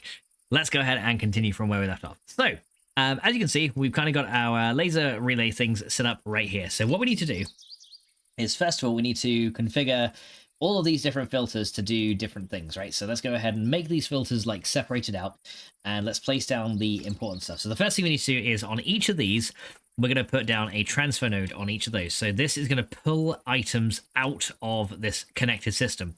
Now, the reason I need 8 of these is because we need to make sure that each one of these only pulls out 1 at a time. Now we're going to go and put this guy into here, and you are going to go there. Right, so let's go set up our filters. So first of all, we're going to set up a filter for everything. So this filter here is going to have every type of thing like this. So we're just going to kind of put all these up here like this. So this is going to say accept all the seeds, and it's going to be a whitelist. So it's only going to allow these seeds to enter through into here, right? So let's go do that first. There we go, 7 and 8. There you go. Then that's going to be this filter right here, and we're going to apply that filter to this guy here, and we're going to say we're only going to allow a single stack of these items in. So that means that since there's 8 of these stack slots here, it's only going to let 1 stack of each come in, which should stop it from say if we have like too much wheat coming through the system, it won't allow more than 1 stack of wheat, and it will eventually get like filled up with wheat and only produce 4 RF per tick. So this would kind of like keep it like sorted out. All right, so now what we're going to do is we're going to set one filter for each of these things here. So we're going to set a wheat one, we're going to set a seeds one there, and we're going to add it into there. And this means that this transfer node can only pull out seeds from the system. And we need to do that for essentially each of the other ones in turn. So it's going to take a little bit of setup, but it's fine. So then we're going to set one for coffee seeds. So then we can say this transfer node can only pull out coffee seeds from the system, which is good. And let's keep going. So we need another one. So yeah, we're going to set up each filter in turn. So third one, we're going to do, this is why I kept these all in order as well. We're going to say, yeah, this guy can only, let's kind of cancel that one. This guy can only pull out the beetroot seeds, so that's fine. And again, it's going to be a whitelist, so that can go in the third one. And it will also show you which filter is being applied as well, which is really good. So then this fourth one, we're going to set to the broccoli seeds. There we go. So there's that one. So hang on, 1, 2, 3, 4. So this is the fourth one here. That one is going to sit there. Because yeah, each of these can have like one filter on them only. And this will make sure that these things don't get like gummed up with too many of one resource, which is going to be awesome. So the fifth one, then we'll set the actual plants themselves. So let's actually do this. Let's actually do this all together. It'll be a bit easier this way. So 5 is going to be that one. 6 is going to be that one. And then 7, we're going to set this one. And finally, we're going to set the broccoli for number 8. There we go. So we're going to set all these together, and then we go 1, 2, 3, 4, and then the fifth one is going to have that guy. And then we're just going to shift-click these filters in. I probably should have done it this way first because it's a bit quicker. 7 and then 8. There we go. So there we go. That's going to allow these things to filter all these items out. And then this last one is also filtered, so it'll only allow a single stack of each of those items in. Now all we have to do is to go ahead and pull these across, and we should be pretty good. So we're going to now go grab all these and connect these up here. So all it's going to do now is essentially from this entire item system, it's going to pull out the stuff into these interfaces, suck it in, and it's going to put it into this bioreactor, which will then start generating power, right?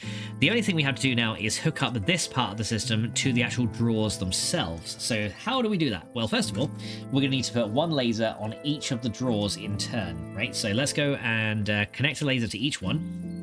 So we're going to run around the back here where the greenhouses are. And let's go connect a laser to these, right? So here we go. So let's go in here. And this guy can now get a laser. So can you. So you guys can all get lasered. There's 2, there's 3, and there is 4. Perfect. So then we got these lasers all set up. And we need to run the laser across. So let's go grab this guy here. and we're going to connect all these guys together. So essentially these lasers now are all part of the same network. Unfortunately, they don't actually see anything on the other network over here. So the last thing we need to do is essentially connect it to this laser over here. So what I'm going to do is I'm actually going to come into here, and I'm actually going to dig underground right here and right here. I'm going to put a laser relay just under the ground right there, right? So yeah, and this is going to essentially make it so that it's going to be like almost like an invisible kind of transfer. So we're going to put a laser relay under there, like this. And let me kind of dig a little bit of space here. And then we're going to connect that laser relay under the ground to the one directly above it, right? So we're going to connect this guy to this guy up here. If I can actually get in there. If I can see the thing. Maybe we need to take out that block as well. There you go. So we'll connect you to you. There you go. So that one is now connected. Yep, laser connected. So that laser now sees this entire thing. And then we're going to dig underground on this first one here. So we're going to dig a couple of blocks down here. And it's going to be at the same height as this one, right? So that's essentially on the ground level below. So yeah, below this storage drawer, essentially we're going to connect a laser below this guy. And we're going to put you like right there. We are then going to connect this guy up above it to the one below. So that one and that one connect together. So you and you. There you go, laser connected. And then finally, this guy should then connect over to this guy as long as the distance isn't too long. Hopefully it's not. Hopefully it's not. Let's see. Is it too long? Can't connect. The distance is too long. Okay, so we need to make like an intermediary one of some kind. Oh, hello.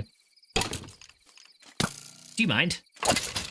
Well, I do, so fuck you. Alright, so yeah, we'll have to make like an intermediate one. So I guess what we'll do is we'll put one like down here under the ground. So we're just gonna have a sneaky little laser beam under here that you're not gonna see. But yeah, lasers can go through blocks, which is really awesome. So we'll put one there. We'll then connect that guy there to the one that's under this drawer. There you go. So we should see so that one should now say laser connected. There you go. So those guys are done. And we should see, hopefully, yep, that, as you can see, the little beam going that way. And then we'll connect this laser now to this one over here under the greenhouse there. There we go. The little laser beam is now connected. So what we should see now is hopefully, yeah, there we go. As you can see now, the items are now coming into the transfer node, as you can see. And this will now get pushed into the bioreactor automatically. So what we should see now is if we go over to our bioreactor, I could have just made myself way through the wall, but I guess I didn't. But yeah, let's go over here.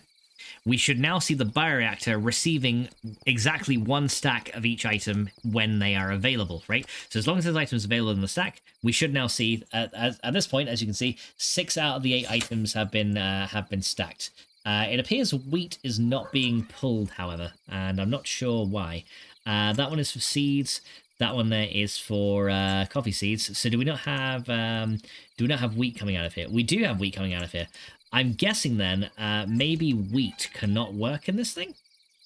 Maybe it can't. So maybe wheat was the wrong choice for this one. Okay, so maybe wheat can, but I know what can, and that would be rice. So maybe we need to do a rice farm instead. Yeah, so rice would definitely work. So yeah, seeds would work, but wheat will not. But as you can see already, we're getting for free right now 154 RF per tick, and this thing is just saying chock full of stuff, which is really, really good. So yeah, unfortunately, this thing it's hooked up, but it's not quite there. It's not quite got the right resources in that it needs. So let's go fill in the ground here where the lasers are, because we don't need to worry about seeing those anymore. We'll just cover those over, pretend they don't exist. I'll be in my bedroom, making no noise and pretending I don't exist. Right you are, Harry. Alright, so yeah, what we need to do essentially is, for now, and I wonder if I can disconnect the laser from here. Or disconnect one of these lasers off. Because right now it's not going to allow me to use wheat. I was hoping it would, but yeah, I forgot that you can't eat wheat directly, and it has to be a block that you can actually eat directly. So let me, well, first of all, let me take care of this guy, because he wants to get in the way. Right, he's out. There we go. But yeah, as you can see, in concept, though, it works. It transfers the items into the greenhouse, and it uses them for power, which is really, really good. So that's working so far. But yeah, we need to get rid of this storage drawer here, which is probably going to drop me a load of wheat as well. But yeah, we can just disable this greenhouse for a minute. and we're just going to have to adjust. We're just going to have to adjust some of the filters real quick. Okay, so first of all, let's take out the seeds because we don't need those, and let's go kill that guy because we don't need you, and then let's go destroy all of these. One more time. Okay, so yeah, these guys we don't need, and we're going to have to swap the greenhouse to do something different, which is fine. So yeah, we'll turn this from a wheat one into something else. So that sounds like a plan. Right, here we go. So let's go up here. Right, dead. Leave it alone. Right, so we'll go and turn this into a different one. But let's go sleep so we don't get continually pestered by the zombies, though, because that'd be a good idea. Right, that's fine, and there we go. So that'll work. Right, okay, so that's fine. We can't quite make it work that way, but it's okay. That means then we need to think of something else to power. So yeah, I think rice would be the best thing to power this then. So yeah, we're gonna have to adjust 2 of the filters. We're gonna have to adjust the main one. We have to get rid of this one. Oh, really? You guys are... Oh, yeah, you guys don't burn in the day in old Minecraft, do you? Let's go get rid of all these guys. Yeah, these guys are still around. Yeah, so many of the zombies just wear armor in this mod pack. So yeah, you end up just like finding like a load of armored ones that don't burn during the day, which is a little bit annoying, but it's okay. Right, so yeah, we're gonna need to adjust. Actually, no, we're gonna need to adjust 3 of these filters. Right, we're gonna need to adjust the one that takes seeds. So we're gonna have to take this guy out here, and we're gonna have to adjust the one that does wheat as well. So take that guy out there, take that guy out there. There you go. So the wheats come out of here. Let's also kind of use these real quick. So.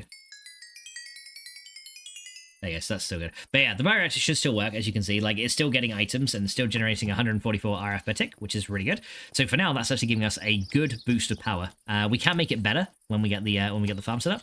So let's go and get a load of these rice seeds here. We're just going to harvest our manual rice farm. There you go. So we'll just harvest the farm manually for a minute. And then we'll make a rice greenhouse. Because I was going to say wheat would have been good, but yeah, I think rice will probably be better. So... And like I said, I'm not sure why some of these ones aren't growing. I think they're slightly bugged, maybe. I'm not actually too sure what's going on. But once we get garden closures later on, it won't matter anyway, so I'm not really too concerned about it. So let's go and put down the so we'll go put down the rice seeds into the greenhouse real quick, and we'll get that set up. So we'll go into here, and then you can have a load of rice seeds. So you guys go in there. So we'll go get those started here. And let's go. We just need one rice seed left over. And there we go. Right, so now what we need to do is we need to filter. We need to essentially put the drawback down and filter it again, right? So that it actually gets the correct items. So you can go in there just for a second. And this shouldn't interact anything into the draw. And, oh, we need my draw key again as well. Okay, let's go grab that. All right, so yeah, let's get my draw key. Oh, and use hunger module. There you go. Get that sorted. Yeah, I need to make sure the drawers are locked, so we only get the appropriate items in said drawers, because otherwise that might be a slight problem, and we do not want problems to occur. Because if problems occur, that's when you get problems. All right. So yeah, there's pros and cons, and there's many pros and problems. Right. Okay, so let's go get rid of that one. Yeah, rotten flesh and get rid of. Let's just get rid of all this random crap that I keep picking up. All right, there you go. So that's all gone. Okay, so now we can do this greenhouse with the correct material. So yeah, we're going to use as you can see, there's already some rice in there. So let's set our draw key into there. There you go. And then we just need to put a rice seed into there as well. So we'll do a rice and a rice seed. There you go. Right, that's fine. That's now going to be filtered, which means I can take this guy out again. Oh, I think I actually put it into the farm again real quick, but that's fine. Let me go just pull a rice seed out of here, because we're going to kind of need one. So we're going to need one of those. Let's kind of keep those stacks organized. There you go. All right, now I can go redo the filters, because yeah, I think the transfer nodes at this point are going to be taking out like random items, which we don't want to happen. So yeah, we got to redo these filters, because as you can see right now it's full of beetroots, and that's not what we want to happen. So yeah, this thing, we now need to do a filter on it, and we're going to say, hey, you need to now just take rice, right? So we're going to sort the wheat for rice in that one, and that guy needs to go into, hang on, this one, right? So yeah, as you can see, yeah, beetroot's currently being pulled in, which is not what we want, so we're actually going to take these out. Now only rice should go in here. Oh, that's actually set to, wait, why is that set to wheat? I did set that rice. Did it not override it? Hang on. Oh, wrong filter. But okay, that one should be rice seeds, right? So you have one for rice seeds, which is my rice seed. Where did you go? Right there. So rice seeds will replace wheat. There we go. So here we go. So this one here will have the rice seed filter in it. So we have rice seeds there. And then this one over here will have the rice filter on it. There you go. And that should allow rice to come through into there. There you go. Cool. So that's fine. And now we need to adjust this last one here. So we need to, unfortunately, remove this filter and just adjust it. And this filter now, instead of wheat and seeds, we now need rice. And we need rice seeds. There we go. There you go. And then we can put that guy back into there. And that should then filter for a single stack, right? So yeah, we're probably going to get a little bit extra in here that we don't need. But there we go. So we got rice in there, and we got rice seeds. And there we go. Now this should be fully automated and working properly. So the only thing I'm going to need to make sure is that we clear out any random beetroots in here and make sure all the items in each one of these now are set correctly, which I believe they are. So we can add the rice back into there. So yeah, each one of these are now set correctly and properly. There you go. So yeah, that is now our bioreactor pretty much automated and ready to go. And if we wanted to add a second bioreactor to this, we could literally put another one there and extend the pipe over by one, because this whole system will work for multiple bioreactors, which is very nice. So yeah, that is now a fully automated bioreactor with the greenhouses from Calculator, the pipes from Extra Utilities, and the lasers from Actually Additions. So there we go, we got a little bit of inter-mod compatibility, which is actually really cool. So yeah, that's a little bit of automated power coming in, which is a really positive start, because that means now we've essentially increased our power generation by quite a substantial amount, to be honest. So yeah, I'm going to actually put some rice seeds into here, because I know we got a load of spare ones. And I've actually got a whole drawer of rice seeds over here that we're going to load up into the system.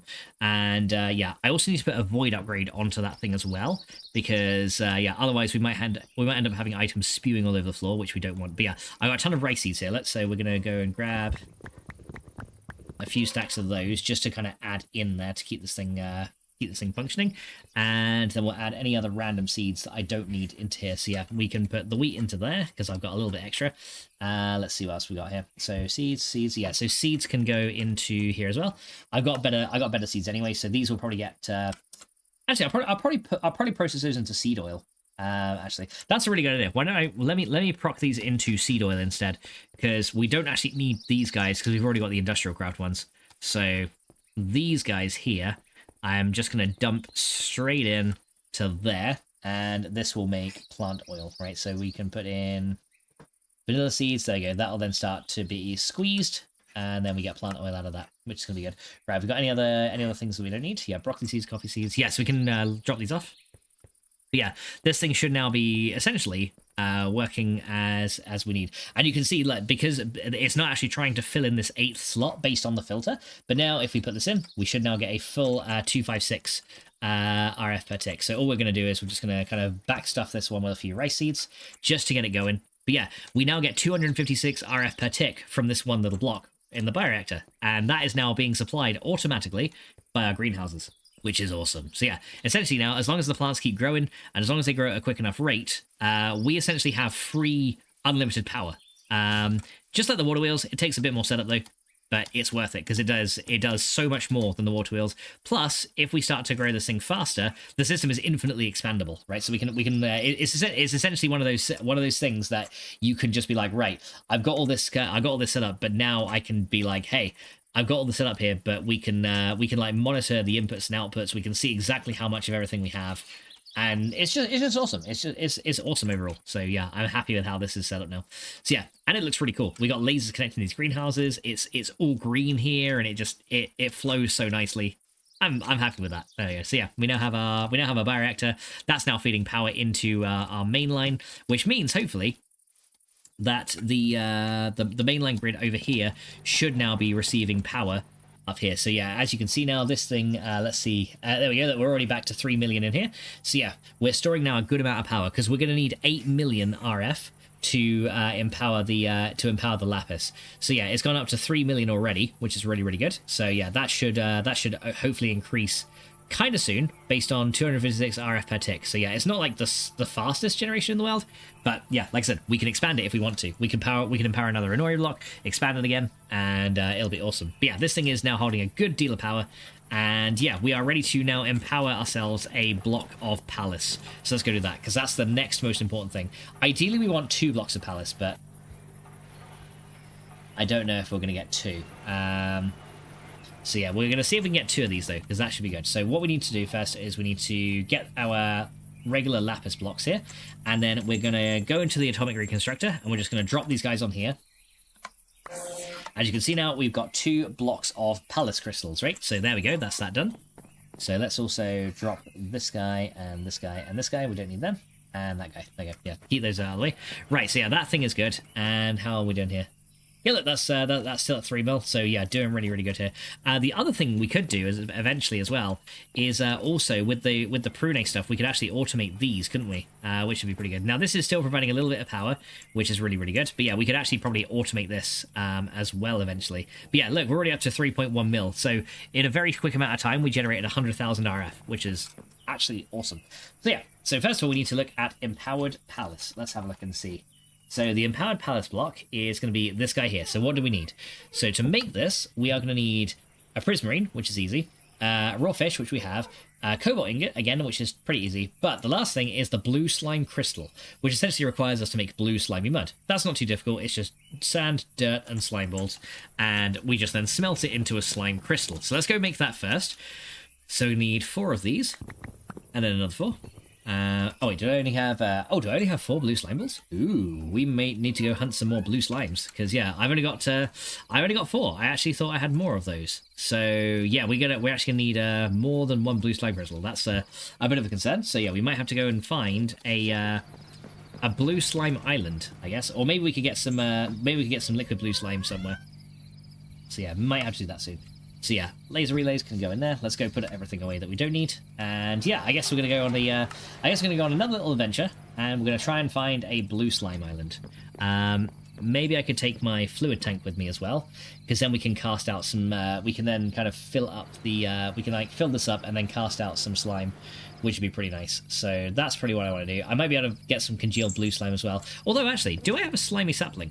If we do, I might be able to actually get it from a. I might be able to get it from a slimy sapling if we do have one, but I'm not sure if we do. Hey, you! Stop scratching the sofa. I see you. No, you, Ted. You're fine. You're being good. Yeah, Ted's being good. He's being a good boy. He's just laying there. But yeah, the cats when they yell and they start like scratching up all the furniture as well. I guess it must be stressful when you just want a good fucking and there's nobody there. You know, it must be a stressful ordeal. So. The cat's just like, I just want someone to fuck me! And it's like, yep, no one's there. Right, so palace block can go in there for now. Don't need those. So yeah, I'm going to keep these fluid tanks on me, just in case. But yeah, I could have sworn we had a blue slimy sapling, which we could actually grow if we do. Because that way we can just get the congealed blue slime from growing them, which might be a little bit nicer. But I guess we'll find out. So let's go and see. Let's go see if we have one in greenhouse number 1 over here. Yeah, that's greenhouse 1, that's greenhouse 2. Even though greenhouse 2 right now is infinitely more useful than greenhouse 1. But yeah, it's fine. It's fine. But yeah, I know that if I ever play this pack again, I will not be using IC2 biogas. It sucks. But yeah, that's something I've learned. IC2 biogas is well, it can be good, but I think like the way we've got it set up is not that good. That is a blue slime sapling. However, it grows green slimy leaves or green slimy stalks. So yeah, we're gonna need to go find some. We're gonna need to go find some blue slime then. Okay, so we need to find some slime islands. But there is one thing I want to make. Well, 2 things actually that I want to make our journey slightly easier, and this is going to be fun. We're going to make these slime boots and a slime sling, because this is going to be fun, because this is what I wanted to make earlier and show you guys. So let's look at slime boots, which is going to be this guy here. So we need 2 slime balls, 2 congealed slime of the same color, and then we just need steel boots, which is just for or it's 2 iron and 2 steel in a very weird configuration. Not quite sure why it's like that. But yeah, okay, so we need okay, so we're gonna need 4 and then 8. So we need 8 of those and then 2 more. Okay, let's go in there. Oi! Hi. Get out of it. Right, so yeah, let's go make these let's go make the slime boots, because this is gonna be a very fun, and it's a very fun way to travel doing this. So first of all, we need the congealed slime. So we're gonna get congealed slime like this. There we go. Then we do that and that, and then we do that and that. Now what we need to do is we need to make steel boots. So we need 2 iron and 2 steel, and we kind of put it together in a very weird configuration, not gonna lie. So 2 steel, and 2 iron. Not sure why they just didn't keep it the same as, like, you know, 4 steel, but I guess they, guess he wanted to be a bit different. But yeah, apparently that's steel boots, there you go. And then this guy goes here, and this will give us slime boots. Alright, here we go. So these guys, essentially, negate all fall damage. So I'm going to keep this thing here, but yeah. This thing allows you to jump a little bit higher. And then, yeah, you can kind of, like, bounce along, which is really good. So yeah, if you have a bit of height here, you can like, bounce along a bit, like, boing. Yay, there you go. So yeah, it's pretty good. Now, what we want to do is combine that with the slime sling. Now, the slime sling is pretty easy to make. It's just congealed slime, string, and slime balls. So again, very easy. So we need 7 slime balls in total. So let's go get those. So 2, 4, 6, 7, and 2 string. There you go. And then the slime sling, you guys are gonna like this. This is and trust me, I like it too. This is one of the most fun items to use in Tinker's Construct. Is the slime sling. So yeah, this guy right here. Then we do doop doop doop, and then do doop. There we go. We got ourselves a slime sling. Right, here we go. So you charge up, aim low, get flinging. Right, here we go, guys. So yeah, you see what this does? If we look down and we charge up and we go whee, boing. And yeah, you can, and then because we're wearing the slime boots, it'll essentially negate all the fall damage. So when we go hunting for a slime island, we can literally just, like, sling ourselves along really quickly. And you can see just how fast we travel, right? Like, that is amazingly fast travel speed. So yeah, we can very easily now get along and find some stuff. Right. Hey, you! Hello! Alright. Man, I swear, that cat just wants to be heard. It's just like, hear me, if you dare. Valet in the poos, in boots. Alright, so we got the slime boots, which is awesome. Now what we're going to do is we are going to go and find ourselves some building blocks, because we need a little bit of building blocks. Actually, cobblestone will do. So, a couple of cobblestone here. And let me go grab my dynamic tank as well from Mechanism. A bucket will probably do, but yeah, probably the Mechanism tank would be good if we've got it still. Actually, I don't know if we do. Do we have it? I don't believe we do. Well, crud. Okay, well, I guess a bucket will do. Okay, we'll get a bucket. Right, so yeah, let's go find some slime islands. And yeah, we can use the slime sling to kind of get around and see if we can find some. So let's go and, like, look on the map and see if there is any in particular that we can find, because there might be some, like, kind of near where we are. So we need in particular an island that spawns blue slime on it. So we need a blue slime island in particular. I didn't want to do that. So that one there looks like a blue slime island there. So we've got one kind of directly to the north of us. Yeah, there's one directly to the north, so that's probably where we want to go. And Ice Cream says, I got you tabbed up. Thank you so much, Kirsty. Very much appreciated. All right. Okay, so let's go ahead and make my way over here. All right, and yeah, we're going to kind of slime sling our way across to that point where the blue slime island is. It's actually kind of hard to see on the map where it is. Is that lava there? Yeah, it looks like a whole, like, chunk of lava over there as well. But yeah, there is a blue slime island pretty much directly to the north of us somewhere. It's kind of like north of these villages. I actually didn't realize how close the villages were either. Is there any, like, closer by though? I kind of want to see if there's any, like, nearer.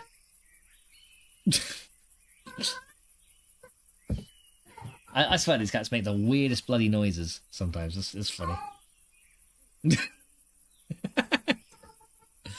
Alright, let's see. Is there another one? Right, there's a purple slime island over there. Actually, doesn't the purple slime island grow blue slimy trees? I think it does, actually. So you might want to go to the purple slime island. There's actually 1, 2... Oh, there's loads together here. There's loads of slime islands together directly this way as well. So yeah, we got quite a few in that direction. Alright. So, oh, I think...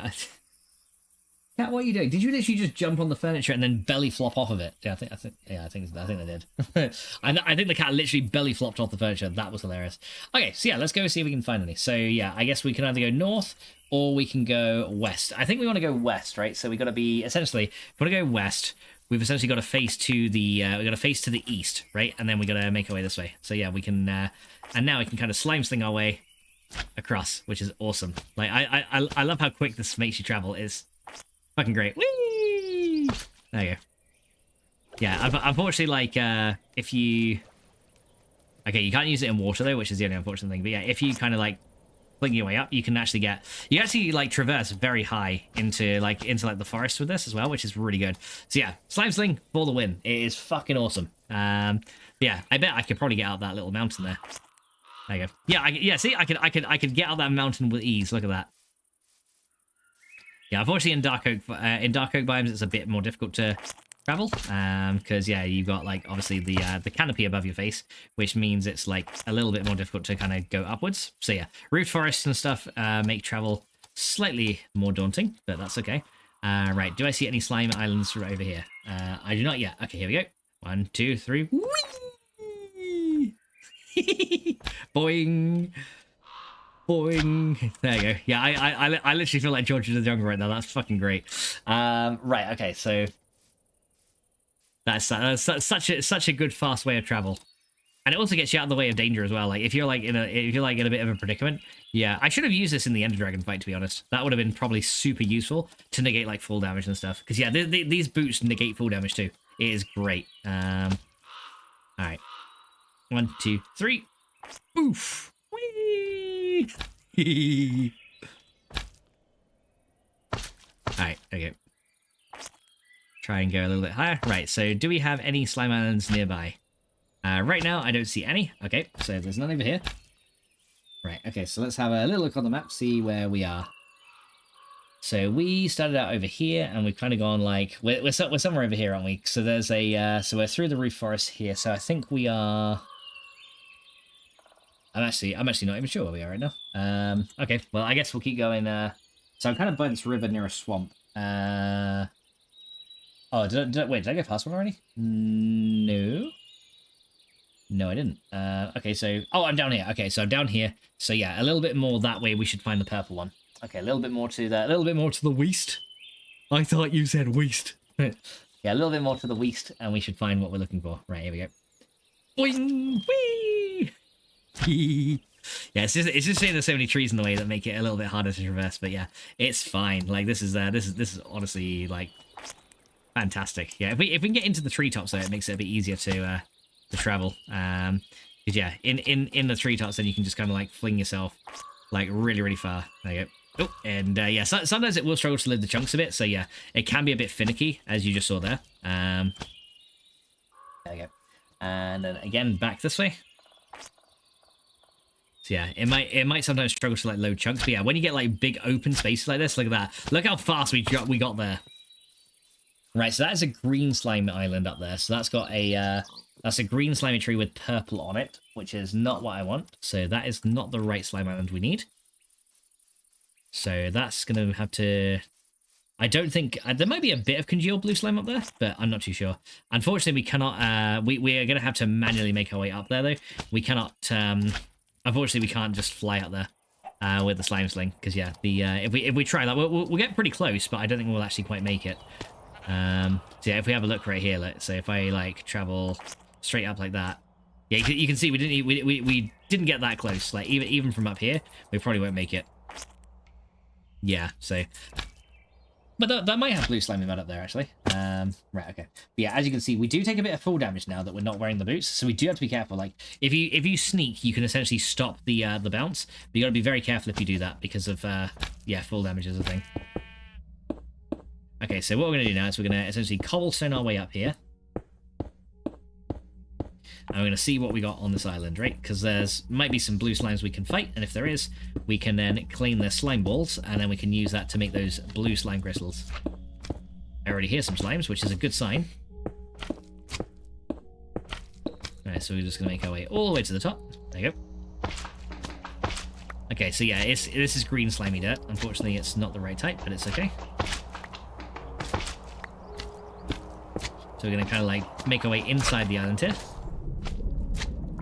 There you go. And we're up. Right, so this is a green slimy island, although there is some congealed blue slime up here. And this thing is actually spawning blue slimes, which is awesome. Alright, so yeah, this liquid does spawn the blue slimes, which is really good, so we'll go grab those. Alright, so yeah, we've got lots of blue slime here, which is really good, so I can dig this out. But more importantly, we can put down the tanks here. We can fill these up with the blue slime from this island as well. So we can kind of empty this island out, and we can kind of fill this tank up with all the blue slime that we can see right here. Yeah, as you can see, yeah, this congealed slime is very bouncy.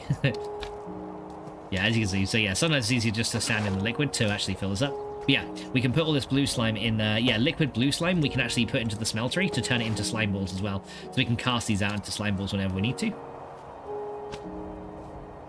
There you go. I might actually just break this block here, just to make it a bit easier. Yeah, plus you can actually jump a bit higher on the, you actually jump a bit higher on the slimy dirt as well, which is really good. But yeah, we're just going to collect as much of this as we can, and then we should be able to get loads of blue slime crystals as well. There you go. Ooh, come up here. Now the slimy liquid does act a little bit weird in this case, I think, but let's just try and fill up as much as we can here. Right, so 15k, 16k. Right, there's one. Right, actually, let's put like a load of these down.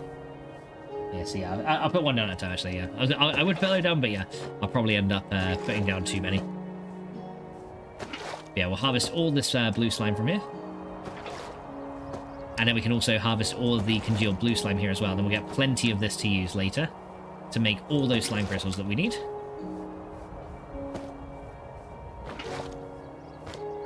There you go, so grab those, and then we'll just keep going.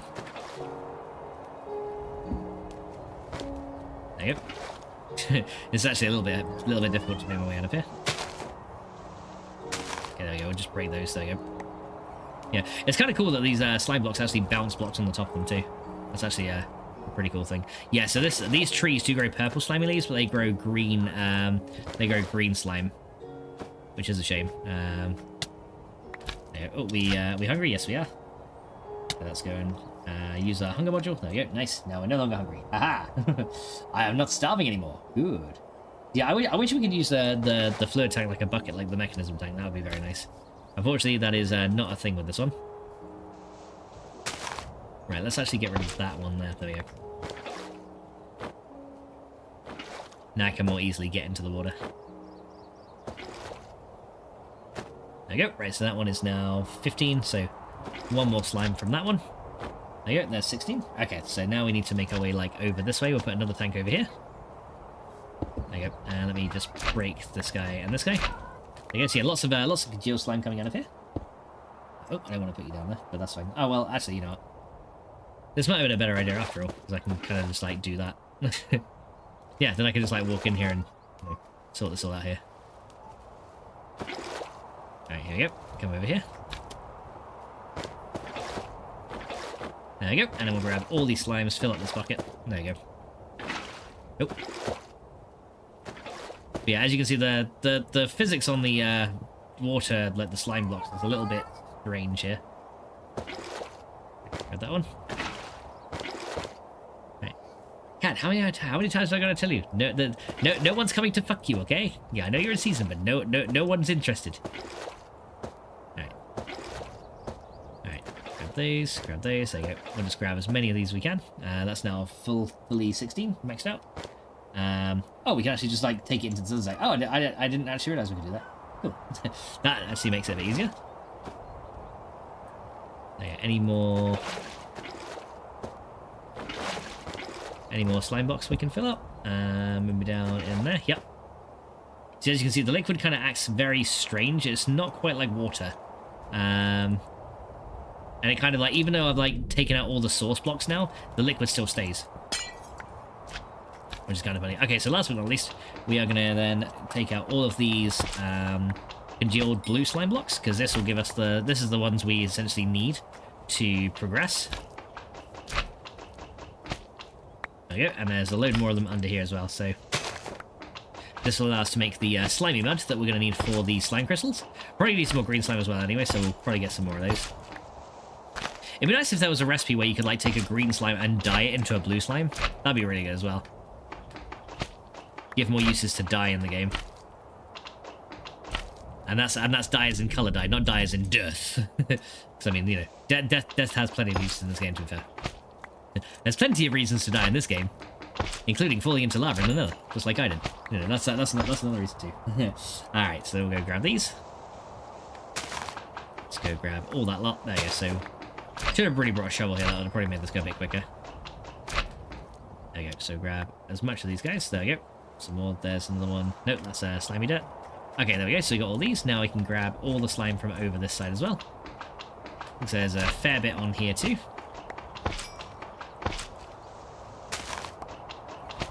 There you go. And then we'll just grab all these guys, take them with me. But yeah, this will probably do for the amount of slime crystals that we need. So we're not going to need like a huge amount, I don't think. But we're going to need at least a little bit, right? So come on, give me that one. Give me... No, come on, give me. I want it. There you go. Thank you. Alright, and then we need that one. And that one. There's a couple more like under here. So yeah, we did pretty good. We did pretty good here. Got a lot of these blocks. Cool. Right, so let's go put down another tank here, and then we can grab some more of the liquid slime.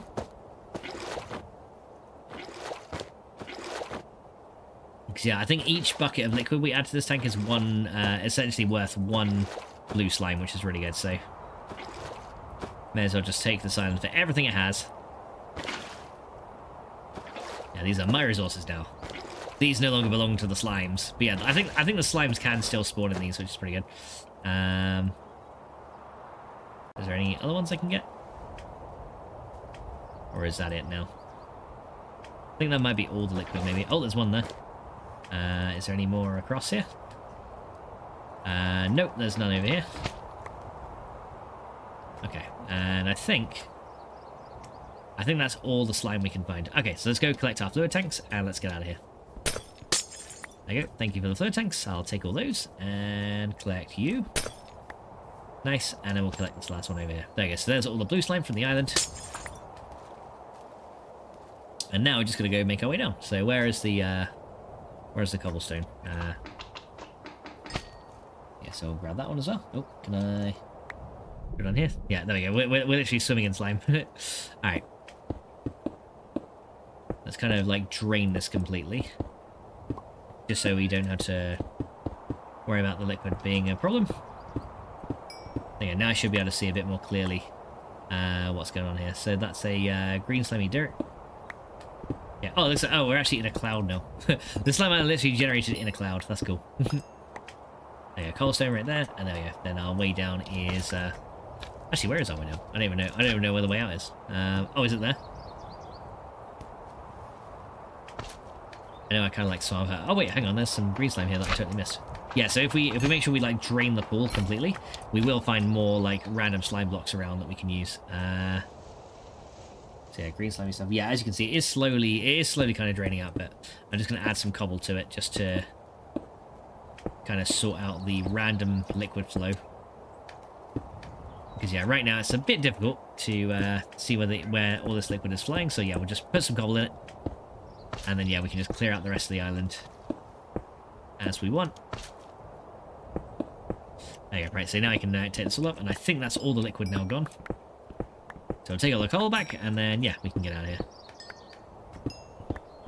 Once we find the way out. Once we find the way down from the island, anyway, then we can make our way down. But yeah, there you go. That slime pool has now been completely drained. There's a couple more green slime here. So let's go grab that. Thank you. And yeah, that's just slimy grass, so don't got to worry about that. Green slime right there. Yeah, some of it can get very quite deep. Whee! Okay, well, luckily, I have my slime boots on, so no worries. But there we go. That slime island is now pretty much excavated. So now I can go make our way home. Cool. That's all we needed. Just needed to excavate that. And yeah, that's where I need to unmark where our horses are, actually, because that's not something I need anymore. So where is the stronghold? Okay, stronghold is there, so our home is that way. Oops. Oh, actually, yeah, I can use that for a slime sling boost. 1, 2, 3. Whee! Boing. Boing. This is such a fast way to travel. It is awesome. Okay, 1, 2, 3. Whee! But yeah, the horizontal travel is pretty good sometimes. I don't know if you can like chain the catapults together if you have to be like perfectly still for it to run. But yeah, I love the fact we can land in leaves and stuff and just like traverse along the forest, along the canopy. That's so cool. Yeah, it's actually cooler than the jetpack. It's a bit less practical, but it is cooler than the jetpack. I'm not gonna lie. Yeah, and to be fair, it's free. It's free fast travel, which is really good.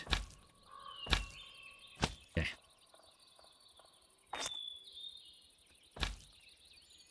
Yeah. Ah, didn't make it to the canopy.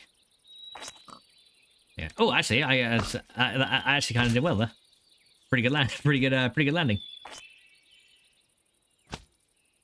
Okay, try and land in the roof forest here. There we go. Okay, try and stay on the treetops if we can. There we go. And now we can kind of go like that way. Yeah. Boing. Whee! That is so cool. Yeah. So yeah, for travel, this thing is fucking fantastic. Honestly, like this is like awesome for fast travel. Yeah, but yeah, you can even like do little jumps as well, which is really good. But yeah, the slime sling, yeah, like I said, it's amazing. it's actually awesome. But there we go. So now we got the slime. So what I should be able to do now is put all these slime tanks into the smeltery and have these cast out as congealed slime blocks, right? So I should now. So this thing is now deactivated. That one is now active, and what I should be able to do, hopefully, is grab these fluid tanks, and we need to find the ones with slime in them, and then essentially deposit all these in there, and that should, from what I'm thinking, deposit the... Can we not deposit congealed slime blocks out of here? Hang on. Maybe we cannot.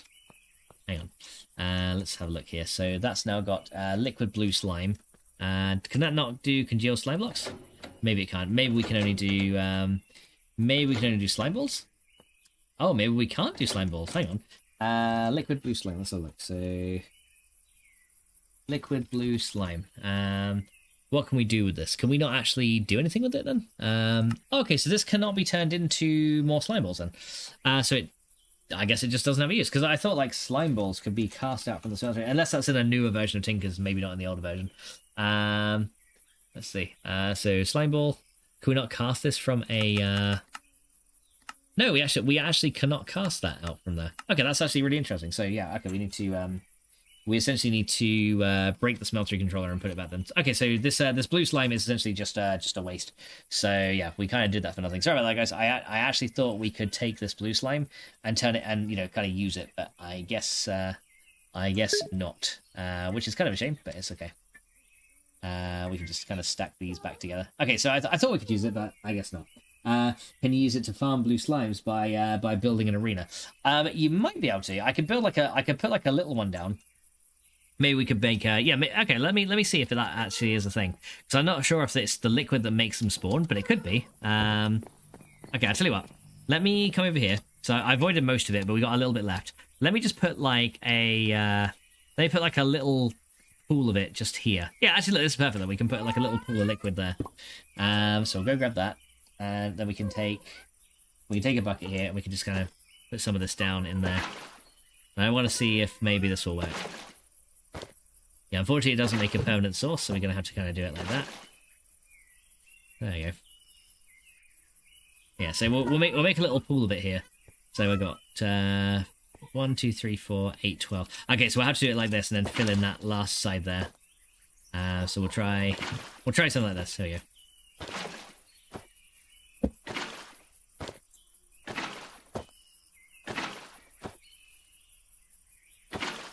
Yeah, we'll make a little thingy here.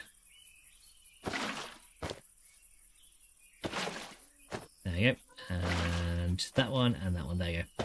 So yeah, we'll make like a little like little thing here, and that should actually keep the blue slimes in place as well. Okay, and then we'll just kind of fill this out with some cobble or something. So we'll do that one, and that one. Yeah, we'll kind of like decorate it around the edge with that, and we'll see if we move far enough away from it, it will spawn blue slimes in it. Because that might be a good idea. Thank you for the suggestion, Wendigo. We should try that, because that does sound like a good idea. And yeah, we'll just kind of make a little pool here, and yeah, that might actually spawn them. If it does, that means we can farm blue slimes from home base, and if that does work, I might end up actually using that in a mob spawner, which would be really, really good. I mean, if it works, then you get free blue slimes, and you won't have to go miles away from home. Exactly, that would be really good if we do. So yeah, I'm looking forward to seeing if this is going to actually be a thing. So there you go. So there's our slime pool, and we'll see if that will eventually spawn blue slimes in it. It might do, and if it does, then yeah, we can go back. We can go farm blue slimes there. And if it does, what I'll do is I'll encase it in like glass or something, and then we can have like a. Oh, that'd be a really cool thing if I encase it in like some like light blue glass, and then you'll see that, and then you'll see like a slime inside a bigger slime. I think that'd look really cool, actually. That'd be a cool little cool little Easter egg type structure, and we could do it once for each of the different types of slimes if it works. Which yeah, I'm actually looking forward to trying that now. But yeah, that is a very good idea. Thank you so much for that. So yeah, we'll actually try that before just voiding all the liquid. Do I have any more blue slime in any of these, or are they empty now? They are all empty. Okay. Cats, I swear to God, you are literally throwing yourselves off of furniture. Are you guys that desperate to find a male cat? Like, seriously. It's so funny. Literally, they're launching themselves off the furniture. It's actually quite funny to watch.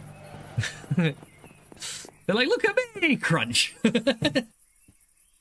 Yep, yeah, off they go again. That's so funny. I don't know why they're doing it. Alright, so let's go make some blue slimy mud. So what we need for that is we need sand, congealed slime, and dirt. I think that should give us blue slimy mud. There you go. Now we need a bit more sand, so... yeah, so 7 of those. Okay. So grab those, there you go. A bit more, and 5 more. There you go.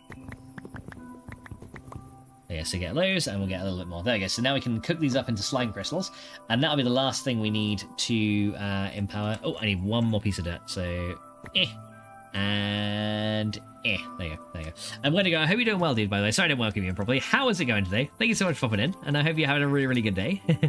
Alright, so yeah, let's go see if we can get these blue slime crystals to form. So this should just work in the furnace, right? So we go through those, and then, yeah, blue slime crystals now come out of there.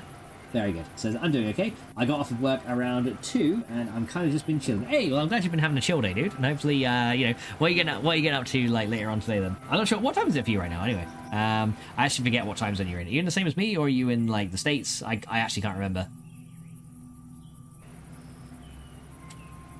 So got off from work at 2. So that must mean like you're. So what? Yeah, what time is it for you now? 6:45 p.m. Okay, so yeah, okay, so you're in like, so you are in, what time is it now? So you're in EST. Okay, that's cool. 6:45, yeah, it's 5 hours forward. Yeah, you're in EST then, because that's 5 hours behind us. Because yeah, over here it's like 11:45 p.m. But yeah, there's our crystals. Okay, I see. I got you. I see. I know where you are now. I know where you live. I'm sorry.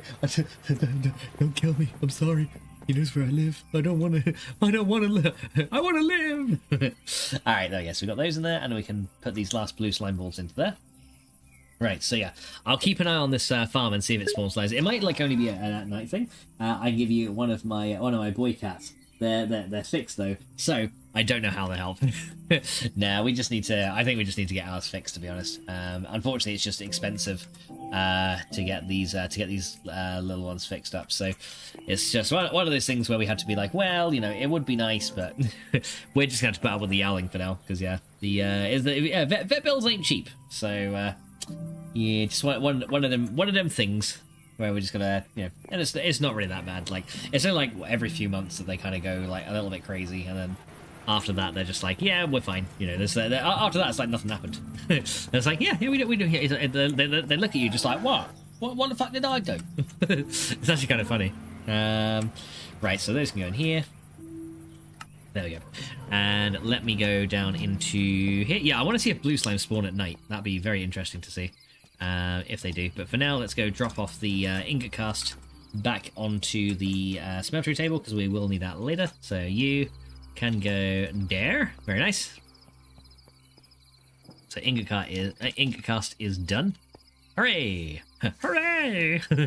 Right, so there we go. That's all good. Right, so that should be like everything we need now, hopefully, for the empowered palace block. Right, so let's go see if we can make that now. Well, first of all, let me see. Are blue slimes spawning over there? If they are, that'd be good. Right now, I just see some skeletons, but so far, no blue slimes yet. So yeah, we'll keep an eye on it. But right now, I'm not seeing any at the minute. I do actually want to check the bioreactor. I'm actually going to sleep real quick, because I do want to check the bioreactor and see how it goes.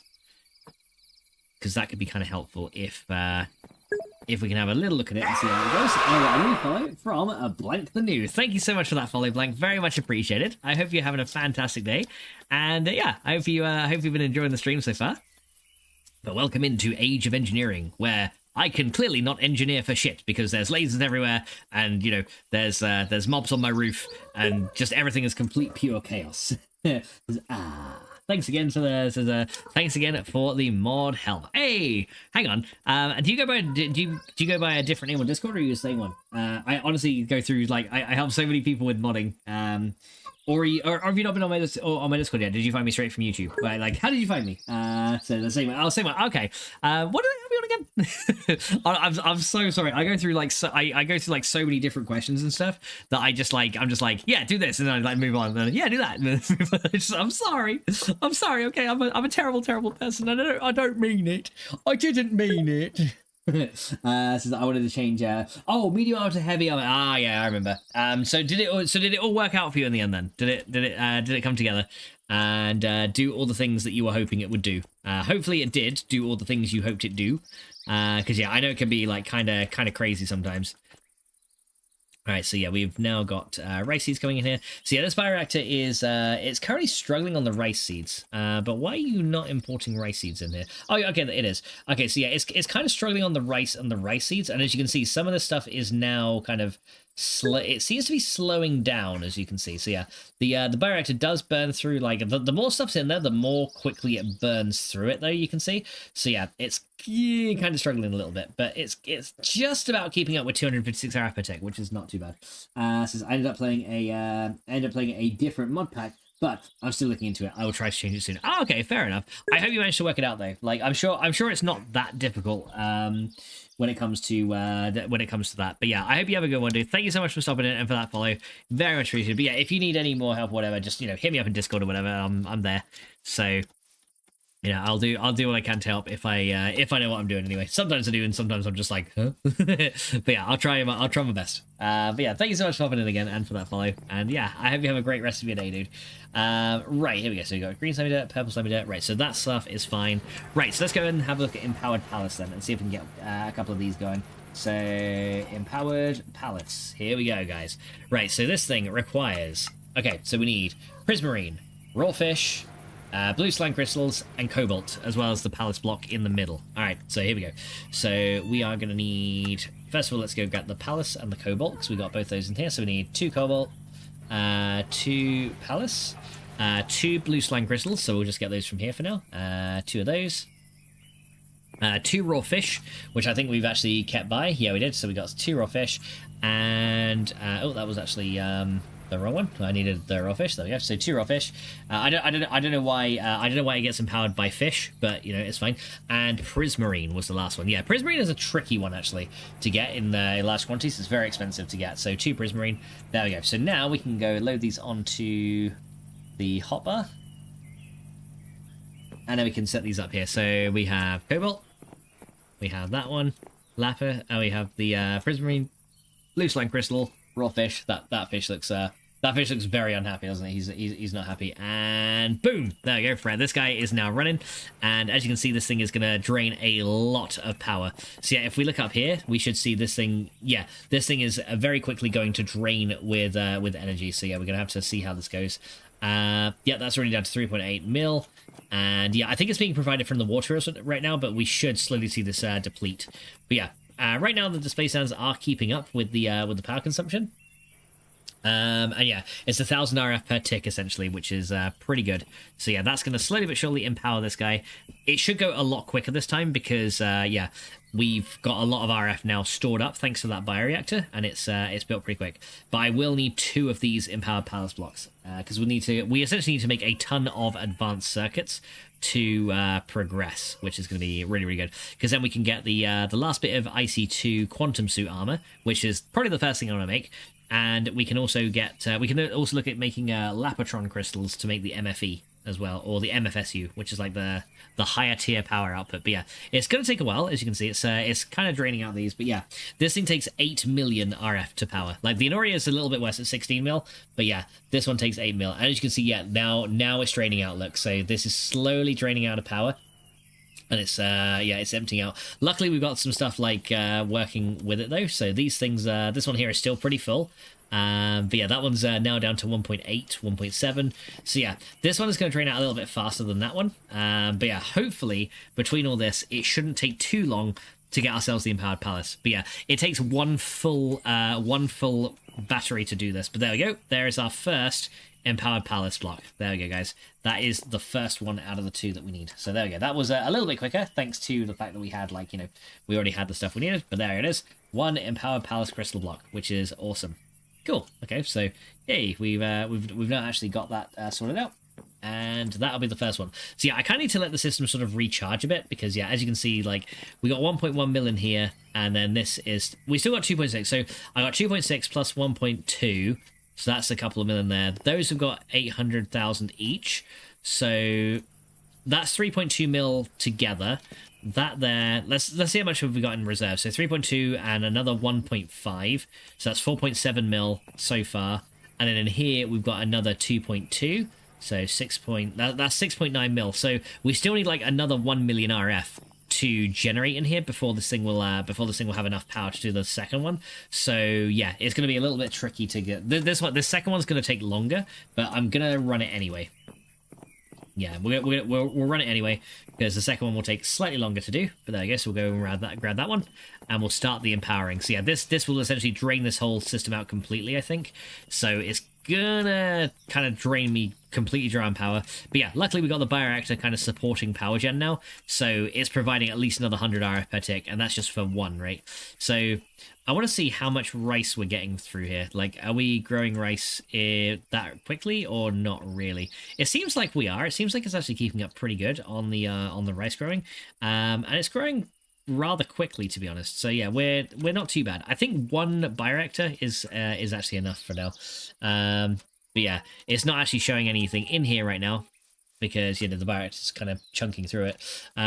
Let's see, coffee seeds are going down. So the actual stock of stuff is going down slowly but surely. So these greenhouses are not quite, even with the gas lanterns and full CO2, these things are not quite fast enough to keep up with the power production. But honestly, that's okay. And I'll tell you why that's okay. It is okay because later on, once we get the advanced circuitry and everything and make the centrifuge to get the empowered diamantine, we can make the advanced greenhouse. And once we do that, it will actually farm a bit faster, because we can make, after the advanced greenhouses, we get the garden cloche. And once we get the garden cloche, then, you know, that's pretty much like insta growth of plants, which will supply several bioreactors, which is going to be really, really good. So yeah, like I said, this one might take a little bit longer than the last one. As you can see, it's like, yeah, as you can see now, this thing is now completely drained. This one up here still has about 100k left in it. But again, this one's going to probably end up getting completely drained. There it is. It's now drained out completely. And as you can see now, the particle effects are kind of... They're still there, but now they're slowing down. Look, so yeah, now we just have to kind of wait for this thing to finish off. It's unfortunately... not that good now. Yeah, it's going a lot slower now because we're essentially supporting energy now from that bioreactor. But yeah, it's most of the way there. It's probably like 90% of the way done. It's just this last little bit is going to take a bit.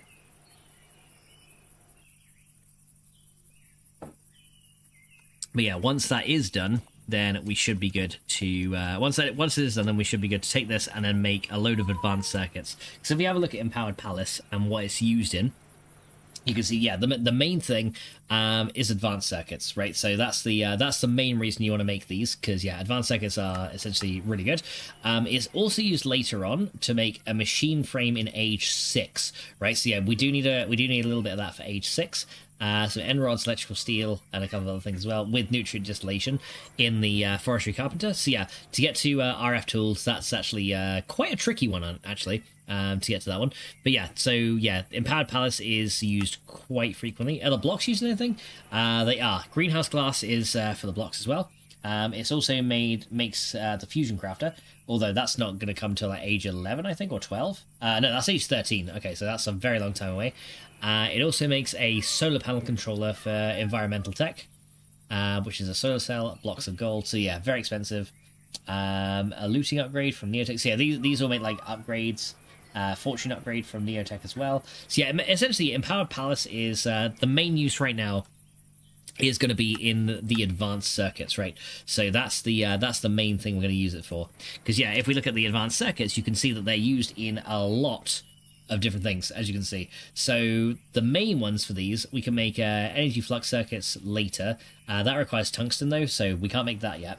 But earlier on, we will be able to make so there's windmills. That's all tech reborn stuff.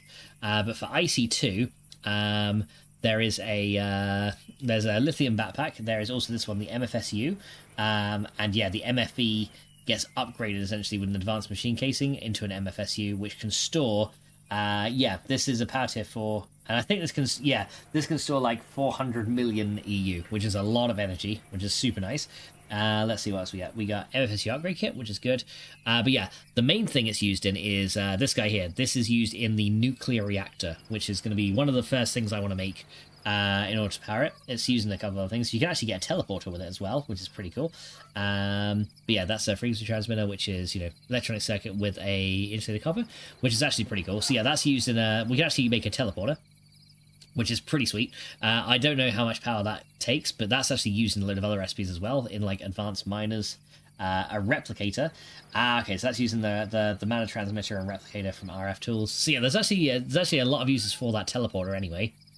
So a rod of return that makes a matter receiver. Okay, so that's actually kind of interesting. Okay, so what else have we got to use for these? So mainly the nuclear reactor is the first one. It's also used in the scanner. That's for the UU matter and the mass fabricator. Yeah, so that's UU matter with the Lapotron crystal. 2 advanced machine casings. It's also used to make the first quantum suit helmet as well. So once we start getting the iridium force plate, we can then make those. But yeah, Lapotron crystals as well. 2 advanced circuits for one of those, and I'm sure those are going to be used a lot.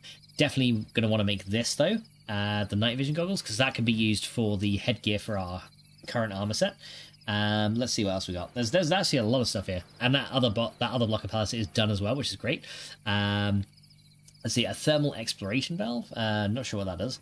A flamethrower. That's pretty cool. So that's used in the mechanism flamethrower. We also need it for the boiler valve in mechanism. So yeah, it's actually used in like quite a lot of different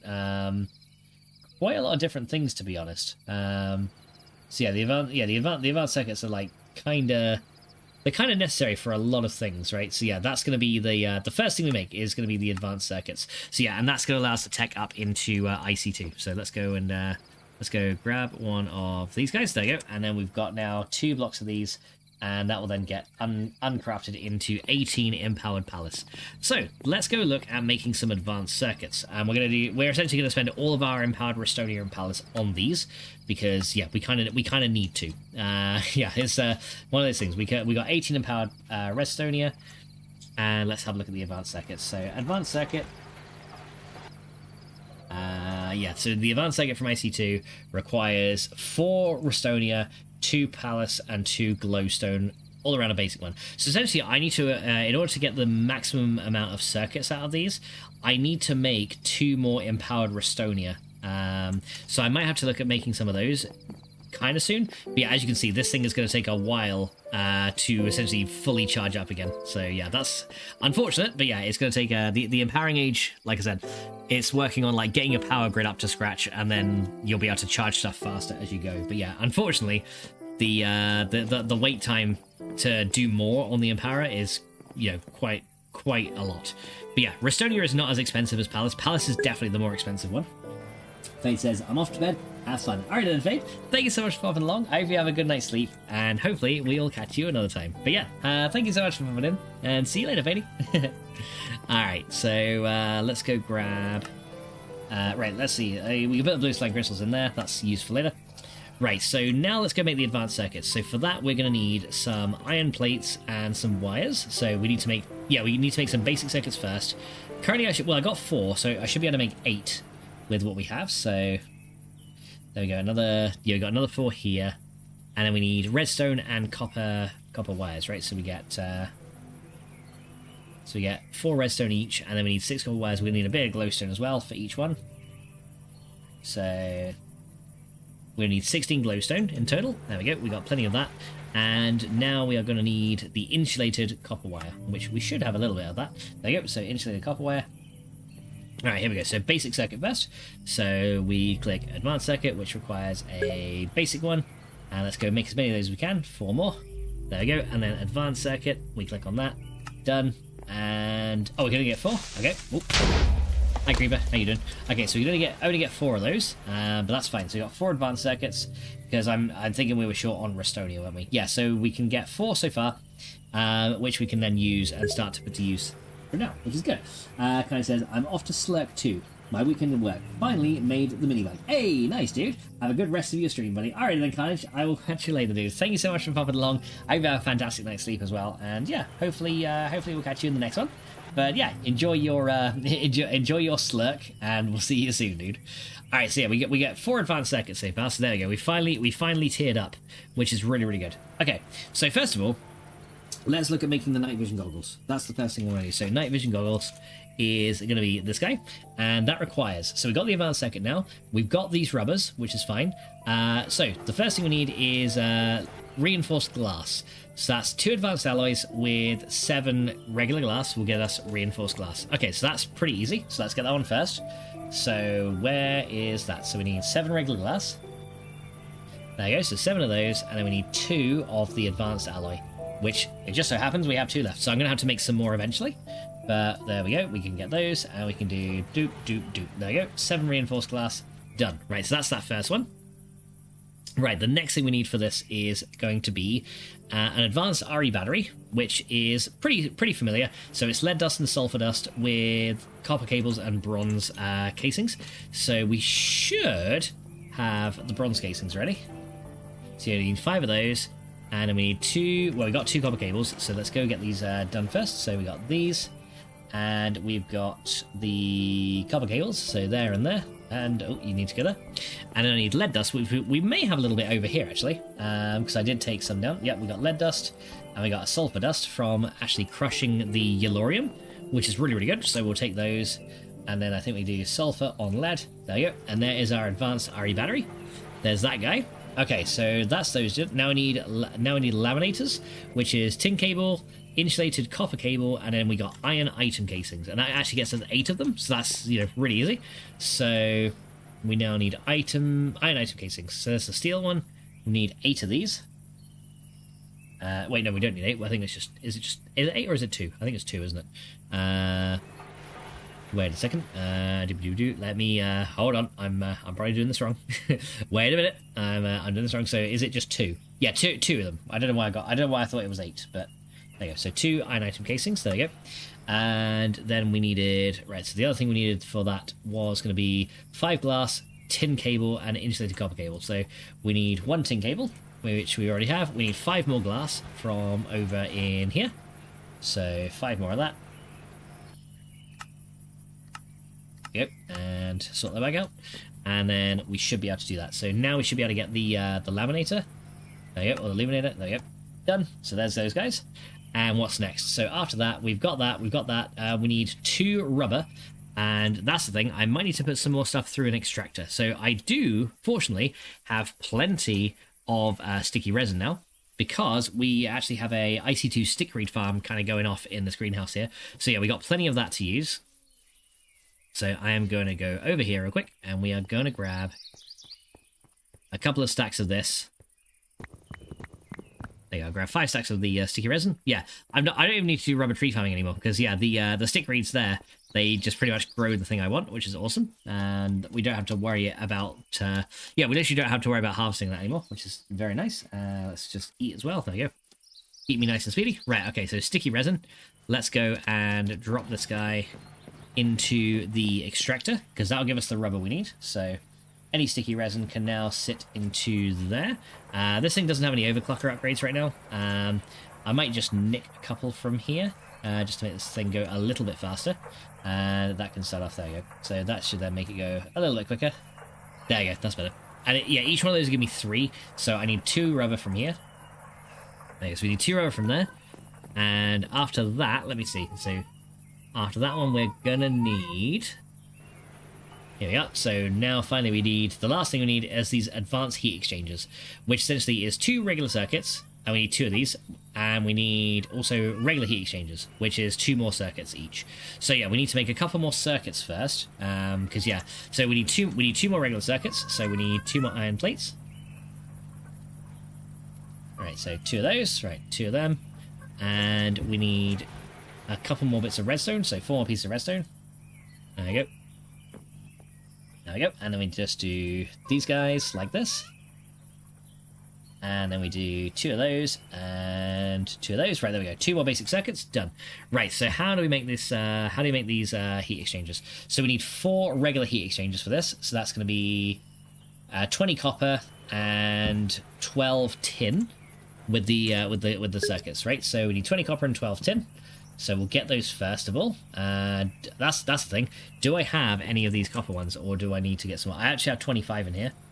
So I do need to make some more copper plates, which I should probably do right now while I think about it, just so that we're not short later.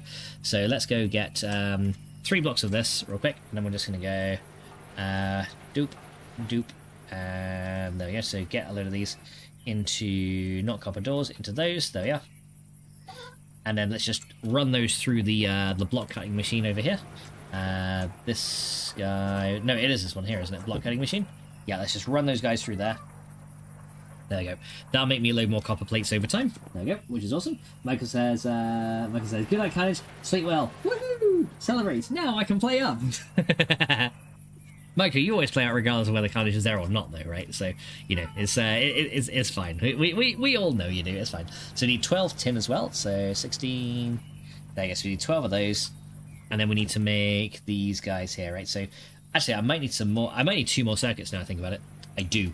Actually, yeah, I do. So 2 more iron, and we get 2 more. So 2 more circuits. Yeah, 2 more basic circuits. Yeah, because a lot of circuitry goes into this thing, guys. Like, a lot of it. So 2 more basic circuits here, and then we just do you guys, and then we do you guys. Yeah, lots of copper spent on these. 2 more circuits there, and then we get 4 of these, and then we do...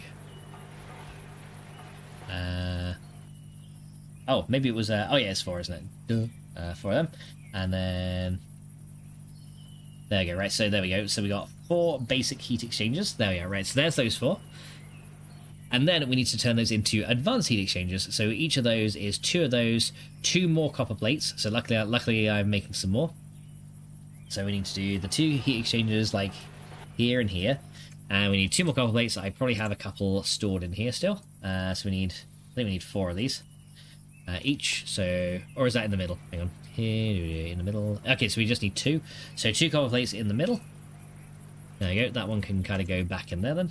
You can do that. Right, so there's those 2. And then lastly, we are going to need the 4... okay, we need circuit on top and the bottom. And then 4 lapis lazuli plates. Okay, so we just need to make 1 block of lapis. And then we can turn those into 9 plates.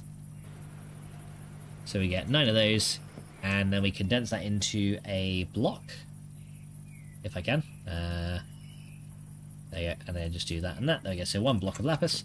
This can then get turned into the plates that we need. Is this thing still running? Nope, this thing is now already... look at that, that's already done. That's how quick this thing is. Look at that. It's like... and it just like... remember how slow this used to be? Like, this is now way quicker. There you go, there's our lapis plates. And then we just do 2, 2, 2, and 2. We got 1 left over. And finally, we just do 2 and 2. Done. There you go. And then finally, we should be able to make these night vision goggles. There you go. Right. Night vision goggles acquired. Awesome. So yeah, these things can essentially give you, well, as you would think, night vision. However, we don't want to keep it as night vision goggles. We now want to take those and we want to upgrade it with some carbon plates into the final piece of the nanosuit helmet, right? So that's the last thing we want to do. So we are going to need to make an energy crystal. So in order to make that, we need to actually get ourselves some diamond dust. So we're going to go get ourselves, we need, I think, 4 diamond dust. First of all, and we're going to crush that in this macerator. So we're just going to chuck the diamonds in there, and that is going to get crushed into 4 pieces of diamond dust. So there you go. So we're just going to grab this guy. There's 3, and last one. Right, 4 diamond dust. Now we need 5 bits of redstone. Let's go do that. So 1, 2, 3, 4, 5. So 5 of those, and then we're just going to combine these guys with the 4 diamond dust. So 5 redstone here, 4 diamond dust there. we now get 9 energetic dust, and then that gets put straight into the compressor, which then turns that into 1 energy crystal. So we get that one done, and there it is. Energy crystal, here we are. Right, so that is now ready to go. How you doing, Tank? Welcome to the stream, dude. How's it going? You joined just you just joined at a good time. We're about to get the last piece of our quantum suit armor, which is going to be really, really good. And please ignore the yowling of the cats in the background. I just want to ring their necks. No, I'm joking. Tank's like, Ozzy, how you been there, Tank? How you been keeping well? Thank you so much for popping in, dude. So yeah, we're going to charge these guys up here, and this will actually probably charge the energy crystal. So I think it does need a full charge. In order to make this work, but I'm not too sure. So yeah, we'll wait till this thing gets a little bit of power in it. As you can see, the energy crystal is slowly but surely turning red, which is good. So that means it is getting some charge, which is this little thing down here. As you can see, yeah, it's got 300 EU in there so far, but slowly but surely it's going to increase in its charge as well. Plus, all of our armor is going to get repaired. But yeah, our night vision goggles actually is going to be really good because yeah, we can use this very soon as well. But yeah, that's now... Yeah, as you can see, it's getting redder. It's getting even redder. I'm not sure whether the quantum suit is green, and but I make it out of red parts. It's kind of funny. But yeah, we're just going to stand here real quick, wait for this to charge, and then we need to get some carbon plates and make the last piece of the nanosuit, which is going to be really good. And once we got that, then I can look at getting the... I can then actually look at getting the electric jetpack, which is going to be... so nice. We're going to actually get flight. We are actually going to be able to fly, guys. It's going to be fucking awesome. So let's go and wait for this to finish up. That is now going to go, and once we're done, hopefully almost done. Is that nearly fully charged? There you go. Almost done. Yeah, 900k. So that's gone very red now. It's very full of energy. And once that's finished, we can then take that, combine it with this and a couple of carbon plates, and we will get the nanosuit helmet, which will provide the last bit of armor. There we go. So that's now fully charged. And we need 4 carbon plates. And I'm not sure if I have any, but let's just check. I may have some already. I actually have 10. Excellent. So we grab these guys, and then finally we can put these together. So those guys, night vision goggles, and that. Lo and behold, guys, we now have the nanosuit helmet, and we now have a full nanosuit. Haha! I am Quantum Man. There we go. And as you can see, that gave me a little bit more armor and protection. And yeah, this thing is this thing is just is awesome. Gives me a little bit of extra armor value, and I think that actually makes me move a little bit faster. It definitely feels like I run just a tiny bit faster now that I'm wearing the full suit. Right, get out of here. And oh, you actually dropped an enchanted bow. What's on there? I'm breaking one. That's kind of shit. So yeah, sorry, skeleton. You need to go. Alright, but there we go. So the next thing I want to look at is the jetpack. So let's have a look at that. So let's first of all, we need well, first of all, we just use the regular jetpack, and this is why the elytra will come in handy. So first of all, we need the biogas one, and this one isn't too bad. We can actually get this one straight away. It's just a basic circuit, a universal fluid cell, 2 redstone, and the elytra with some iron casing. So it's actually very, very easy to get the first one, but I need to turn that into an electric one in a minute. So let's go get ourselves another basic circuit. So we need 2 more redstone out of here, and we're going to need an iron. We need an iron plate and some iron casing. That can actually go back in there. So we need 1 iron plate. We need 4 iron item casings for the jetpack itself. And let's go get this started. So we're going to make ourselves the circuit. So you guys go here. There you go. And then we add the 2 redstone on the side. 1 circuit. There you go. That's the first one, and then we need a universal fluid cell and 2 more redstone. Okay, so that's, again, super easy to get. So 2 more redstone from there. We've already got a load of universal fluid cells, I believe, up in here. Do we have any empty ones? Let's see. We got a load filled with water here, and some filled with IC2 coolant, and some filled with Weedex. Okay, take a coolant cell. Okay, I guess we can just make another one. It shouldn't be too hard to make another one. It's just a bit of tin plates around universal fluid cell, isn't it? Unless I can, like, dump the water here. Actually, maybe I can dump the water. Hang on. I'll go grab this guy. Can I just, like, dump the water over here? Did this thing spawn blue slimes yet? It didn't. Oh, hello. Ow. I have a quantum suit now. You can't touch me. Well, you kind of can, but... There you got him. Nice, he's up. Yeah, get rid of all these guys. Right, I just want to empty this into the water here. There you go, so I'll just kind of do... There you go, so empty that guy. There you go, so he is now emptied. And now, we can go get this jetpack. There you go. Aha. Here we go. So let's. I've probably got like an arrow or two in me. Actually, I'm right. But yeah, as you can see, your armor takes durability damage, but I can just like charge it right here, and it's fully fixed again. Okay, so yeah, don't need to worry about that now. So 2 more redstone and a universal fluid cell gets me the biogas jetpack. Oh yeah, we just need the 4 iron item casings as well. Oh, I took 4 out of here. I guess in my haste I forgot. So iron casings right there. And there we go. So then we do these guys. Oh, and I have the electro, right? There we go. So we do that, and there we go. And you know what the best part is? It actually preserves the electro for you. So we can actually use the electro to craft another jetpack. So yeah, you don't need to worry about them kind of running out of electros in your world. So that's really, really good. So yeah, we can now craft as many jetpacks as we like. Because yeah, we found the electro ages ago after, you know, killing the Ender Dragon and just exploring the end a little bit. But yeah, that is very, very nice. So there's our biogas one. But what we want to do is we want to take this and we want to upgrade that now into the electric jetpack, which is actually very easy. We just need a bat box, which isn't too bad. And then with this guy, we just then take another advanced circuit, 2 more glowstone, and 4 more iron casings. So yeah, everything here should be pretty good. So we have a bat box here. We've actually... don't know how much power is in there, but yeah, there's our bat box here. 4 more item casings and 2 glowstone should give us now the electric jetpack. So 4 more of those and then 2 glowstones, which we've got a load of on here. So 2 more of them. Thank you. And also let me consume that XP. Nice. And then this should give us now the electric one. Let's see how we go. So we need to do electric jetpack, which is that guy there. And there we go. Cool. 1 electric jetpack. Very nice. There you go. So yeah, this thing has this thing can only store 30k EU. Do you mind, Creeper? Go away. You can't hurt me. See, did like nothing. Yeah, that's why I love this armor as well. Like you have like the blast protection you have is so bloody good. But yeah, this will give me a couple of bits of armor toughness as well, which is super nice. And it actually gives us 8 armor when we wear it, so you can essentially equip it onto your body like that in place of the quantum suit, and then you can fly. Look at that, which is awesome. Now I don't know how much durability that uses. 29.6. So yeah, it's not like an amazing jetpack, but it's good to it's good for us to get up to like certain places, right? Because that's gonna be really, really helpful. So the electric jetpack, as you can see, is pretty cool, and we can just use it to like.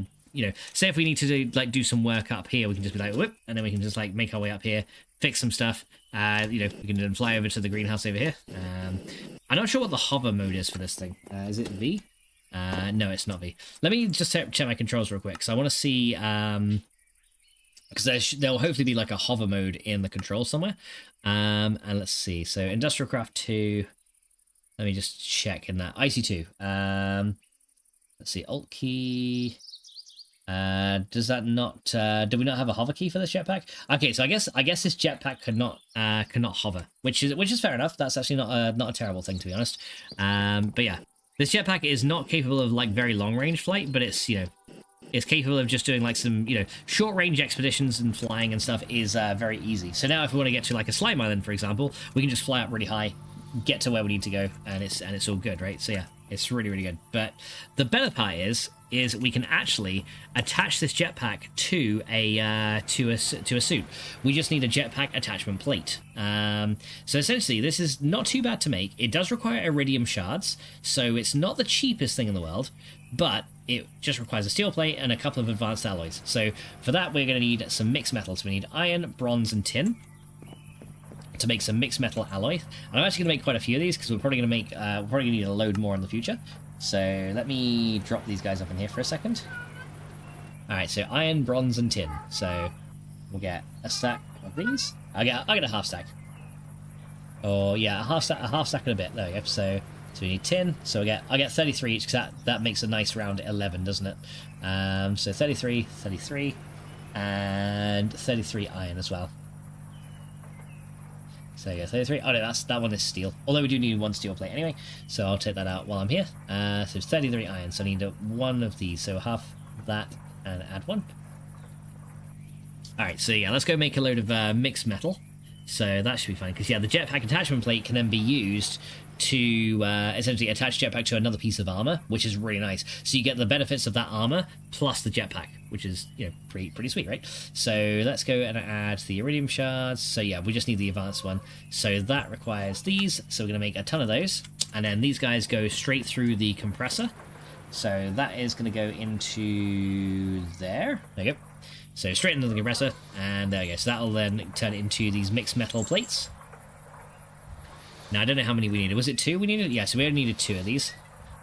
So we get 2 of those guys, and we need 4 iridium and a bit of steel and a couple of carbon plates. So 2 carbon plates should be pretty easy. I think we've already got some stored away somewhere. Yep, so 2 more carbon plates right there. We've already got the steel bit that we need. And then it was the 4 iridium chunks, which I think is right here. Yeah, I've actually got 27 here. Nice. So there's 4 right there. And then we should be able to now make the jetpack attachment. There we go. So grab those, and there we go. 1 jetpack attachment plate. And then with this, we can take a jetpack, the piece of armor that we want to attach it to, and the attachment plate. So we do that, that, and that, and now we get the nanosuit body armor with an electric jetpack attached. Look at that. And I think, I don't know like how this works, but this might now use the durability. This might now use the durability of the nanosuit body armor itself to do it. But yeah, as you can see, you can actually see the jetpack is now attached to it. So I should now be able to fly pretty easily, and yeah, that's awesome. So we can just so now we can fly. But I think the best part is, yeah, as you can see, it takes the 100k out of 1 million EU. So you can see that it actually takes the durability of the armor to use the jetpack, which is not a problem because we can just, you know, recharge it whenever we need to, right? So yeah, if we keep like a backpack on us or something, we can actually keep our armor nice and charged up for very, very long journeys, right? So yeah, as you can see, it does slowly eat into the durability of the chest plate, which is the one disadvantage. So we do get the benefits, but yeah, it will slowly eat the durability of the chest plate. But now we can fly for a lot longer, which is awesome. See how we can just kind of like fly around here. I don't know if sprinting makes you go a bit faster, but yeah, you fly kind of slowly, but it's honestly not a problem. It will make traversing the end to find some more things there a lot nicer. And yeah, as you can see, we can just charge it up again. Now, the cool thing is we could keep on us the... we've actually got a backpack that we can actually keep on our character as well. Yeah, we got one of these charging energy crystals, right? So if we keep this on us, right, the best part is I can now essentially charge this guy up completely, and this will keep the then keep the durability of my armor nice and full, right? So yeah, we're gonna stand on the charge pad here just so I get a little bit of power in me. But yeah, here we go. So this is now gonna essentially recharge this entire system, and when I then use the durability of my armor, instead of taking it from my armor, it will take it from this, and then it will recharge into the armor again. So as long as I keep this on me, I can now essentially fly potentially 5 times as far as I would have been able to without, which is really good. So yeah, the jetpack is now attached, and yeah, we are good, which is pretty nice. So yeah, that's gonna be very, very good for later. And as you can see now, we have, for what it's worth, creative flight, which is really, really good. Now, the electric jetpack can be used in other things as well. If we get iridium reinforced plates later, we can actually use it to make the quantum suit body armor, which is really, really good. But as you can see, we can actually attach the jetpack to essentially anything. You can even attach it to an elytra for whatever reason, which I guess would be kind of good. But yeah, you can attach these jetpacks to essentially any armor that you like, which is pretty cool. So yeah, all the chest plates can have a jetpack attached. Let's see what else we can do with it as well. If we get conductive iron as well. With the basic capacitor, once we get to Ender IO, we can actually use we can actually get the tier 1 jetpack, which charges with RF, and then I think we can attach that to other things as well. So if we get that one, we can kind of power it up. Energetic alloy from Ender IO, then vibrant alloy, and then once we got that, we can then attach it. We can make an armored version as well, and I think we can actually attach. Electric jetpack attached. Oh, apparently you can attach that to an electric one as well, so you can kind of like double up on it, which is actually kind of funny. And you can even make a flight modifier. And can we do anything with the vibrant one apart from attach it? No. So once you get the vibrant one, essentially that can store 20 million RF in there. And yeah, I think this one can actually do hover as well. So yeah, this is going to be the better jetpack. But for now, this initial one is actually really bloody good. So yeah, that's something that we got. So yeah, we've essentially got flight now. which is super nice. So yeah, just a little bit of empowering later. We've got much better power generation and a little bit of flight. Not much has actually changed in the base, but yeah, I'm very proud of the crop farm setup over here with the lasers. I think I did really good with that. Alright. But yeah, so now we're going to have a look real quick and see. So yeah, you can see, look, it's taken this, but I think what will happen eventually is it'll actually charge it from here and kind of put the stuff back in there once we're done. So what we can do now, let's look at advanced circuits again. So advanced circuit. And with these advanced circuits now, we should be able to make a couple of other cool things as well. So we need to look at the IC2 recipes and see what we can get here. So that's all Tech Reborn, which is much later on. We need IC2, so what can we make from there now? So we can now make any other good things. Thermal evaporation control, don't need that one. So this is all mechanism, so can't do much with that yet. More mechanism. Ultimate hybrid solar we can make with just hybrid solar panels, but that's nothing we can get right now because that requires enriched cenarium, which we can't get yet, and again iridium reinforced plates, so we can't do too much with that yet. The extra jetpack we made now, the pattern storage is reinforced stone. We're probably going to have to make that kind of too. Crystal memory, I'm not sure how we get that yet, but yeah, I think the main thing we have to do now, there's the EV transformer, we don't need that one.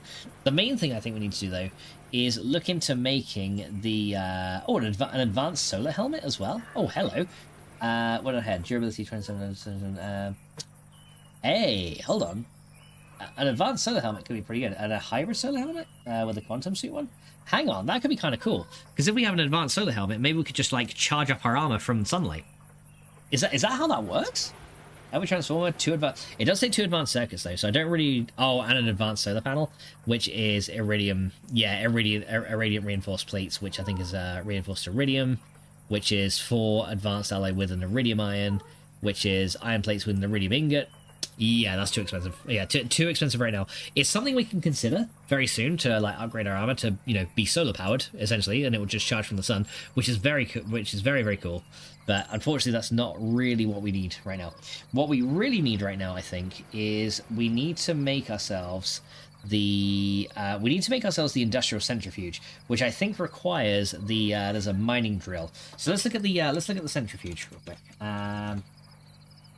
So the industrial centrifuge is this guy right here, I think. And then that's Tech Reborn. Thermal centrifuge, that's the one there. So yeah, this guy essentially requires an advanced machine block, which we have, 3 coils, an electric motor, again, which we have, but it also requires this mining laser, right? Now, the mining laser essentially is pretty easy with the advanced alloys. We've now got a load of those, but it also requires an advanced circuit, which we now have access to. So yeah, now we can actually make the mining laser, and then that thing can make the thermal centrifuge. It can also make it's also needed for the pattern storage. And yeah, that's pretty much what it's used for. And we can actually enchant this thing as well by the looks of things. So we can put like XP boost on it. We can put silk touch, efficiency, mending, fortune. Okay, so we can actually use a mining laser if we wanted to, which is actually pretty sweet. So yeah, we can actually maybe use that as a potential tool as well. So yeah, we need another one of these energy crystals. So let's actually get started with that. So an energy crystal requires 4 diamonds as a base. So let's go get 4 of these diamonds. I will have to start mining more of these very soon because we're kind of running out. But yeah, these go in the macerator. And once those are done, that will turn into diamond dust. But yeah, I am definitely, most certainly, going to need more diamonds soon, right? How is the Empower doing? Is this now full and ready to go? Yes, that is now ready to go. So we can do another Empowered Restonia in just a minute. That's now fully charged again, which is really good. So let's just like sleep here real quick. So yeah, that's now fully charged.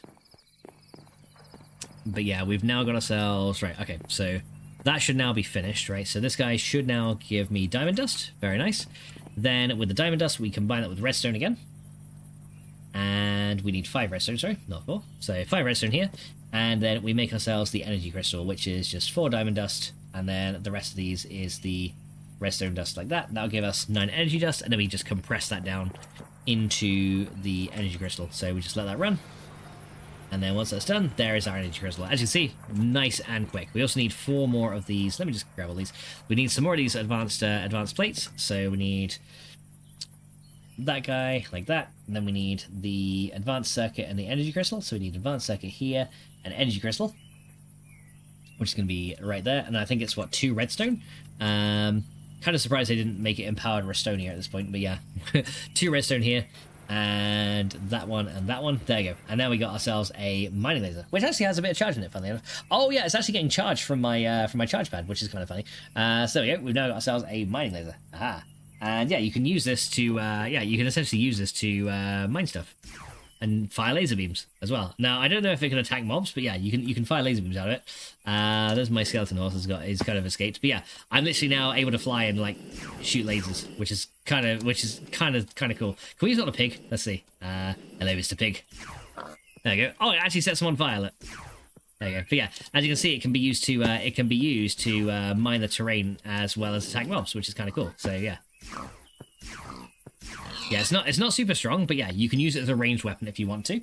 Yeah, this thing does store like a fairly good amount of power as well, which is kind of nice.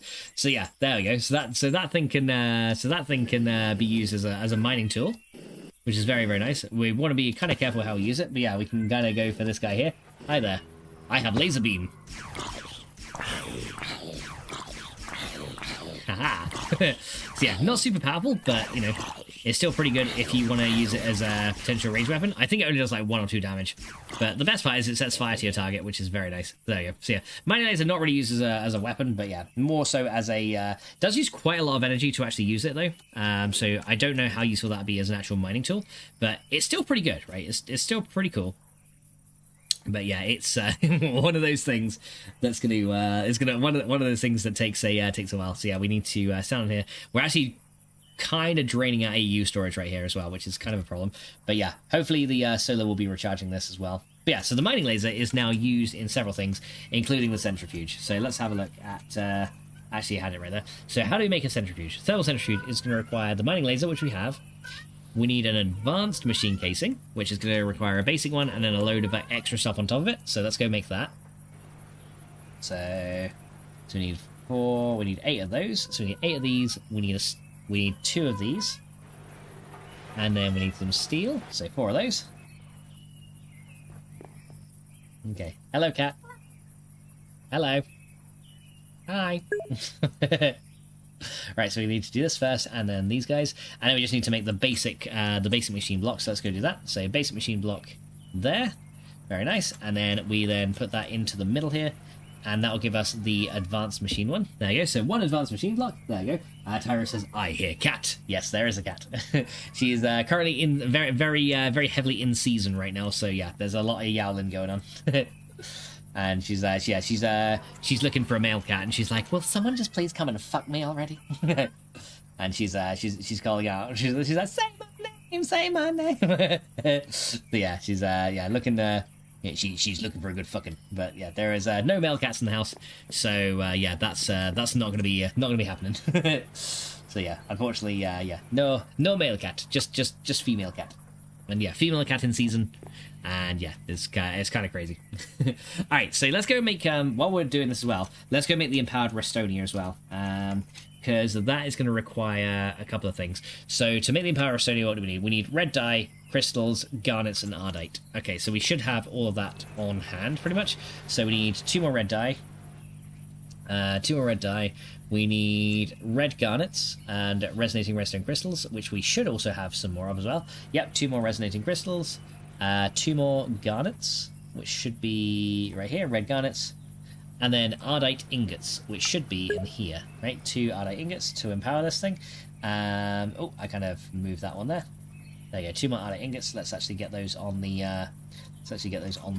good old hotbar. Here you go, 1, 2, 3, 4, and yeah, we'll put those in with a block of Restonia, and then we should be able to power this up. So, do I have any more blocks of Restonia? That's the question. I do. I actually have quite a lot of it. Yeah, and yeah, as the guide for this pack says, you can never, ever have too much empowered Restonia, because yeah, we're going to need a lot of it. For all the advanced circuits, we're going to need quite a bit. So yeah, all we do is we put the, let's do this first. So we do that one there, and we do 1 of each of these. 1, 2, 3, 4, and then we get our Restonia, and we put it in there. There you go, that's going to then start powering up. This thing only costs 4 million instead of like the 60 million that the iron one did. She's not neutered? No, she's not neutered. Unfortunately, getting them neutered right now is very expensive. They never go out, though, so we don't have to worry about them, coming across a male cat outside. But yeah, she's, none of our three are neutered. It's just too expensive to get it done, unfortunately. But yeah, here we go. That will then start powering this up, and that will turn it into some more empowered Restonia. As you can see, again, it's going to slowly but surely drain the storage of energy up here. We got a little bit of energy stored like in there as well, which is slowly getting drained out as well. But yeah, that is looking good. There we go. Then, as yeah, she's going a little bit crazy right now. But yeah, it was funny earlier. She was like jumping off the furniture just randomly and belly flopping. It was actually quite funny. There we go. One Empower Restonia, and you can see that one was like way quicker, which is kind of nice. Okay, so we'll go and take this guy up, and we need to. Oh, that's sneak click. I need an empty hand for it, don't I? Okay, so sneak click with an empty hand. There we go. And then we just take this regular one. Alright, so there's one empowered Restonia. We just need to do it one more time. So yeah, Restonia is very quick to empower. The other one's not so much, but yeah, this one is pretty quick. So 1, 2, 3, and 4. There you go, and that will then start to empower again. Eventually, I'll probably set this thing up for batch automation, which would probably be a good idea. But for right now, like I said, this whole building right now is not the way I want it to be, and I'm probably going to end up like expanding it and moving some things around. Like these machines here are kind of like a little bit cramped, and yeah, not really. I'm not really a fan of it at the minute. So yeah, we're probably going to end up moving stuff around. We did ours after our first heat. Might have been better to do it ASAP. Yeah, unfortunately, money's just super tight at the moment. Unfortunately, it just makes it very difficult to. But I love it, but I guess. Oh shit! I actually wasted some power. I guess at the worst of it, we just had to put up with a bit of yelling every now and then, which is it's not the end of the world, is it? So there we are. That's the thing. She'll be fine. She'll be fine. But yeah, it is kind of funny though when they just do random shit. So yeah, it makes me laugh sometimes. They just like they just keep at it, don't they? They're like, we know there's no male cats here, but I'm gonna keep yelling because I think there might be one if I keep yelling. It's just funny. All right, here we go. So now we're gonna go and get 8 more circuits. Actually, we probably only need 4, but I'll get 8 more because we're probably gonna end up using a lot of these. So yeah, while that last Restoni is getting empowered, we'll go and grab them. And we need 8 of the iron plates again. So 8 of those, and then we're going to get 8 of the redstone. Hang on. There we go. So there you go. So we got some of those, and then put those together. I'm actually running out of redstone blocks, so I might need to get some more soon. But that's fine. I can go on a mining run if we need to. There we go. 8 regular circuits, and now we should be able to get some more advanced circuits for later. So I'm just going to go and make a few more of them, which is right there. There we go. So give me this guy and give me that. There we go. So a couple more advanced circuits. There's 2. And I should be able to get, once the last Restonia finishes, I should be able to get the last 2 that we need. Because, yeah, they require, empowered Restonia and Palace. So, yeah, unfortunately, we just got to kind of, like, wait for this one to sort of finish off. But, yeah, the empowering now is going a little bit slower. But, yeah, it shouldn't take too long to empower this one. This is probably the easiest one to empower. It says, at least it's not male cat spraying everyone. Yeah, exactly, right? So, yeah, like I said, it could be a lot worse. But, yeah, it's not really, like, when you look at it, really, it's not that bad, so... Okay, so while that's going, let's continue working on the centrifuge. So centrifuge, industrial centrifuge. Right, what do we need from here? So thermal centrifuge, we got the mining laser, we got the advanced machine casing now. So 4 iron, which we get. So coils. Okay, so coils is just iron with. Actually, doesn't the motor require coils as well? Thinking about it, the motor does require 2 more as well. So we need 4 coils, 2 tin plates. Okay, so we need 2 tin plates here. Right, there's these guys. So 32 of those will make 4 coils. 2 tin item casings here. And then we need a bit of iron. So we need 7 iron in total, I think, is what we're going to need for this. So 7 ingots of iron. So we should kind of condense those down. Right, so let's go and... There you go, so drop those off. There you go. So 7 ingots of iron here. And then these guys need to go and first of all turn into coils. So 4 of those into coils. Actually, wait, I think I needed 9 ingots of iron, not 7, but that's fine. So then we need the tin iron casings, and we make the motors. There you go, so we got the motor. There you go. And then we need 2 more iron. And then we should be pretty good. There you go. So 2 more, and there you go. I don't know if you just heard that noise out. Sorry. I was like, what the hell is that? Alright, so now we need to just take this guy off. There you go. So there's our last empowered Restonia. There you go. So yeah, now we've got that bioreactor. Things are like going much, much quicker. So I'm so glad we built that. So now we've got that guy ready to go.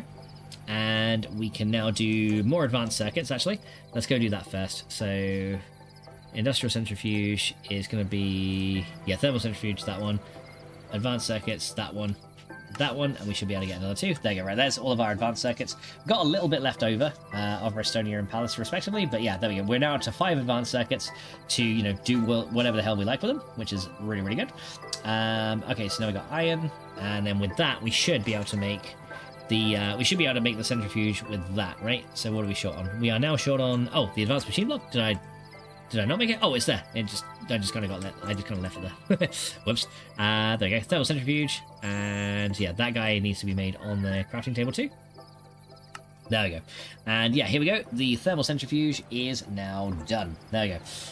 So now I've got to find a place to put it in the chain of stuff, right? So as it stands right now, we've got an electric sorting machine that will kind of push the resulting stuff that we need out into here. So I think what I need to do essentially is I need to move this crate 1 over, right? Because right now this thing is set to like put tiny piles of dust and all of these like purified crushed stuff in through this crate, right? But the other problem is it also sends out other piles of dust over here as well. So yeah, we need to essentially add another item pipe there and link it here, and then move this essential crate, essentially move these whole things over by 1 and stuff the move these 2 over by 1 and stuff the centrifuge like there, I think is what we need to do. Or no, actually no, we do need to move over all 3.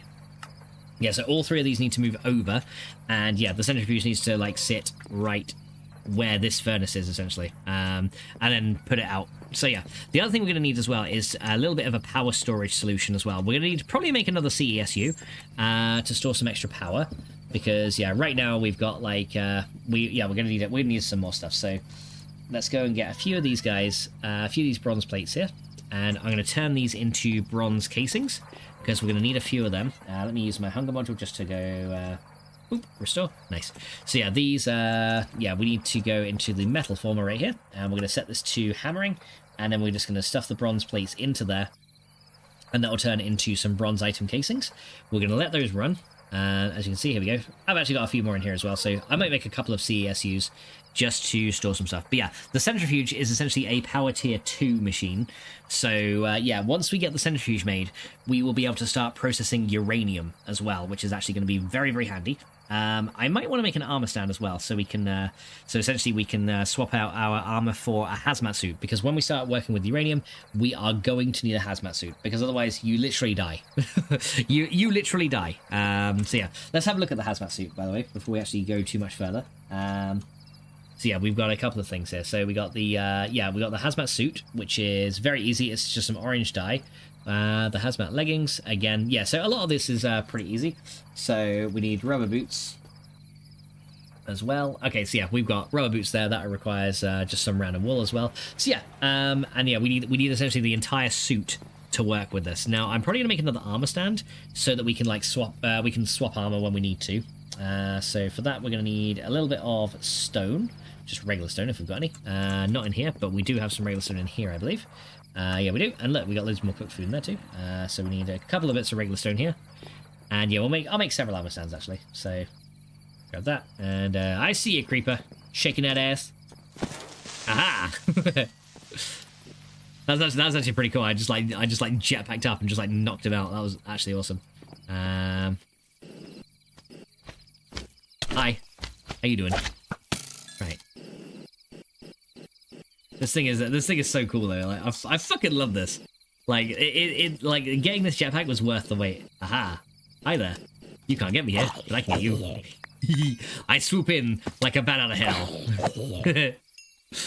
There you go. Yeah, that's actually that's so cool. Hi, skeleton. Dun, dun, dun, dun, dun, dun, dun, dun. Aha!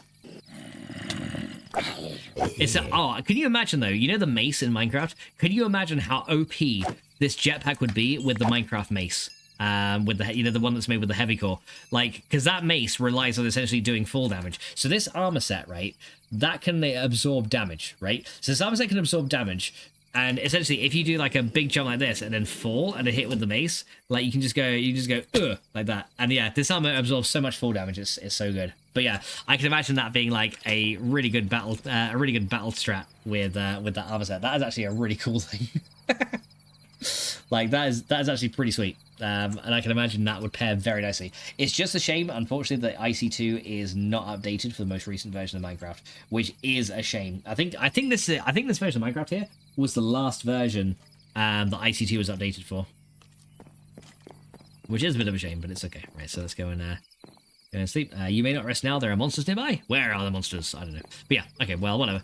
They're probably out here, aren't they? Probably a skeleton or two out there. It's fine. Okay, we'll just let them roam. It's okay. They can't really harm me that much anymore, to be honest. So we should be alright.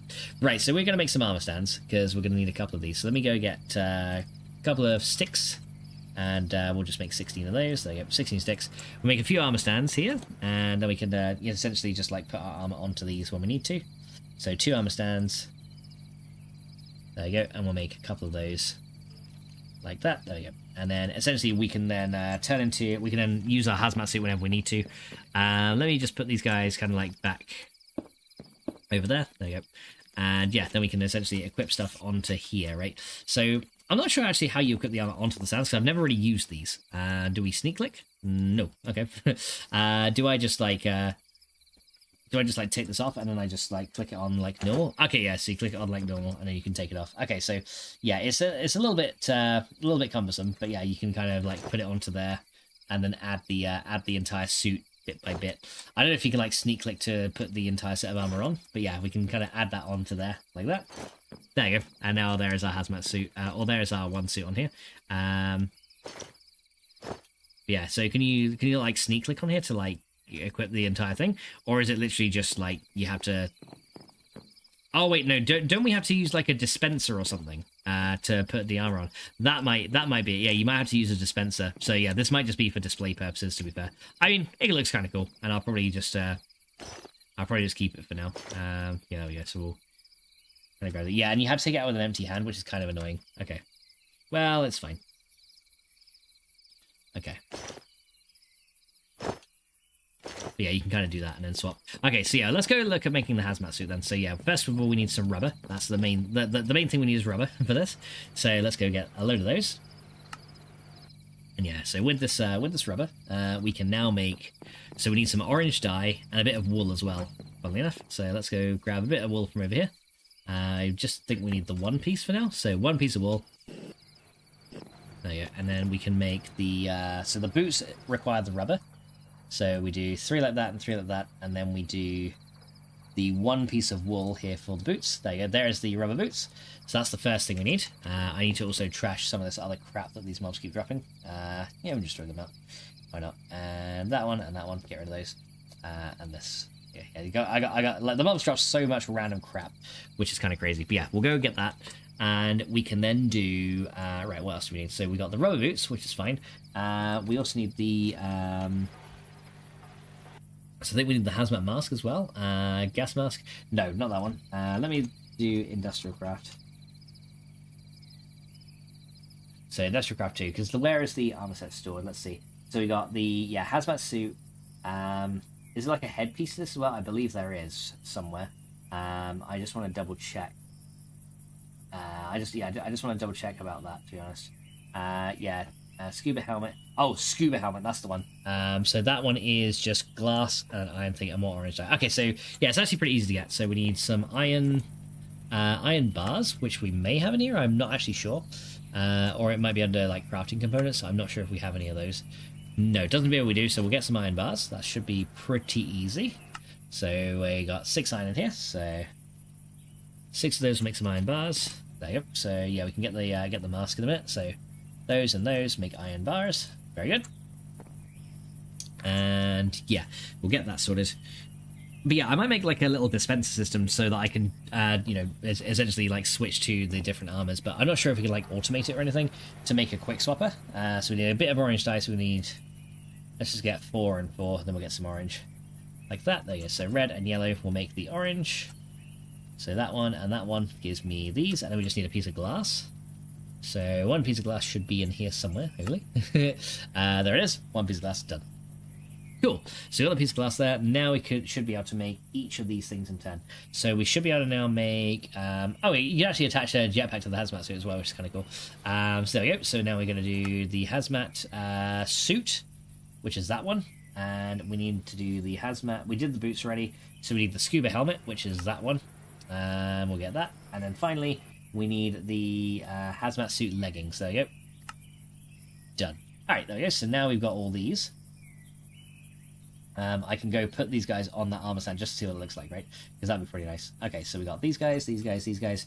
And yeah, here we go. So let's go put these. Now, I don't know if the industrial suit actually gives you hazmat protection by default, but I don't want to risk it, so we're going to get the hazmat suit when we need it. There you go. And there you go. There is the hazmat suit. That actually looks pretty cool. So yeah, there is our hazmat suit whenever we need to use it, and it is now ready to go. So yeah, whenever we start using like the nuclear stuff, that will give us the necessary hazmat protection. Because yeah, in IC2 you will literally take radiation damage and die like instantly if you don't take the right precautions. So yeah, you got to be a little bit careful.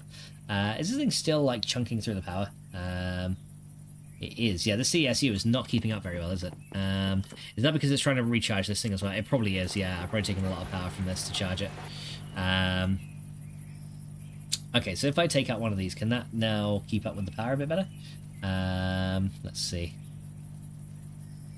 A little bit better? Yeah, that seems to be keeping up a tiny bit better. Yeah, so essentially we've got to wait for the system to recharge it. Even though this generator's adding extra power to it, it's not really providing that much extra on top of what needs to be charged. So yeah, the ore washing plant, like I said, does take a lot of power to run properly, which is kind of crazy. Okay, so for now, you know, I'll just leave it in there. Keep it in there. We should be fine. Yeah, that can store a lot of power once it's done. But yeah, we definitely need to upgrade our IC2 power, which is essentially it is screaming nuclear reactor in order to update the power. So yeah, we really need to do it. So let me see about getting the centrifuge down. So we need to, okay, actually, yeah, that's what I was going to do. We need to first of all make another CESU to actually, you know, provide a bit of an extra power buffer. So we need 3 batteries here, and we need 3 lead, and we need 3 sulfur. Let's go make a CESU first. So that requires 3 of those advanced RE batteries. So we need 3 of these guys. There we go. And then we go, it's always sulfur on lead. There we go, right. So there is the 3 batteries that we need. And then these 3 essentially go together like this, and we put 1 copper cable on the top like that. And then we just need some regular bronze plates. And that will then make the next CESU. Alright, so let's go get that. Bronze plate. And CESU is going to go together now. So you, and you. There we go. Right, so there's our CESU. Ready to go. Right, let's go get our wrench, because we're gonna need to move some stuff. So that's gonna be something that we need to do. Now this is probably gonna chunk through a lot of our power. So yeah, but our wrench should kind of auto recharge, as you can see. Yep, it's doing pretty good. Let me also kind of just stand on here, give ourselves a little bit more power. There you go. So we'll charge everything up completely if we can. There you go. Right, so everything's charged. So we're going to need to move some stuff. So the first thing I want to do is we are going to... right, so this box needs to essentially be moved over, and this item pipe needs to be detached right now. So we... Actually, do I have one more pipe? Do I have one more item pipe somewhere on me, or do we need to make another one? We probably need to make some more. Yes, I believe we do. I'll be working it... I mean, what we could do even is we could, oh yeah, that actually might be a good idea. We could even combine this with the actually addition stuff, and instead of using these storage crates to kind of store everything in, we could literally do it to, we could literally use some of those item lasers to kind of do it, right? Because we could, like, input stuff into, like, different machines and then kind of send it around the base. And then we could filter it using relays.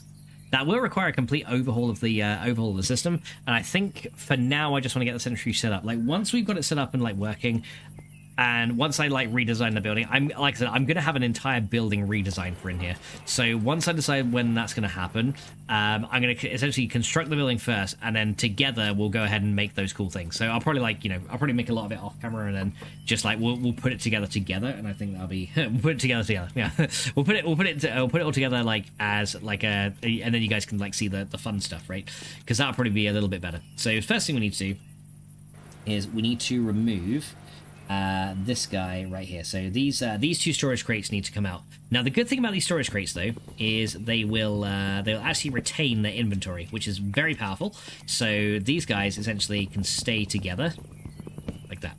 Right, so these guys now have their inventory in, so we don't have to worry about those anymore. And this thing will not actually auto output items, they'll just kind of stay in the buffer now, right? So this thing will just kind of keep the purified stuff in the buffer. And now we need to use our wrench to remove this furnace here. So we're going to go take this guy out, and as you can see, it's also got this CSU underneath. So what we're going to need to do is essentially swap this guy out as well. So we're going to need to take this guy out here. There is our copper cable. But now luckily we've got our jetpack, so we can kind of just do this really quickly now. So yeah, the furnace now is going to sit here, right? So we need to essentially extend the copper cable over and sit the furnace there. So we need to grab this guy. We're going to just take this guy out here. There we go. Now, there is another CSU right there, but I'm not really too worried about it. So we're going to put the CSU that powers the furnace is going to go kind of like right here. There you go. And then we're essentially going to replace our redstone furnace. We just have to put one more cable in down there. So I'm going to just go drop downstairs really quick. There, so we're going to just kind of come down here. There you go. And then we can just add another cable. Now, I do have these kind of like on separate power lines, so I might have to, I might essentially have to reconsider the power distribution here. With the cables, because yeah, I had them on 2 lines, but now there's going to be a couple of things close together. So yeah, because that cable there's going to connect to that one. So what I might do here is I'm going to take this guy and this guy, and I will then take these two right here, and then I will connect this one in this line, and then I'll connect this one on this line. There you go. So now we kind of even out the power distribution from our transformer. So yeah, our transformer here splits this one signal into like essentially 3 or 4, and yeah, we'll keep the distribution kind of flowing through this one. Now the problem is the MFE is not charging up very quickly because it's also taking from this system here. So yeah, they're kind of all on one power system at the moment, which does make things a little bit crazy. But let's have a look here. So that's now working. That's gonna have the CSU is up there with the other one. So yeah, now we need to just essentially put the furnace on top. I guess we'll just fly up here. So yeah, we're gonna put the furnace on top of this guy. There's the cat again. Dove says, tell that demon to quiet down. I mean, I would, but technically she can't really help it because she's just in season and looking for a male cat. So I can't be that mean. I can't be that mean. But I know what you're saying, Doves. But yeah, I can't be super mean because technically we're the ones that haven't got her neutered, so it's not really her fault. All right, there we go. So we'll go and do that, and there we go. That will now connect up here. Right. So now we need to go put these storage boxes back down. Well, actually, let's put the furnace down first. So the electric furnace is going to go right here. Right. Oh, actually, no. We got to be very careful first. This thing has to come out. Now I'll tell you why. We cannot put this furnace down straight up because it has got it's not got the transformer upgrade in there yet. So we had to put the furnace down first and then the CESU. That's something that I'm very glad that I remembered, because otherwise that would have made it explode, and that would have been a disaster. So yeah, the furnace has to go first like this, then immediately we had to put in the transformer upgrade. Otherwise, this will blow up. There you go. So yeah, transformer upgrade is now in. Now we can put the CSU down. Yeah, you got to make sure you do this in the right order, because yeah, otherwise, yeah, there will be yeah, I literally nearly blew up my base. There will be explosions abound otherwise if you are not careful with industrial craft machines. So yeah, that can now go up there, and now we reconfigure this to that way. There you go. Right, so now that'll be fine. There you go. So yeah, nearly blew my machine up. Dove says, prove it. No! I don't want to prove it, Doves. Because I'm going to die. I don't want to die. Yeah, don't fancy blowing this furnace up. It took me a lot of resources to make it, so yeah, I kind of don't really want to do that. Alright, so now we should be able to go place this box here. That one, okay, that one has the ingots in it, so that one's going to come and go on to the top. Right, so this guy needs to go up top. There you go, that has the ingots in, and then this guy right here needs to go there, right? Okay, so yeah, I need to make one more transfer pipe, so we need to get some hopper ducts. Okay, so we need some aluminium. So where is our aluminium? We should have quite a lot of it over here somewhere, I think. Yep, I got a little bit right here. So nickel, aluminium, there you go. So yeah, let's go make a load of hopper ducts so we can use those to make the transfer pipes. There you go. So yeah, like I said, I will eventually make a laser system instead, which will be a little bit better on the resources. But for now, we'll have to use this one. And how you doing? How you doing, Anime God? This mod pack is Age of Engineering is the name of the entire pack. The mod we're currently working with right now is Industrial Craft 2, which is one of the early tech mods that you get into as part of this pack. Essentially, this mod pack will take you through several different ages, and as you progress up, you unlock more and more of the things in the tech mods. So for right now, we're currently in age 3, which is the empowering age. In order to start this age, you have to make the empowerer from Ashley Editions, which also allows you to make a lot of these like cool laser things that you see around the base. And in order to get to the next tier of Industrial Craft 2, you have to actually make advanced circuits. Now, usually, advanced circuits in IC2 are very easy to make. They just require basic circuits, a bit of redstone, a bit of lapis, and a bit of glowstone. But in this mod pack, the recipe has actually been changed. So essentially, like, all the recipes have been altered. So if we look at, like, an advanced circuit now, if we look at that, you'll see that if we grab this guy here, you'll see that as well as glowstone, instead of redstone and lapis, it requires empowered restonia and empowered palace. So that's made using the empowerer from Ashley Editions, which requires all this stuff. So we need to have gone to the nether, we need to have farmed blue slimes, we need to have like some fishing down, and we need to have, you know, either found a way to make prismarine or gone to an ocean monument just to make one of these, right? So it essentially like will take you up like tier by tier. And we've just got into the empowering age right now, and part of the problem with this age is getting enough power to run the empowerer, because the costs for all these blocks have actually been increased like a lot.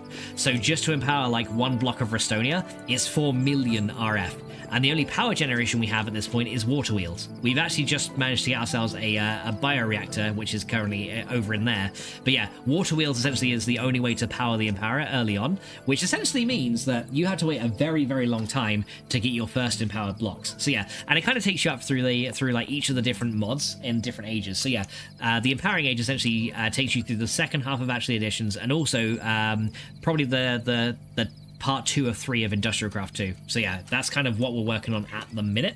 But yeah, it's a very cool mod pack, and I definitely recommend you try it out, because lots of the recipes have been altered, and if you like expert mode packs, I think you'd enjoy it quite a bit.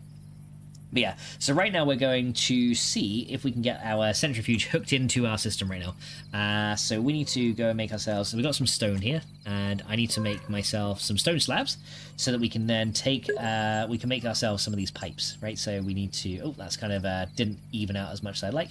Oh, I'm kind of doing it wrong too. We need, okay, fine, you know what, do it that way, Cool. Stone slabs, so yes, we need some of those. And then with these, we then, again, divide them in half.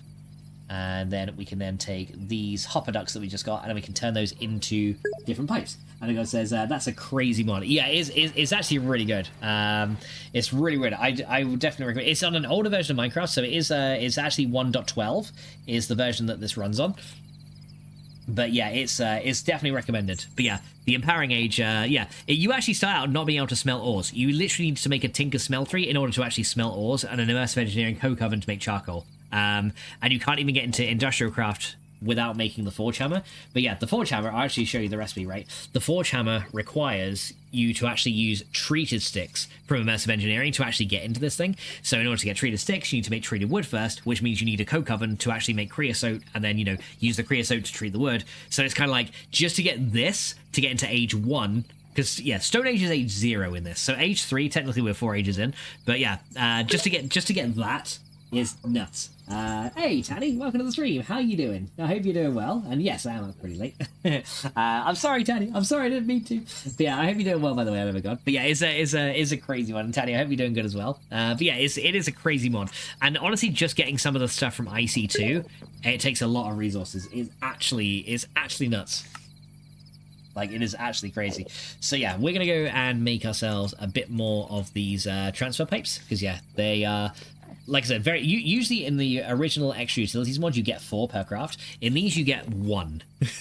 And you also have to make hopper ducks first, which essentially, yeah, it's very low. So yeah, all that only gives me 7. Whereas usually in the original extra utilities, that would give me like 28. So yeah, the recipes have been nerfed like big time in this. So it's kind of crazy. So you can't just immediately make automation. We're still in the stage right now where we can only do batch automation. Like we can't even fully automate everything yet, which is actually nuts at the minute. So yeah, we're gonna go make a load more of these as well. So yeah, we'll make 10. So yeah, let's try and make a load more of these pipes, just for not exactly for right now, but we're probably going to end up using them later until I get the actually additions pipe mechanics sorted out. Wait, did I leave the pipes in there? No, hang on. Where did my hopper ducks go? Oh, there they are. So half them. There's another 10, and yeah, let's go get another 5. There you go. So yeah, as you can see, yeah, they are super expensive, especially with the cost of stone. So yeah, 1 stack of stone got me like what 15 of these things, which is. Honestly, it's batshit crazy how much the price gets ramped up on all of these materials, but it's it's good. It's good. Right, so let's go and so yeah, let's go try and make a few more of these. So we should get 20 more of these now, hopefully, and with enough stone slabs, hopefully there's 10, and then we should hopefully have enough to make the other one. There you go, 10. Cool. There you go. That's all done, and then we'll just go return those back into stone, and they can then just go in there. Alright, so yeah, so now I got all that stuff. Yeah, I got all my, got more Yellorium, which will be good. I'll actually be using that for more power gen later. Right, let's go organize that a little bit as well. Where did I get the slime balls from? Oh, wait, yeah, it's because I killed the random slime outside, wasn't it? Right, so we can now put the stone back in here just for now, just store it in there. Right, so we're gonna need another pipe from the compressor, which is gonna go into here. So one of these pipes, I only technically did 1 pipe, but we'll get some more anyway, just because we can. And the rest of the pipes we can use later, so that's going to go store in there. Hello, Enderman. How you doing? just got a random Enderman hanging outside my base. He's just like picking up blocks, moving shit around, like the Enderman be doing what the Enderman would do. Right, so let's go grab ourselves the regular wrench here. Right, so now we need to go use the centrifuge, right? It says it's a power tier 2, so technically I should be able to hook this straight into the CESU right here, right? So if I hook this in, I just hope this doesn't explode. Okay, it doesn't explode. Good.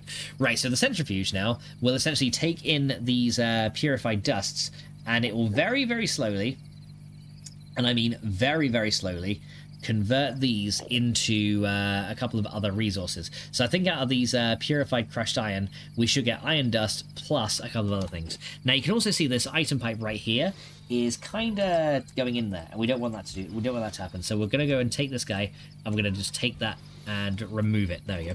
So now anything that comes through the centrifuge now, all we need to do now is tell it to output into this box right here, right? So that's the only thing we need to do now. So to do that, the easiest thing we can do is get ourselves one of our many item output upgrades. So we got an ejector upgrade here. Let's just get one of these, and then we're going to sneak right click with this on the face that we want it to eject from. So we're going to sneak right click this side, and it's going to say auto eject over there, right? So once this thing is done in the centrifuge, as you can see, it takes a heck of a long time to actually get this to run, and it probably uses a lot of power too. But yeah, once that's done, we put that in there. That will then go through the centrifuge. It's going to take a very long time. And it's probably draining the hell out of the CSU as well, but it holds a lot of energy. We might be able to like overclock it to make it go a bit faster. But yeah, once it's done, look, you'll see that it will output these guys here, and now that's there you go, now that's heating up. And once that's finished, hopefully, and this has been separated, it should hopefully go ahead and drop these guys down here. So yeah, I think as long as this thing has power in it, we shouldn't need to worry anymore about this bar filling up. So I think it has to like warm up first, and there you go. As you can see now, that's actually output a couple of things. So that output me a tiny pile of gold dust, which is actually kind of interesting, because the tiny pile of gold dust kind of needs to go back that way. So what we probably need to do is move the dusts back over. We kind of need to move the dust back over. So yeah, this is actually kind of interesting, because the tiny pile of gold dust is kind of stay there, right? So we might need to actually route this back over the top with a transfer node and take that out. So yeah, we might need to use a transfer filter. But yeah, it will essentially get a little bit of gold out of here once it's done, and then move it across, which is awesome. So yeah, as you can see, once it's warmed up, it then kind of just processes as it needs to, right? So yeah, it takes a little bit of time to warm up, but yeah, then it will just start to process this very, very slowly, bit by bit, and it's good. Anime says, I'm searching for the mod right now. I need to test this very complicated and cool mod. Yeah, if you want just the mod on its own without the mod pack, this is Industrial Craft 2. Is what this one is, if you want to just test that on its own. Okay, I'm actually going to add a transformer upgrade in there just to see if we can maybe increase the speed a bit. Does that eat through the power, though? That's what I want to see. It does give me a bit more of a max power cap, and that might do it a little bit quicker. So yeah, that actually gives us iron dust, right? So that's actually pretty cool. So yeah, we need to... Yeah, so the centrifuge will take the iron. It'll give us a tiny bit more gold out of here, as you can see. But I've got to find a way, essentially, of routing this. Essentially, I've got to try and find a way of routing this back over to there. Wait, what the hell was that? Hello, Dabs. I was saying, it sounded like a random. It sounded like a ghast. I was like, what the hell? Thanks, for the bits, dude. Very much appreciated. But yeah, funnily enough, considering we got this cat yelling in the background, the ghasts noises were actually based on I think it was Jeb's cat, I believe, from Minecraft. So yeah, one of those cats actually has their sound effects kind of warped and turned into ghast noises, which is actually kind of a cool fact. which is pretty neat. Right, okay.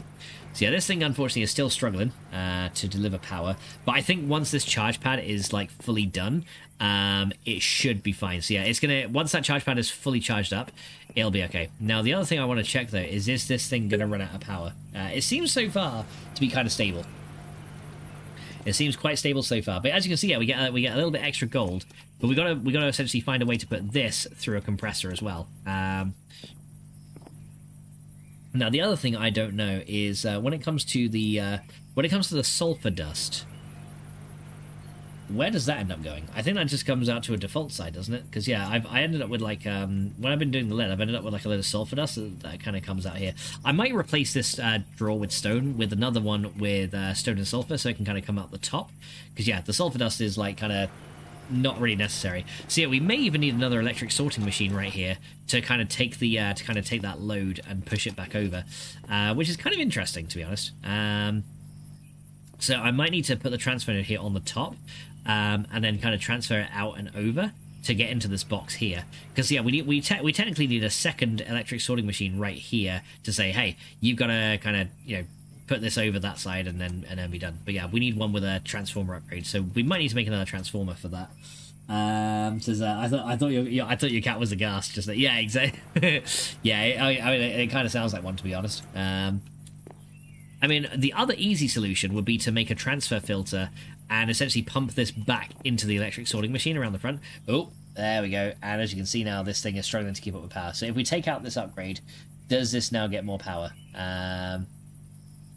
Does that then build up, or does it struggle? Yeah, because the thing is, if this slows down, as you can see, it's actually going to cool off, isn't it? That's actually a little bit of a problem. So yeah, as you can see, this is a slight problem right now, and that is not too good. So yeah, it did actually drain the battery quite quickly, but yeah, it's now unfortunately not able to keep up with the power requirements. So our power system is not quite strong enough. So what we might need to do again is add like a generator or something into this setup until we can get the nuclear one, because yeah, a nuclear reactor will be obviously the best thing we could do, but yeah, we don't really have anything that can keep this thing powered. But I really need this machine to charge up, so what I'm actually going to do is I'm actually going to halt the production of all the ore right now, because I need this free for uranium. We need to get uranium going first, so that's what we are probably going to work on now. And then later on, we can then, do the rest of the stuff that we need after that. Because yeah, for now, yeah, the uranium is a bit of a resource. Is going to be essentially the thing that allows us to generate more power. So yeah, we're going to need that. So let's go drop these crafting components off, because I don't need any of these right now. We can just keep these up in here. Overclocker upgrade can probably just sit back in this ore washing plant for now. That's fine. But yeah, essentially we need to let this whole system charge up with power again. So yeah, we're going to remove all the ores from here for now. Just stop the processing. Just for now. Because yeah, we need... I mean, I could probably use like the crusher or something for these, and then use RF instead, which now has the more powerful system. But yeah, this ore washing is not going too well. So we're going to just stop that from processing right now. And we'll stop that from processing here. We can use this furnace just to kind of run through the last of these. There you go. So yeah, I'm not worried about purifying it right now. Let's just kind of deal with that. Let these things slowly but surely charge up with power again. And then we'll have to essentially let our system kind of right itself. Says, what the fuck? Why Twitch shows me French ads? This online thing is spooky. I don't know, Tanny. I don't know. Why would it show you French ads? Maybe it knows that you know French. Maybe, but I don't know. Who knows, Tanny? It might be mocking you. I wouldn't stand for that bullshit. It will only mock you further. Alright, there we go. So we'll drop these in here. Okay, there we go. So we're gonna put the iron ore back in here. I'll process this iron ore a little bit later, but for right now we don't need the processing quite yet. What we really need is the uranium processing. But yeah, like I said, I've got to kind of let the machine sort itself out first, so that this thing can kind of store some more power. Now I think this thing right here, I don't know if that thing will cool down and build power. Yeah, so when there's nothing in it, it will actually cool down and rebuild its power buffer. So yeah, this crushed iron right here, we can just, for now, again, just put through here. So we'll let that kind of run through there. And that will then kind of turn into the iron output we need. So yeah, because this system right here is a lot faster. But yeah, as you get more out of your ores, it slows down a lot. It says, I put something to watch on a whole different computer, and all of a sudden, pages you may like on Facebook is what I'm watching. Honestly, to be fair, that honestly doesn't surprise me. Like, yeah, it's kind of crazy. Like, yeah, advertisers they know ways to target. Like, they essentially know ways to target. It's kind of scary, to be honest. But yeah, we can let that electric sorting machine kind of do the or the compressor can do that with the gold. There you go. That'll slowly but surely turn that into dust of gold, and then that will get processed up as well. But yeah, so yeah, we need to look at the uranium, because one of the things we need to do is make an empowered emeradic. And that requires uranium-235 as one of its components, right? What's worse is not online. It should have downloaded eons ago. I play in VLC. Oh wow. Yeah, it is pretty scary, to be perfectly honest. It's a little bit nuts, isn't it? Yeah, the online world is a scary place, and yeah. Yeah, so this requires 24... Okay, this is the most expensive one. This requires 24 million RF to empower one of these. So it's crazy. But we need uranium-238. Now, the way we get uranium-238 is essentially in a thermal centrifuge. This is why we needed to make this. So uranium-238 essentially comes from crushed uranium ore, and we can essentially put it through this thing to get 4 uranium-238 and another tiny pile of uranium-235, right? And we need to essentially process these, and this uranium-235 with some 238 can make enriched uranium nuclear fuel. And then this thing can then turn into a uranium ingot, and then that thing, I believe, goes into, MOX nuclear fuel. And I think we need to put this into I think we need like a canning machine or something to turn this into the fuel rod, right? Because, yeah, we're going to need to make some uranium fuel rods. So let's have a look at how we make a quad fuel rod. So a quad fuel rod here, a depleted uranium. So we need to actually just get the uranium one here. So first of all, we need to make oh, there's even thorium in here. So what we need to do is we need to make 4 fuel rods of uranium. I'm not quite sure how you even get those, so I have to look up. I have to kind of have a look at those. So yeah, there's we do 4 of those with some iron and a couple of copper. So it's not too that bit's not too bad, but actually getting the fuel rods is going to be the interesting thing. So if I just type in single fuel rod, depleted uranium, that's not the one we want. If we just make an empty one here. Okay, so an empty one of these is just an iron plate in a metal former. With the wiring thing will give us a fuel rod, right? And then that thing can be macerated back into iron dust. But yeah, I think we might have to put that into a canning machine to actually inject the fuel into that, right? So unless we can just like craft it together, I have to see how that goes. But yeah, I think that's into a canning machine, because it doesn't say how to make each of these. Fuel rod for plutonium. But yeah, so yeah, the recipes right here don't actually show you how to do it in JEI, but it's probably in a canning machine, most likely, is what we need to do. So yeah, and I think we need to put the enriched uranium into here to actually make it work. So yeah, the fuel rods are pretty easy. So yeah, that's just something we're going to have to work on. And then yeah, we do fuel rod for uranium, and it's got 20,000 durability. And yeah, that's just going to be uranium-235. I'm actually going to look at the Industrial Craft wiki. So fuel rods, industrial craft. Let's have a quick look, because it's not quite Hopefully the wiki is back up now because the site did go down. Yeah, it did. So furon. Okay, so yeah, it is uranium plus... Okay, so we need enriched uranium nuclear fuel, and yes, it is in a canning machine. And I think a fluid solid canning machine will work as well. Okay, so yeah, so we can do that. Heat uranium furon is calculated by the formula as the number of adjacent furons. Okay, so yeah, that is in a canning machine with enriched uranium set to that's just set to canning, not fluid enriched. Okay, that's pretty easy. So yeah, so canning machine as well, and we need the enriched uranium, right? So for that, then we are gonna need. Yeah, it's just called enriched uranium nuclear fuel, right? So yeah, that's actually pretty easy. So that's just... oh, we can actually make it with uranium ingots as well, if we wanted to. So yeah, tiny pile of 235 plus uranium-238 gets us enriched uranium nuclear fuel, and then we can make a... then we can inject that into a fuel rod, essentially. So that'll be that. So first of all, we've actually got to process the uranium. Now, I want to see if the radiation is going to actually kill me, which is going to be kind of funny, just as a test. But yeah, hopefully this has kind of been sorted out. So for now, I'm just going to process 3 of these, right? We're just going to do 3. So I'm going to put these through here. That'll then macerate these down into this, and then this generator thing, the ore washing plant, then will take the crushed uranium, and it will go through this kind of quickly. And then it will take that crushed uranium and put it in. Now, the crushed uranium, essentially the purified crushed uranium, needs to essentially get allowed through here. So we're going to put that in there. There you go. Hopefully this doesn't radiate me. There we go. And now that's going to then get put through into the centrifuge here. So yeah, now we've got to wait for that thing to just heat up a bit, and then that will then process. There you go. What if it mutates your character? I don't think it will. I think it just kills you. I think it just kills you, Jack. But if it mutates your character, I mean, maybe like in Fallout, you'll get like some positive effects from the radiation. That'd be kind of cool, actually. Yeah, you know, I wouldn't mind that. That'd be actually all right. Right, how's this doing? So that's now got back to 2 million EU. But yeah, we need to get this nuclear reactor kind of made to power our machines a little bit better, because right now it's it's not great at the minute. Tank says maybe you'll get superpowers. Maybe. Right, so I mean maybe it would be cool if we did, but I'm not sure. It would be kind of nice though. But yeah, this is now coming up here. I just hope this thing has enough power to process like one of these and heat up enough, because yeah, right now it's got 48 KEU, but yeah, it already looks like this thing is being drained of power. I think what I'm going to have to do actually is I'm going to have to come down here and for now disconnect the I'm gonna have to disconnect this this thing from charging, because I think this thing right here, this charge pad, is draining too much of the energy. So we might have to just disconnect this one here.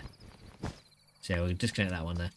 We'll put that back in later when we need it, but for right now it's not really doing that much for us. So yeah, we're gonna essentially allow this to allow the power to more directly flow into here, right?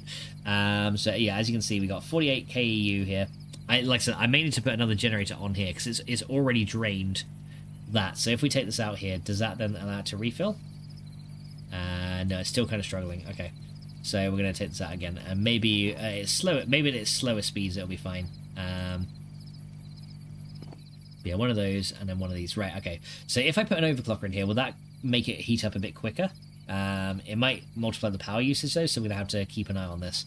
Hopefully, though, this will allow it to heat up and process just that little bit faster, and then we can process this uranium through here, and then yeah, we'll see how this works. Because yeah, that's then going to get essentially auto ejected into here.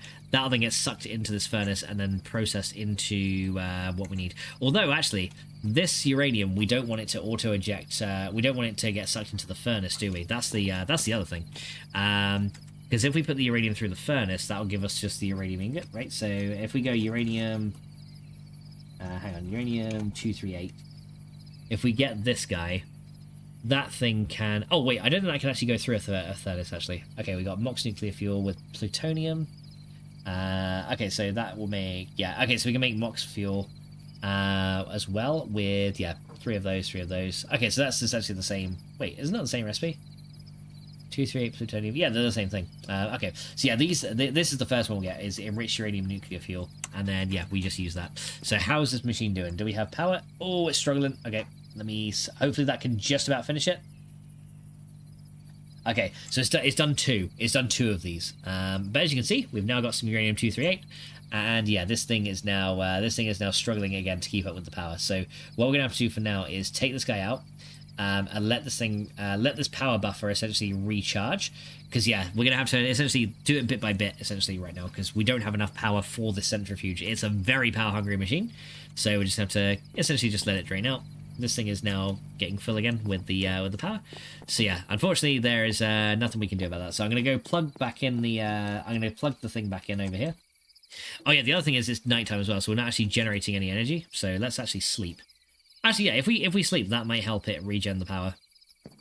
Because right now it's nighttime, isn't it? So yeah, because we're powered on solar, that'll probably not help too much, right? So yeah, if we look now that it's daytime, hopefully we'll see. Really, you blast me back behind it. Yeah, all right. So yeah, hopefully now it's daytime. This thing will slowly start to power up again. I may have to connect that. I may have to reconnect that thing as well. Yeah, I'm not going to take that uranium out just in case it decides, hey, you're going to die. So yeah, I'm not going to take it out yet. If I do, I want to see if this quantum suit can actually protect me from radiation. It might be able to, it might not, but we're gonna find out. We're gonna find out, guys. Like in a big way, we're gonna find out. But yeah, as you can see, yeah, the empowering age is literally all about, as well as using the empower. I get why you called it this. It's literally about making better methods of power gen as well. So yeah, this thing is now kind of slowly filling up. But yeah, the packets are kind of getting randomly distributed over here. So yeah, it kind of makes me think that this generator needs to be moved. Yeah, because this thing is now full. This generator, essentially, we need to move over there, right? So I'm actually going to take this guy out, and we're going to put this generator on top of this thing, just to give it that little bit of extra oomph of power. So yeah, so unfortunately we did lose some electricity in here.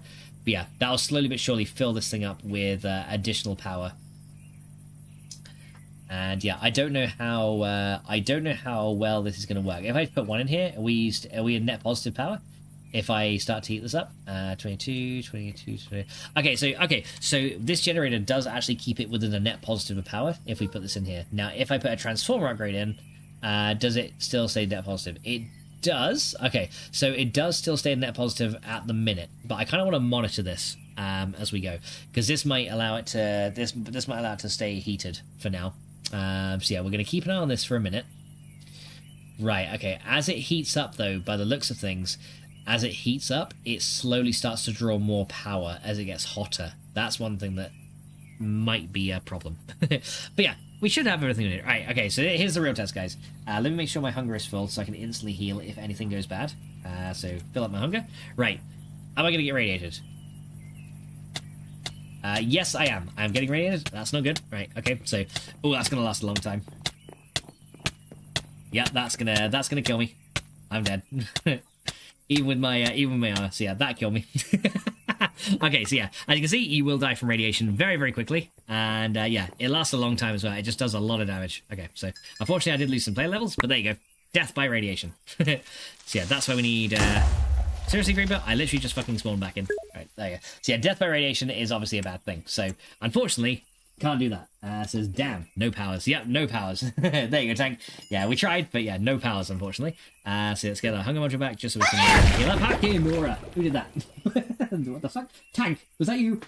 Is that you? Thank you, Tank. Scared the crap out of me. But yeah, that was a bit of an achu. So yeah, we need to essentially grab these. Can I like? Oh, okay. I can't just put this back on. Okay. Yeah, the only problem with the armor stuff is you can't just like take it off and put it back on. So yeah, the stands are pretty cool, but what we need is this hazmat suit right here to actually work with this uranium. Right, okay. So we got the hazmat suit now. We're wearing this. Now this doesn't provide very much protection, like at all. So yeah, it looks kind of cool though. Yeah, there's me now in the hazmat suit, so that should now hopefully protect us. I was hoping the nanosuit would protect you from radiation, but it kind of makes sense that it doesn't. Because yeah, there's no like rubber or anything that kind of goes into the construction of this thing. So yeah, for now we're just gonna keep this on here, and I just have to remember that yeah, I'm not very well protected compared to what I was. But what we should find now is if I pick up the uranium now. Right. Oh yeah, how's this power done? Oh yeah, okay. So with an overclocker upgrade, this thing does slowly drain power. But if I take this up here, it still slowly drains power. So I'm wondering if an overclocker upgrade doesn't actually do anything to this machine. It might not, but yeah. As long as it can do like one or two of these, we're fine. But yeah, now if I pick this up, hopefully yeah, as you can see, no longer getting radiated because I'm wearing a full hazmat suit. This thing doesn't seem to be taking any damage either, which is really good. So yeah, now we can go and take these and make ourselves some uranium fuel rods, which is going to be really good. So yeah, we're going to go and do 6 like this, and then 3 like that. There you go. And we now get some enriched uranium, which is really good. So yeah, I have to yeah, make sure I'm wearing my hazmat suit at all times while we're doing while we're dealing with this. But yeah, I think I want to get, like, for now, just like 1. If we can get a quad fuel rod, that's gonna be really good. So there's 3. I just need 1 more. I just need 1 more piece of uranium, and it's so goddamn close. I don't know if this is gonna finish because yeah, it's like right there. It's right fucking there. Ah. Oh wait! It might do it. It might just kick through. It did. Oh, okay, just about kick through. There we go. Right, there we go. There's the last one. Okay, so this last one we can go and make into here. There you go. So 3, and there you go. 3 there, and another 3 there. There you go. Cool. Okay, so oh, hang on. No, that's my. It's not that one. It's that one. There you go. So there we go. Now we got 4 enriched uranium. There we are. Okay, so we got our enriched uranium. We are currently not getting destroyed now by radiation because I'm wearing my hazmat suit, so that's a good thing. So what do we do next? We need to now make some fuel rods. So that's going to be the iron in the some iron in the machine over here. So we need 4 of these, and we need to come over to this guy right here in the metal format, and this needs to be set to the wire version. And then that will then work through and make ourselves some fuel rods, which we should then find right here. So there we go. There's 2, there's 3, and there is 4. There you go. Right. 4 fuel rods. Nice. So now that we've got the 4 fuel rods, we need to go to a canning machine, which I believe we have right here. And we're going to set this to canning. We put this guy in there. We put that guy in there. That should then slowly kick into life and give us these fuel rods as an output. There, can he stack? I believe they can. Yay, they can stack. Very nice. There we go. So there is our uranium fuel rod, and I want to turn this into 1 quad fuel rod. So let's go and do that. I pinch. What? I pinch? What? Maybe a little pinch fell, guys. You've got to work here with a radiating with Seraphina Roseblade. Because if you trigger high enough and you die from radiation, you're not going to be a tape, but you're going to need some first aid because you're on that floor and you're going to turn green and it's going to make you say, what the fuck? Twerk it, what to work it, what? And shake that Seraphina butt. What? Thank you, Seraphina. Very much appreciated. Welcome back again. How are you doing? Right, so we got those. Now we can go and make the quad fuel rod, right? So now we can do the fuel rod. So we need the quad one, which is going to be this guy right here. So quad fuel rod of regular uranium. So that is 3 iron, 2 copper, and then 4 fuel rods, and that'll get us what we need. All right, so yeah, unfortunately, yeah, no mutation, unfortunately, but that's okay. And then we're just going to go doop, and doop. There we go. And then we need the quad fuel rod, so we get some copper, wherever that may be. Nope, none here. We probably got some over here, because I know I did make myself some in advance somewhere. Yep, there you go. So a bit more copper plates over here. There we go. Hello, Snorty. Hello, Snorty one. What do you want? Hey guys, I'm about to cut to a BRB because I think oh, he's actually on the table. He's actually on the table. Hello, Snorty one. Oh, you don't need to kick my keyboard though. Right. Okay. Do you need a poo? Need a pooter. Right, okay, well, guys, I'm gonna have to cut to a BRB because, yeah, he's gonna destroy my system otherwise. He's just, like, kicking shit everywhere. Right. Bear with me just a minute. Right, come here, get down. Bear with me a minute. I'll go and take you out in just a minute. Just hold it. Hold it. I just want to make this 1 fuel rod, and then I will take you out. So you'll be fine. You trust me. You can last 2 more minutes. Alright, so we got 1 of those, 2 of those. There you go. And Texas, hello pug. He's actually a Frenchy pug mix. Actually, funnily enough. But yeah, we actually thought he was a Frenchie at first when we got him. But yeah, he's actually a mix of the 2. Oh, hang on. Why did not give me the quad fuel rod? Is it steel and not iron? Yeah, dual fuel rod is iron, and then the quad fuel rod is 3 iron plates and 2 copper. So I think I got it the wrong way around. So yeah, I did 3 copper and 2 iron. I need 1 more of those. Yeah, so 3 iron and 2 copper.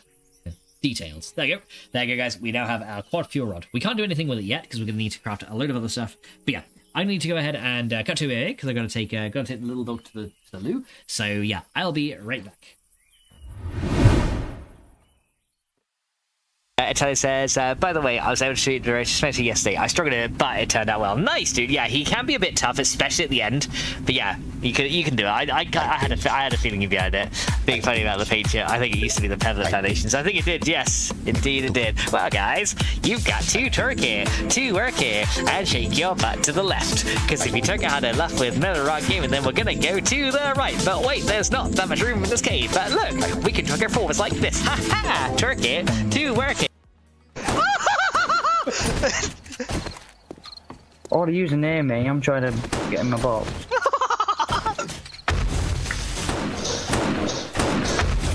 Oh. Yes! I'm kidding. No! Hi, Matt. Hi! Oh my goodness. That noise makes it worthwhile. No! Hey, Gaming Side, welcome to the stream. He said, so this is PvP. Yeah, it is. Hey Charlie, welcome to the stream. You got to twerk here, to work here, and shake your butt for Charlie. Because if you twerk it high enough and you shake it real good, then everybody's gonna say Charlie. Wait, what? Don't call me Charlie Hall. Look at my butt, because it's really big and rounded and makes you say, so twerk it to work here, and shake that Charlie butt. Say what? Right. You go across it. You find me now. I was swimming across the river here. They can't get me here. Oh, wait, no, yes they can. Okay, they're not lazy. Those ones aren't lazy. Oh, Jesus. Oh, I see him. Oh, I see him. Oh, I put my bow away. No, I just punched him in the face and ran off.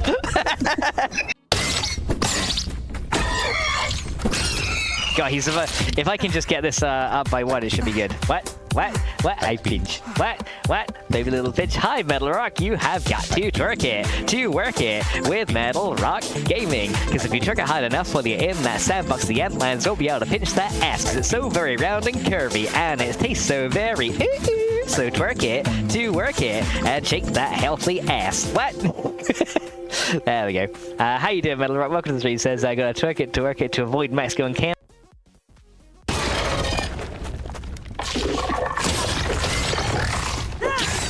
Oh! No! What the hell? I'm dead. Oh, okay, I lived. Oh my god. I just lived.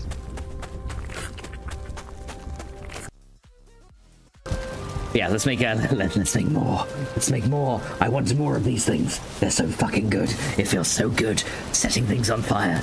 I must make more. I will be the Fire Lord. Still kind in his face. Kogu says, you're both grounded. Am I grounded, Coffee Queen?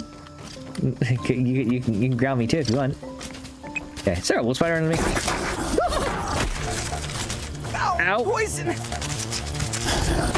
Where did you come from? Were you coming down my stairs?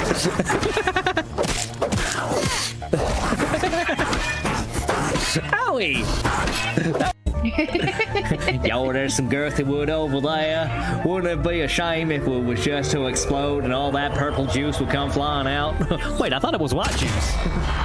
Well, here we go. We're gonna get big again. Finally, my pink gonna grow. Yay! Wait, why am my pink not growing? Oh God. Oh God, it's actually drinking more. Shit! Coming with health. That even go? Is that like a cheerleader thing? Is that gonna be a cheerleader? It's like, yo, bitch, give me a P, give me a T, give me an S, PTS. I need to just smack my microphone. Yeah, it'd be like PTS, PTS. Oh God, someone's gonna clip that now, aren't they? Damn it. Says I'm the. It says Mushroom says, am I the final boss? What kind of? And your dad happens to be here, and you happen to be in as well. I will wish you a happy birthday on the stream tomorrow. But just in case I don't, and I know it's a little bit early, and before I go on, Richie Coop, thank you so much for the follow. Allow me, Larissa, to sing you happy birthday, missing the first letters of all the words. Happy Earth Day, ooh ooh, ooh. Happy Earth Day, ooh ooh. Happy Earth Day, Larissa. What? Happy Earth Day, ooh ooh, ooh. Test the might. spider, spider, spider, spider, spidey, spidey, spidey, spidey, more spider!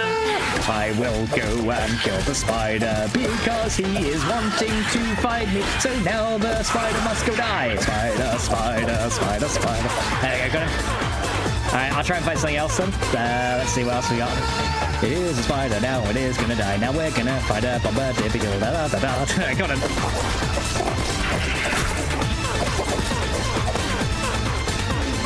Hi there.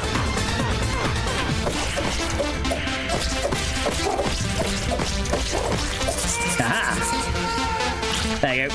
One dead spider, one dead bombardier. We win! Yeah, Grace is a good song. I'll throw my spear into you. Okay. Let's try and kill a few more. Yeah, we just gotta like pull out a few at a time. Just a few at a time. Says I did it. Says staying alive, staying alive. When you find a lover and you go. Alright guys, we are back. Sorry about that. I also had to pick up a load of cat shit because yeah, right now they I don't know if it's because they're in heat or whatever, but yeah, they're just like not using their toilet. So yeah, had to deal with that. Sorry, it was a bit longer than I should have been, but I got a lot of pain from all the cleaning I was having my mum do, but I'll be okay. So I took some pain pills. But how are you doing now? I'm doing pretty good. And Tag's like, hello, pug. But yeah, I'm doing alright, Sarafina. So yeah, just been chilling today, just having a bit of a chill day, to be perfectly honest. And it's been nice actually. I'm not gonna lie, it's been very nice just to kind of chill out and just be like, yeah. All right, let's go and drop these plates off that I don't need. Right, well, I might need them soon.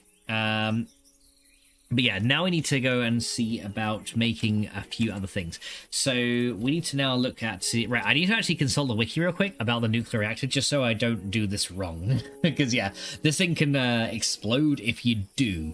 And it makes a very large explosion. Yeah. So let's look at the nuclear reactor real quick. The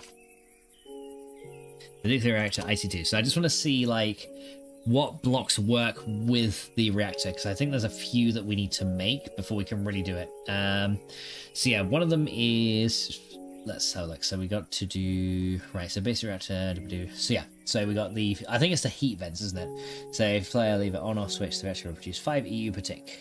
Also generate 4 heat per second into the heat vent, and the heat vent will try to dissipate 6 units of heat, only find 4 and dissipate that. Which brings us to a key concept of reactor design, heat. Okay, so yeah, that generates heat. Go to a compound such as the heat or into the reactor vessel itself.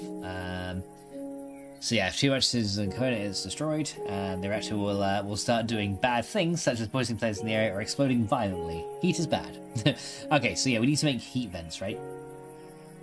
Dissipates 6 heat from itself every second. Dissipate 5 heat every second. This has the advantage that it can function effectively anywhere in the reactor, not next to the uranium cell. Okay, so that's what we need as well. 12 heat from itself. So yeah, we need an advanced heat vents, right? Yeah, so advanced heat vents is probably what we need to do. And then we need to make some component heat vents, I think. Yeah, heat exchangers we also are going to need as well. So yeah, another tool in your heat control is heat exchangers, which do not dissipate heat, but instead move it around, hopefully to where it can be dissipated more easily. They were continually seeking to make every component in the interact be equally far from disintegration. So if basically heat exchanger, which is destroyed at 2500 heat, was transferring heat from itself to the reactor, which usually is destroyed at 10,000 heat, the 1250 will try to use the reactor 1000 heat, 10% of the reactor's capacity, and itself 250 heat. Okay, so that makes sense. So yeah, we 70 heat with the reactor, but will not move heat to or from nearby components. So we essentially need the does not transfer any within the reactor itself. Transfer to 24 heat with each surrounding component, and then up to 8 with the reactor. Okay, so we need essentially advanced heat exchangers as well. Cooling cells have the capacity to sort of large amounts of heat. Play the role of a single-use coolant. Okay, so yeah, we could probably use coolant cells, but yeah, that also destroys it as well, which is pretty bad as well. Yeah, and those require redstone as well, which is kind of crazy. Let's see, we'll make 5 each. B will make 5 on its own, but A will make 5 more because it receives a pulse from B. Okay, yeah, and putting them together is pretty good. So yeah, 4 fuel rods essentially. Let's see, so 4 is so 4 fuel rods EU per tick. So So 1 quad uranium cell essentially will make 60 EU per tick, which is pretty good actually. That's like 6 solar panels worth. So that's a good start. So yeah, that's a quad uranium cell 1. I'm just trying to see what else we got here. And it also make 96 heat units per tick, which is kind of crazy. But yeah, that's going to be kind of cool. And then yeah, dual and quad uranium cells. Yeah, so we're going to need a lot of these. So yeah, we need a lot of heat exchangers as well. So yeah, we need to look at... Okay, so the blocks we need... So yeah, just having a quick look on the wiki here, just to make... so what we need is we need, if we can, we need... this fits for heat for each surrounding component, and... Move 36 heat from the reactor to itself and then displace 20 heat for itself. This will cause the component to overheat if steps are not taken to cool this component. Yeah, that's kind of interesting.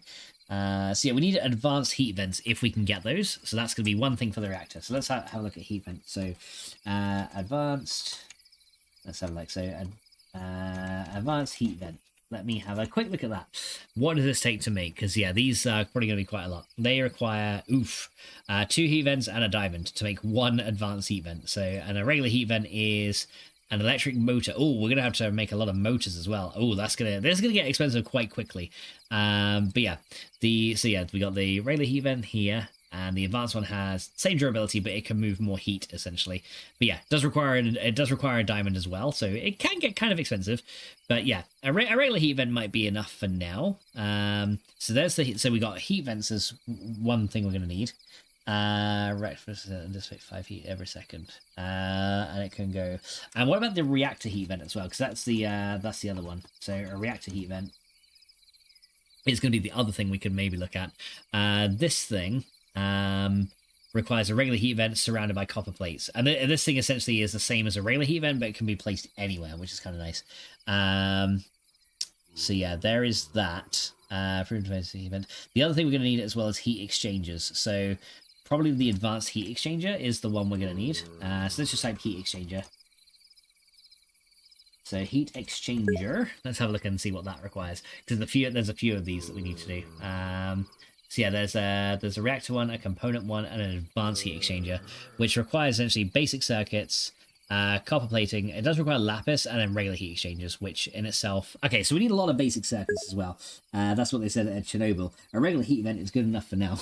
Yeah, pretty much, to be fair. So yeah, the heat exchanger is going to be one of those things that we need. So we essentially need a ton of electronic circuits, like a ton of them. And yeah, fortunately, that's why I got myself a load of copper, right? Because we're going to need a ton of wires to make motors. So we're going to essentially get a load of this copper here.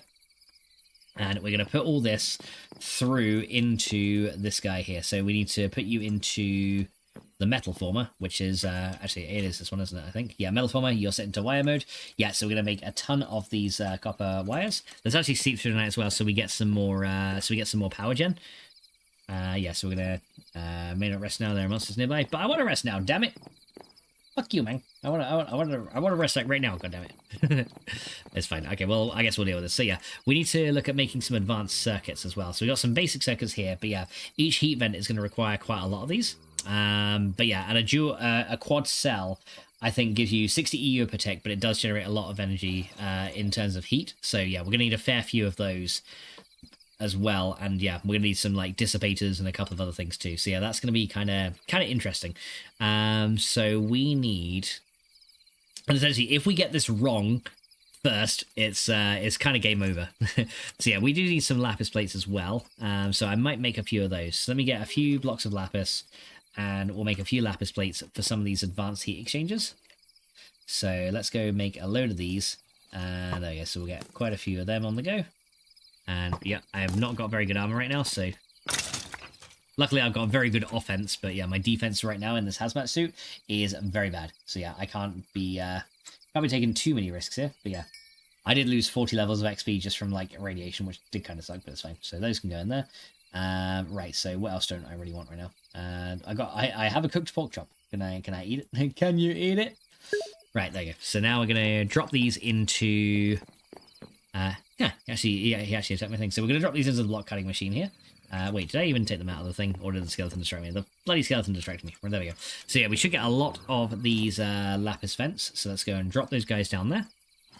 Very good. Says then you have to lead block then you have to lead block the entire area. Yeah, there is like the actual reactor itself is made out of lead blocks, so it shouldn't be too bad. I don't think as long as we get it right, it should be okay.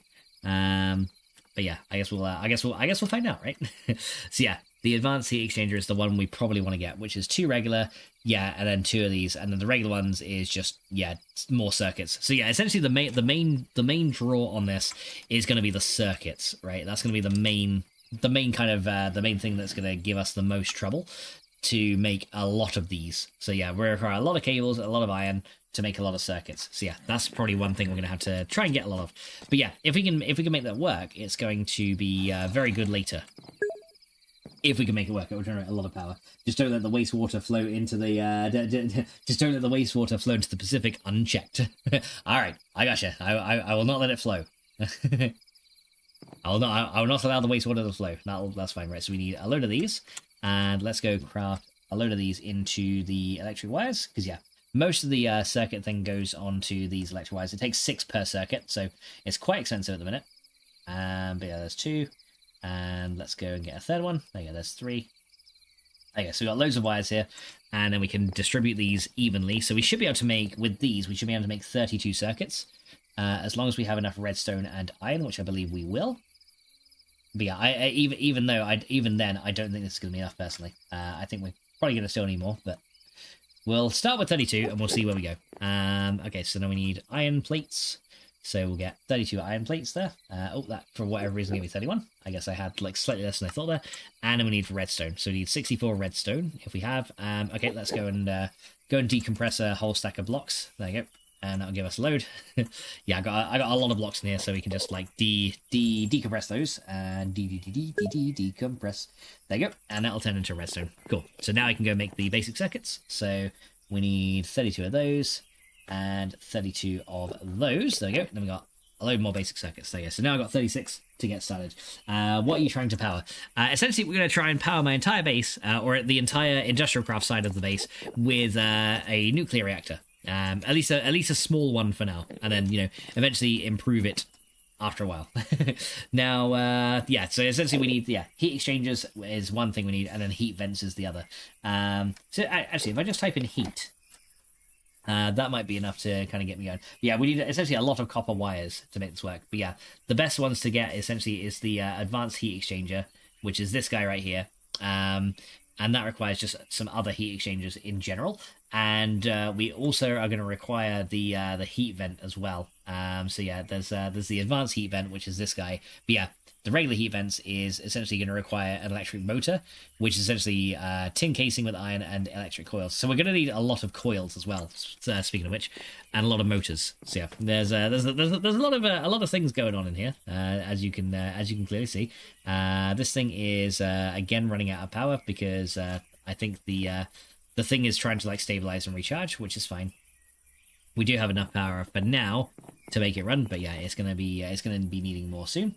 Okay, so yeah, let's go make some of the coils and motors. Yeah, the coils are the most expensive part of this, I think, in terms of the copper cost, because yeah, it requires a lot of copper wires. The motor itself isn't too bad, but yeah, essentially once you one stack of wires is only enough to make 4 motors, essentially, because you get 1 stack of wires, and then you get the 8 coils there, and then you essentially have these guys turn into motors, but you only get 4 of those, right? Because you have to essentially divide the iron in half and then use tin casing, which we're going to need again to make more of these as well. So you kind of don't get that much. You kind of don't get that much in terms of motors. As you can see, that we only got for all that copper, we got 4 motors, which is kind of bad. It's kind of slow, but yeah, we are slowly but surely getting more of these wires, so it should be okay. We'll just let this run. This thing is struggling to keep up with power, so I might take like 1 overclock upgrade out of that, and maybe that then will be a bit better. Seems like it is not. Yeah, so right now we're struggling for power for a lot of our IC2. Like up until this point we were fine, but yeah, now we're struggling. So we gotta try and improve our power setup as much as we can. So we need another 8 of those into these. There you go.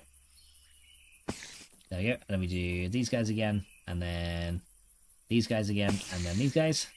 There you go, there's another 4 motors. Right, so we got like 8 motors right now, and we got 36 circuits. So we got a few of these things. But yeah, I think heat vents is the main thing, so they all require the motors.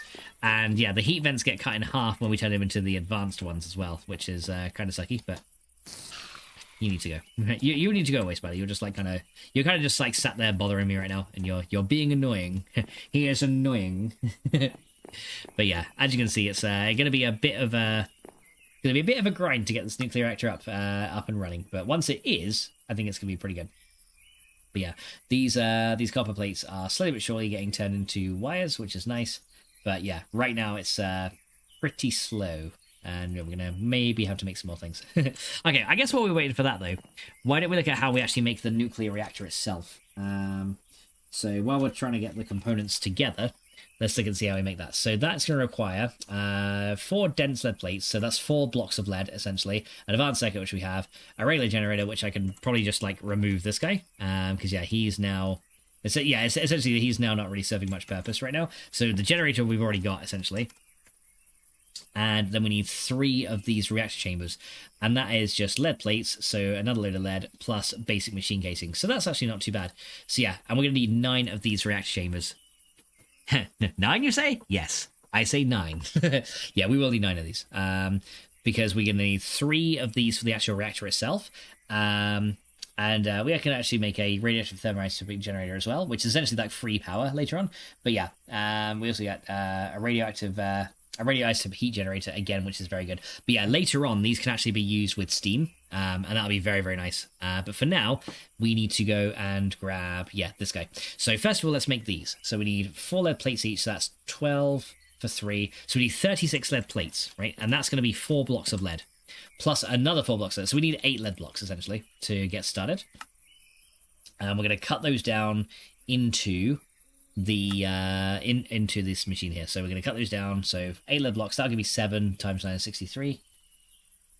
So that's going to be 8 9s are 72. Okay, so let's get these guys here. So that'll be 63, and then that'll be 72. Cool. And then we're going to put those guys through the block cutting machine. Here we go. So these guys go through here. And then 4 of those will end up in the compressor, right? So we're going to get... Okay, so we get lead plates. So yeah, 36 of these end up in the compressor. So we're going to wait for 36 of these to come out of here. 27, and 1 more. And there we go. Right, so 36 right there. And these guys are going to go straight into there to turn it into the dense lead plates. So we'll get those started. Now, the other thing we're going to need is 9 basic machine blocks, which is going to be 72 iron. So we got 64. 5, 6, 7, 8, 9, 70. No, actually, no. 9, 8, 72. And 7, 8, 9, 70. 1, 2. There you go. So we're going to grab those. Wait, that's steel. Wrong one. Wrong one. I need the iron ones. We're actually running low on iron plates, believe it or not. So, well, actually, I kind of believe it. So there you go. 72 of those, and that'll give us the machine blocks that we need. So you guys are going to go like that. And you guys are going to go like that. There we go. So 9 machine blocks there. And then we need to take the 36 lead that we have left over from the block cutter. There we go. And because, 9 falls to 36. So then that should make these into the reactor chamber. There we go. So there's 9 reactor chambers. There we go. So yeah, we just need 1 generator, 1 advanced circuit. So it's not actually that difficult to make, to be honest. Like, the reactor part itself is actually quite easy. It's the stuff that goes inside it that is a bit more difficult, right? So we're going to take this generator out. And we are going to go grab these dense lead plates that we should now have in here. There you go. 4 dense lead plates. And that should then be enough to run this thing, right? So we're going to go... So 4 of these... Oh, no, they're in the corners, aren't they? So 4 dense lead plates in the corners. We then have the 3 of these across here. And then that'll leave 6 left over, which is good. I can math. I can math. And we need the advanced circuits as well. So we're going to need 1 of those from here somewhere. Where is that? Advanced circuits are in here. So I guess we just need 1 of those. So that guy can be made up here. So we can grab you. There you are. And then finally, we need the generator on the bottom. And there we go. We now have our nuclear reactor. Yeah. Now, I'm not sure how much power this thing gives out. But I think we're going to want to hook this up to... eventually hook it up to an MFSU. Just to give out like a good amount of power later. And just so it has like enough power to send across. So yeah, so far, that's all good. So...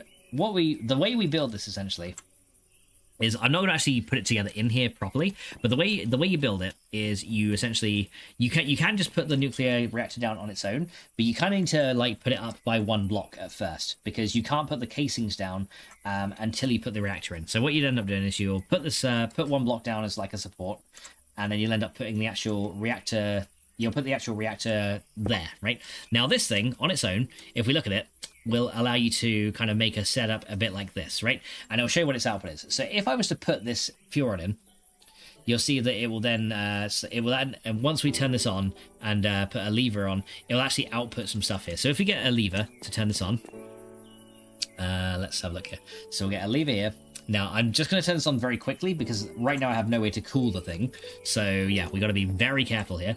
And it will show you like how much heat is going to get generated if we're not careful. So yeah, we need to put the lever onto the side of this thing and then just power it, right? So yeah, do we really want to do this? I just hope this doesn't go too crazy.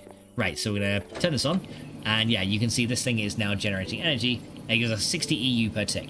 Now, yeah, as you can see, this thing is going to start to heat up very quickly, and we're already at 10.56% heat, so we are going to shut that thing off straight away. There you go. Yeah, we're going to just shut it off straight away, because that thing, if we don't do anything, is going to explode, and that's very bad. So yeah, right now, as you can see, the core temperature is 12.48. If this hits 100%, boom, it's just gone, right? So what we need to do is figure out a way to do some heat exchange with this. So I'm going to take this lever off here for now, because we don't want that there. But what we can do is we can take this guy here, and once you surround it with reactor chambers, it will actually take on more power, which is really cool. So what we can do, these 6 reactor chambers here, we can now surround this whole reactor with these. And then we just kind of attach them like this. And once they've actually been surrounded with all 6, you can actually interact with it. And as you can see now, everything here is ready. Now, the core temperature still remains the same, so we now need to figure out a way to like dissipate that heat, because yeah, it's outputting a lot of heat, and that's not good. So 60 EU per tick is pretty good, and it will last a very long time. But yeah, it's going to output a ton of heat, so we need to maybe make some heat vents. So let's have a look at those heat vents again. Alright, so first of all, let's get some regular ones. So that's going to require iron bars, iron plates, and these electric motors. So yeah, we can probably make a few of those already, and that'll be a good start. So currently I've got 8 motors on me, so we should be able to make 8 of these heat things. So we need iron plates and iron bars, which are not too difficult to craft, and we actually made some earlier. So let's get some iron plates from here. I've probably got some iron bars somewhere in here if I can find them. Let me see.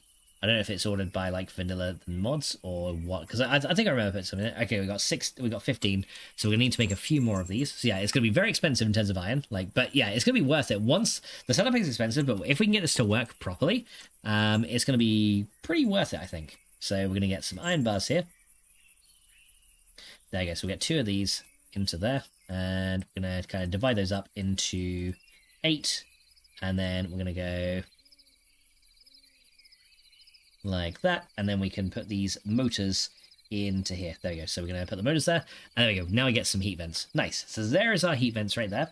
We got 8 of these. So what should happen is if we put this in the reactor, right, we should see that this will take some damage, but it will actually cool down the reactor. So we'll let this kind of cool down, and it should eventually start cooling these down. So once the reactor's on, it will start to dissipate heat. It doesn't dissipate heat if there is like if there's nothing there, it won't dissipate any heat from the core. So we also will need some reactor heat vents as well to dissipate heat from the core of the reactor. So we're going to go reactor heat vent. Let's have a look at that and see as well, because we are going to need a couple of them as well. So that requires just a regular heat vent with some copper around it, right? So that's pretty easy. Copper plates are not hard to get. And yeah, these can be essentially stuck anywhere in the reactor. So let's go get a few of those on the go. So we're going to turn 4 of these, I think, into, for now, we're going to turn 4 of these into the reactor heat vents. But yeah, as you can see, they are pretty, they're pretty pricey. But these should actually enable the, reduce the core temp of the reactor itself, right? So reactor heat vents should, essentially, if we can put these anywhere, it doesn't really matter where they go. But these should essentially take down the core heat by quite a bit. So if we were to get these guys, and, you know, let me just like put 2 per side like that, we should hopefully see the core temperature is slowly, there you go, look, the core temperature now is slowly being dissipated. It's, the durability is still staying full, but yeah, the heat is now being dissipated slowly but surely, and we don't have to worry. But my thinking is this is probably not going to be enough to, there's probably not going to be enough to, like, cool this thing completely. So if we were to return this thing on again, I'm very sure that this small amount of heat events is not going to be enough for a quad fuel rod. I think it's going to explode very quickly, but we'll try it and we'll see what happens. So we're going to turn this thing on, we're going to let that run, and as you can see, the core temperature right now, it is going down, as you can see, and it's still dissipating heat, but as you can see, the durability of these things is actually going down. So we're not actually dissipating enough heat, and eventually these things will break. So we want to turn this off. So the next problem that we have to deal with is essentially how to keep the durability of these things from depleting. Now, when you turn the reactor off, they will slowly recover durability. So, they don't like permanently get damaged. They'll slowly recover durability, and then it'll be fine. So, so far it's okay. We don't have to worry about it too much. But yeah, as you can see, it's slowly going to recover durability, and then there's going to be a bit of a problem, right? So we now need to make the heat exchangers to then pass heat from these to the heat vents. So if we look at the heat exchangers, so let's have a look at those. So we probably want to make the advanced one because that one can do pretty good. There is also component heat exchangers as well, which takes things from a regular heat exchanger with some gold plates, which can be used just on the reactor components itself. But we probably want to look at the advanced one, which is going to be this guy here. So that one is essentially a 2 regular heat exchangers, which is essentially circuits, copper, and tin. So yeah, we should be able to make a lot of regular heat exchangers here. These are probably the easiest pieces to make, to be fair. So let's go and see if we can make a few of these. So I got some copper plates and tin plates here. So we'll go make some regular ones. So we'll go make these, and we should be able to make... Yeah, I can make 16 of these. Perfect. So then we should then be able to turn those into some of the advanced ones. So advanced heat exchangers require 2 circuits, some copper. Yeah, okay, so we've got the lapis stuff as well that we need. So we'll get a little bit out of there. But yeah, like I said, we gotta. Essentially, this is all about experimentation until we get the balance right. So yeah, it can be a little bit tricky, but that's fine. So we'll get some advanced ones. There we go, and then that will take those guys there. So now we got some advanced heat exchangers, and when paired with heat vents, what these should do is distribute some of the heat. So I think the easiest thing we can do essentially is to take out some of these. Yeah, they got some good durability here, but I think the best thing to do is to take out some of these. And I think these kind of want to go next to those to distribute the heat more evenly. Now, I'm not sure if this is going to work very well, but let's go and turn it on and see what happens. So if we turn this on, what we should find, let's see, that's durability is now holding on a little bit better. The heat exchangers, again, they're holding on actually pretty good, but as you can see, they are losing a little bit of durability, but they're holding on pretty well. So we're almost there with this one fuel rod. Now, the core temperature, as you can see, it is going up. So we still need some more heat vents to remove some of the heat from the core, because yeah, slowly but surely this is actually climbing. So we do need some more reactor heat vents to make this work, and some of the durability is suffering a little bit. So it's kind of there, but it's kind of not. We need some more heat vents to make this a bit more stable. But yeah, this thing is slowly climbing, but nowhere near as fast as it was before, right? So that's a good thing. So yeah, this is not climbing nearly as quickly, which is really good, but it's still not ideal. We turn it off there, and as you can see, the durability of these things will restore over time, and then these guys will slowly but surely remove some of this heat. So you can see it's taking a bit of time sometimes, and sometimes it actually goes up a little bit as well, because these things are kind of like distributing the heat around. So we need essentially more heat vents and more reactor heat vents, which essentially means a ton more motors to make that work. So yeah, we've got a couple more here.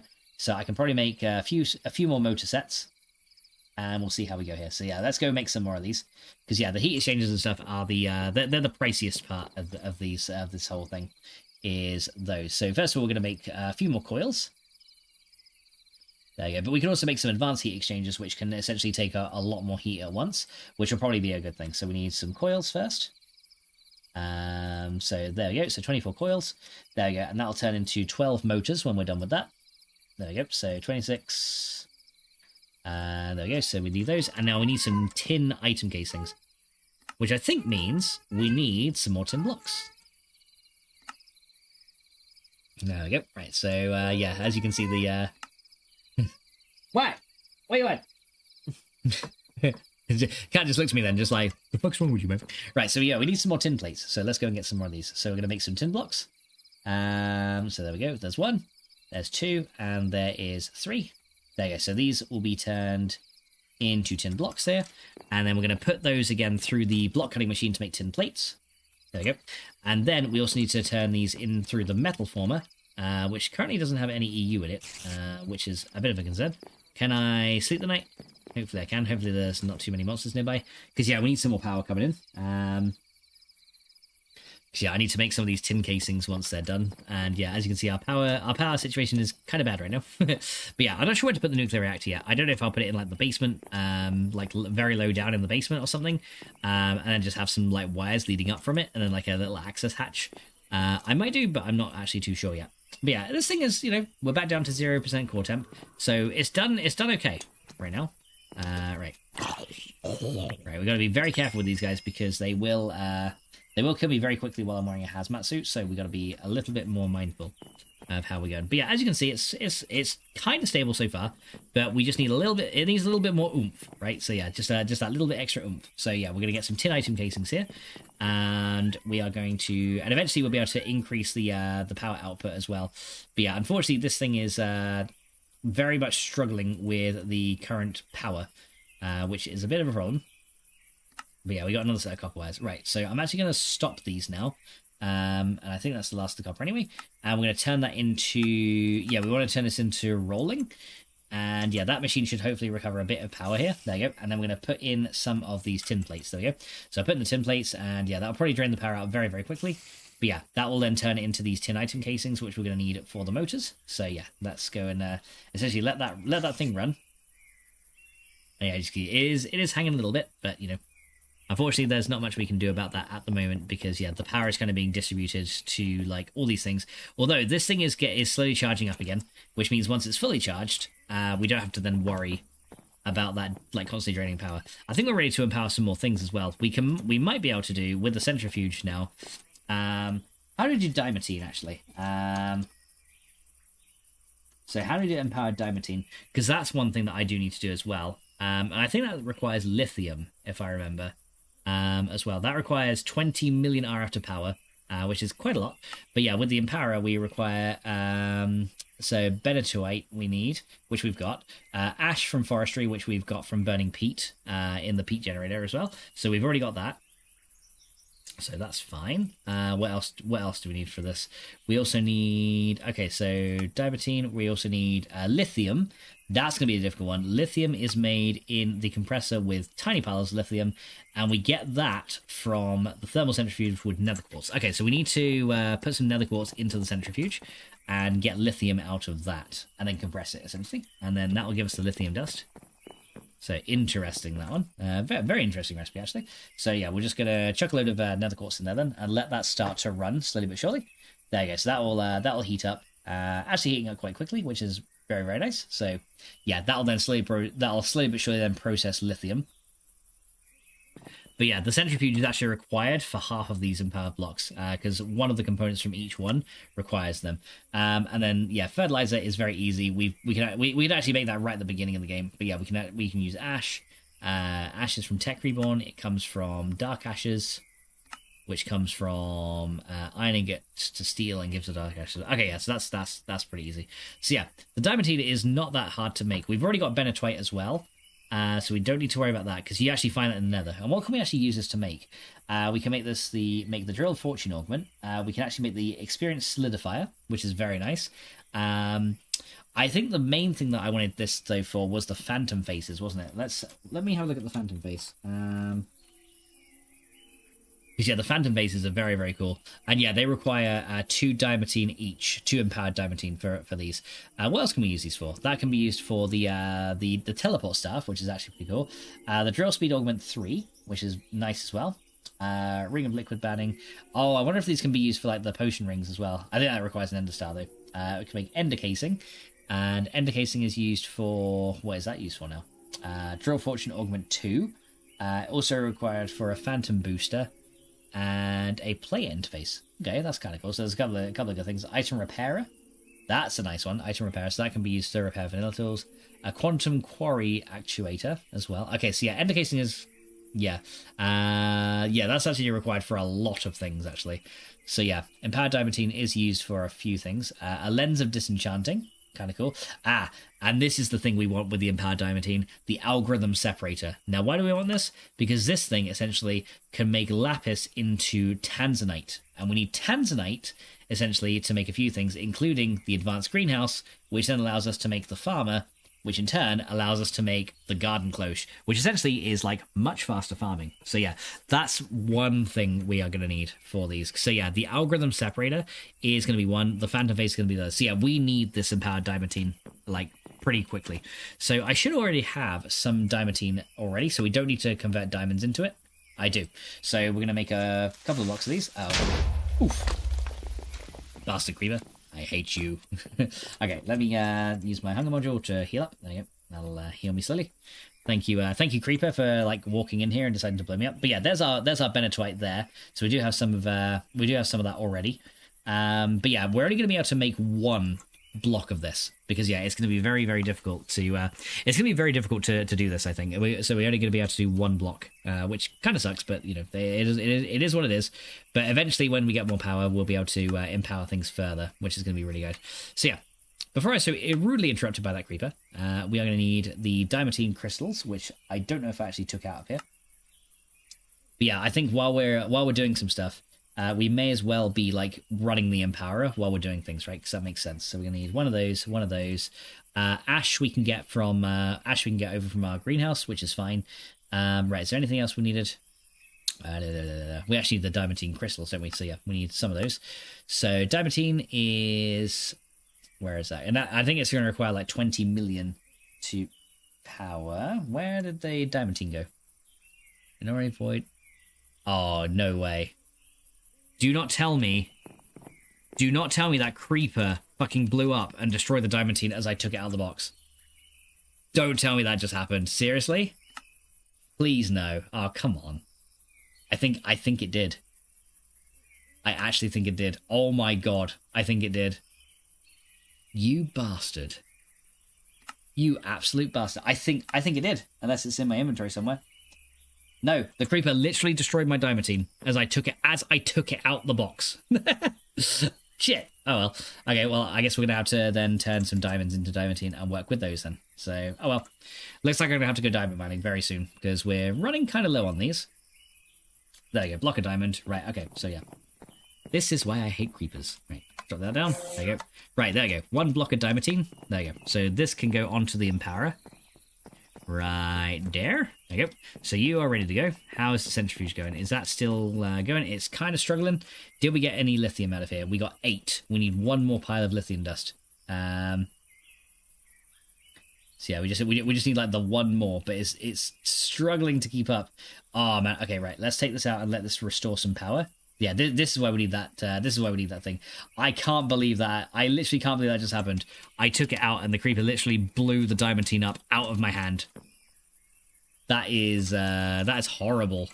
Wow. Okay, so I had 50 of those as well. Like I like 50 of them, and they're gone. Well, crap. Well, shit. Well, that sucks, doesn't it? Yeah. So it looks like I'm gonna have to go on eventually a diamond mining run to replace all that shit that I just lost thanks to the fucking creeper, because you know he just doesn't know when to fuck off. Bastard. Right. So yeah. So no diamantine for me until a little bit later. But yeah, one of these is benitoite, so we'll get that laid into the empower. So there's the first one. We just need these. We just need this power to restore to here. Why is it not restoring that quickly? I have no idea. It should be restoring a lot faster than that.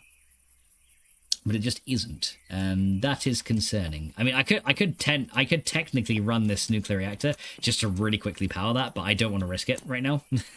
I really don't want to risk it right now, so yeah, we're not going to bother. But yeah, we should have the tin casings done now, hopefully, or at least a few of them. Yep, there's some tin casings done here. There's a few more, so that'll do. So yeah, tin casings are made.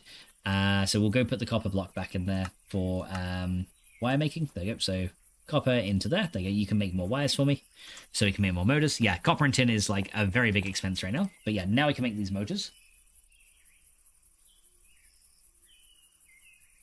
There you go. So we'll add those in there, and then we'll just do one of those. Right, so loads more motors. There you go. And now we can do more heat exchangers, right? So heat exchanger. Not heat exchanger. Exchanger. There you go. Heat exchanger. Here we go. So... Oh no, it's a heat vent, my bad. We've already got heat exchangers. We need the heat vent. There we go. So heat vents here are going to need... Right, so heat vents, we need the advanced ones, but first the basic ones. So yeah, iron and iron bars, which is, again, not too bad. So yeah, we need more iron bars though, so let's get 2 more sets of those. Actually, let's get 3 more sets. 16, 32, 48, and then we'll just kind of divide those up. And then hopefully, right, how many motors do I have on me? I did make 12 motors. There you go, perfect. And then we take these guys here. That'll give me 8. And then we just need a little bit more iron casings. So that should be fine. A little more here. Yeah, we're running out of... doing this reactor, we're running out a lot. We're running very low on a lot of these things.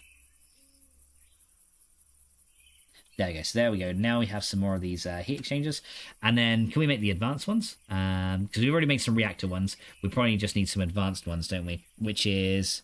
diamonds. Shit. Okay, we got to stick with basic ones for now then, because yeah, the advanced ones, the advanced ones might be better, but I think for now we'll just stick with these guys. So now we essentially want to put more of these around like this, I think, and then we're going to do 4 like that, and then each of these 1, 2, 3, 4, 5, 6, 7, 8. There you go. So yeah, this I'm thinking now, if we turn this on, let's see how this works. Does this now dissipate enough heat from the core? Let's see. Core temperature is now stable, and it's very slowly going up. So yeah, these heat exchangers seem to be fine. Durability is 99901. Okay, so these are slowly kind of going down, which is then they're kind of slowly recovering and panning out again. So they're kind of there. Yeah, these reactor heat exchangers seem to be fine. But yeah, that's kind of going up to 0.94. But yeah, these things seem like they're okay. So we're just going to keep a very careful eye on this just for a little while to see what happens. So yeah, it seems like it's kind of staying around the 0.86 mark. So this might be a very good first design for a reactor. Currently, it's only going to generate 60 EU, which is not the best. But we could eventually put 2 of these quad fuel rods in to double that. And then we can use one of the, we can use like a photon thing to also increase the amount of power that we get as well. But yeah, it seems to be hanging on around 1.14 power, which isn't too bad. So I think so far, this is actually, yeah, see, it seems that the durability is staying pretty high. So yeah, it's losing a bit, but then it's kind of getting evened out. These ones aren't losing much durability at all. But yeah, I wonder what happens if you get a second quad fuel rod. So yeah, that is now outputting, yeah, 60 EU per tick. But yeah, as you can see, it's going to last a very long time. And yeah, that's actually not too bad. So yeah, you're producing now, you seem stable. The heat is not really rising above 1%. So maybe if we had a fifth heat vent here, maybe a good idea. To a fifth reactor heat vent like on the edge here would probably be an idea. But yeah, that so far seems to be working good. So yeah, our nuclear reactor is going to give us 60 EU per tick just for this one. But yeah, we probably want to make it a little bit more efficient, because yeah, right now it is that's kind of low, and I kind of want it to be a bit higher than that. So we might need to look at making another quad fuel rod, but for that we're going to need more uranium being purified and stuff as well. So that does take a little bit, right? Because yeah, the power generation right now, as you can see, not super high, because yeah, we are also at night. So if we sleep, maybe we can get some more power gen going to our base. Because yeah, we don't have enough power input yet. But this could be enough maybe to run. I mean, I might be able to just run like a wire out from here, like a copper cable out, because I think the copper cables can stand like quite a high power output just to run the centrifuge for a little bit. Because that would probably help as well. But yeah, I'm gonna go ahead and do a few more uranium. Actually, let's do 3 more in here,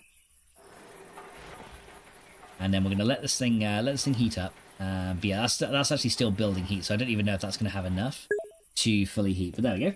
And hey, High Flying Man. High Flying Man, welcome in. He says, I got to say a big thanks for being so thorough with the 7 Days XML playlist. It's definitely been the most useful resource I found on the subject outside of the wiki. Cheers. Hey, you're welcome. I haven't seen you in ages, dude. How you been? Are you still streaming? Like, I'm not seeing you around like in a long ass time. But yeah, I'm glad you're enjoying it, and so you enjoy making mods and stuff then, right? And you know, I hope that's been going really, really well, because yeah, I enjoy like showing people how to make mods and stuff like that, and yeah, I hope you've been finding it somewhat useful as well. So yeah, it's good to see you, dude. I hope everything's been going well for you over there. But yeah, how's it all going? Holy shit! High flying mine. That's the one guy I haven't seen in a while, guys. But yeah, I'm gonna give him a shout out though, because I don't know if you still stream right now, but yeah, he's a cool dude. Definitely go check him out. So let's go ahead and get that done real quick. High flying mine. Let me go do that for you. There you go. Hopefully that works. But yeah, go check him out. He's pretty awesome. you gotta see his streams. Very chill, very relaxed, and yeah, like I said, I haven't seen it in a while, so I'm not sure if you're still going or not. But you know, if you are, cool. I hope you're doing good, dude. And thank you so much. And yeah, I appreciate that. I'm glad you find them so useful. Right. So how are we going here? So this thing is slowly but surely heating up. Yeah, it's taking a while to heat this thing. Right, okay, if I add that, will that make it go a little bit quicker? Maybe, but it's also probably going to drain a bit more power. Yeah, as you can see, it's slowly draining power. Look, it's not happy, is it? It's really not happy. All right, you know what? I'm going to play it. I'm gonna play it very risky. Because this thing can provide 60 EU per tick, right? So I'm going to take a bit of a risk here. And right now it's going to look fucking oogly, but I don't care. We're going to run a power output from this thing. And I'm just going to power. I'm gonna run a quick power output, and we're just going to power this thing real quick from this reactor. Like I said, it's not going to be permanent. I just want the centrifuge like running. So yeah, we're going to kind of make a power line and bring it over. So I'll make it high so I can walk under it, and we'll just kind of bring it up here. Like I said, this is not a permanent thing, just for now, so we can get the power out. There you go, and then you can kind of go in there. And bring it over there. There you go. Yeah, so this thing, hopefully, if we turn this guy on, that should now power this, right? And hopefully that's not going to make it explode. And then hopefully this now is, yeah, that's now full of power. There you go. That will now work properly. So yeah, just getting that little bit of nuclear energy into there seems to be enough for now. So there you go. So that'll hopefully keep it warm and get that thing with a little bit more power. That's better. There you go. Yeah, so now it's full of energy. Hopefully this thing is not going to explode. Let's just keep an eye on this. Yeah, as long as core temperature stays around 1%, we should be fine. Yeah, that's good. It says, cheers mate, things are going well. Been helping out with my grandma the last couple of years, so less streaming. But I appreciate the good prize vote. You the man. Ah, thank you so much, dude. Well, I hope your grandma's doing all good as well. And you know, I hope she's been enjoying your company and everything. You know, I hope she is, you know, like in good health and everything as well, because you know, it's not nice when people get older and you know health starts to decline and stuff. So you know, I hope that's not happening to her, and she's all good, fit as a fiddle. You know, hopefully she's like my nan. She's like fit as a fiddle and is more technologically advanced than me. Is what I'm hoping for. Is what I'm hoping for her, because yeah. But yeah, I'm sure she's enjoying your company and everything as well. So you know, it sounds like it's been pretty nice for you guys. So that is good to hear. All right, so how are we doing here? So we've got now. All right, so what do we need now? So I want to. Why the hell did I come down? I came down here for a very specific thing. I totally forgot what the fuck it was. Oh, sand. That was it. So that's probably going to be 2 sand, because then we need to make some fertilizer, don't we? So 2 sand will then make a fertilizer. There we go. So we'll get that first one done. There we go. Yeah, and yeah, I can hear the nuclear radiation kind of coming off of this thing, and it's kind of scary. It's kind of scary, guys, I'm not gonna lie. But yeah, so far it seems to be working pretty good. But yeah, I should probably hook this up to my my system downstairs right now. But yeah, so far, how's the durability on all these? They're still kind of hanging in there. So yeah, it doesn't look like anything too bad is happening. So yeah, the reactor so far seems pretty stable, to be perfectly honest. So I'm pretty happy with that, actually. So yeah, pretty stable reactor there, which is awesome. So yeah, I might need to make some component heat vents to kind of put in these gaps eventually, and that'll keep this thing a little bit cooler. Because yeah, it's slowly rising above 1%. So I think we need 1 more heat vent, and I think 1 more heat vent will probably keep this thing nice and toasty cool, which is going to be really good. But yeah, that thing should now be powering this guy. And let's go put the rest of the quartz in here while we've got the while we have the power. We take it while we have the power. Yeah, while we have the power, let's go and put that in there as well. And let's take a couple of overclockers from what machine can we take some overclockers out of? Because yeah, I do have some. Wait, didn't I have one in here somewhere? An overclocker upgrade of sorts. Or did I put that back into the machine? I may have put it back into the one. So that's got 5 in it. That's got 1. Because that can't run very fast. This can run kind of quick, though, with 1 overclocker. But there you go. That should be giving me some more lithium. Okay, so yeah, with these tiny piles of lithium, I can then craft those into 1 lithium. Into 1 regular lithium dust. That's going to be the 3rd thing we need. So there's the lithium dust. So there's the first one. There's the second one. And then we need the fertilizer for the 3rd one. And then the last thing we need to empower this thing is going to be the ash from the peat generator, right? So let's go get the ash from over here, from my greenhouse. I'm actually at this point I am very nervous leaving that greenhouse on its own. I am very fucking nervous. I'm just like I don't know if I want to. I really don't know if I want to.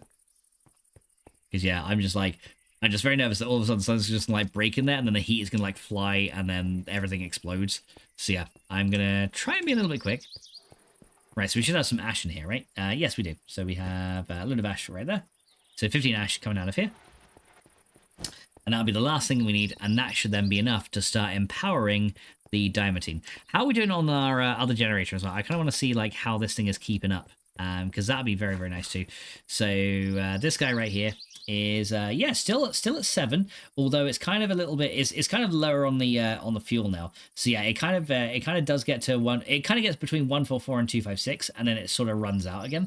So yeah, I can tell that this thing is actually running out of stuff to produce the power for, but it's still going to generate power for us like passively. So you know, it's okay. It doesn't matter. She's well. We've gotten many priceless moments together. You said it just starts getting on and helps have a. As you just said, it starts getting on and just helps have a mental health. Exactly right. So you know, I'm glad she's doing well though. That's really good. That's really good to hear. So yeah, I'm happy with you guys. That's awesome. Right, let's go use our hunger module, and we're just gonna go. Boop. There you go. So yeah, that thing is slowly but surely working, and yeah, this nuclear reactor is definitely providing the kick that this thing needs. So I'm very happy with that. Although it is it's actually struggling here to keep up with that. So if I take this one out here, is that going to make it a little bit better? Yeah. So without the overclocker, it actually does a bit better. So yeah, this thing cannot have an overclocker upgrade in it, unfortunately. But yeah, we got some lithium, and then the last thing we need here is the ash, and then we should be able to empower ourselves a diamantine. Right here. So there you go. We're going to let that run. And there you go, guys. The empower process has actually properly begun, which is awesome. So yeah, what I'm going to do, guys, though, I think at this point, we're at a pretty good point to go ahead and end off the stream. Now, this nuclear reactor, obviously, I'm going to move. Off stream, what I'm probably going to do is, like I said, I want to rearrange this entire building, right? Because I'm not really a fan of how it's looking right now. Like, it's not bad. Like, the machines are kind of like organized into the things they do, and you know, it's pretty nice. But I want to essentially reorganize the whole processing chain. And what I'm probably gonna do, to be perfectly honest, is I'm gonna end up like digging this so it's flat. And maybe moving away from the swamp. I might actually move this building over to the back here, and then have this area here as like the nuclear reactor. So we have like a, you know, because my thinking, guys, is if we have several of these nuclear reactors running, like they're expensive, right? But if we have several of these running, that should be enough to take us into more power generation in the future, and to also allow us to overclock some of our IC2 machines as well, which is going to be, you know, super nice. So yeah, I do think I want to make this building essentially my nuclear reactor building, so we can kind of keep it separated. And then yeah, move all of the IC2 machines and the other machines that we have probably over like back behind here. So yeah, I'll probably then like flatten this area here so that the pylons can keep going like in a nice flat kind of orientation here. And yeah, then we can like transmit power around to wherever we need it, right? Because right now it's like this flat area is looking good, this area not so much. And yeah, I kind of want to get this sorted. So yeah, I've got a lot of terraforming to do off stream, I think, and a lot of moving around. But yeah, I also want to make it so that all of these things that currently have like ore processing, I want to make it essentially so that when the things come out into the item interfaces, we can actually have the lasers kind of doing all the sorting for us, rather than having these IC2 things kind of in the middle, just draining extra power that honestly we don't really need draining, right? So yeah, there's gonna be a few things that I want to do. to make that run, because yeah, I think then we can really get a storage system up together, and when we can finally make the drawer controller, we can essentially just use a load of storage drawers and make it work, and it's gonna be really, really good. But yeah, as you can see, this thing is slowly but surely being empowered, but as before, this thing is going to drain the hell out of my batteries. And as you can see, yeah, we've already drained like a lot out of these, and it's slowly but surely drawing power into itself from here as well. So yeah, the Diamantine does take 20 million to empower, but this is going to be our key to unlocking some of the other things like the garden closures, the advanced greenhouses, and the phantom faces as well, which is another very cool thing that hopefully I'll be able to show off in a future stream. But yeah, I think for now what we're gonna do is we're gonna probably just to be on the safe side, I will actually be dismantling this reactor.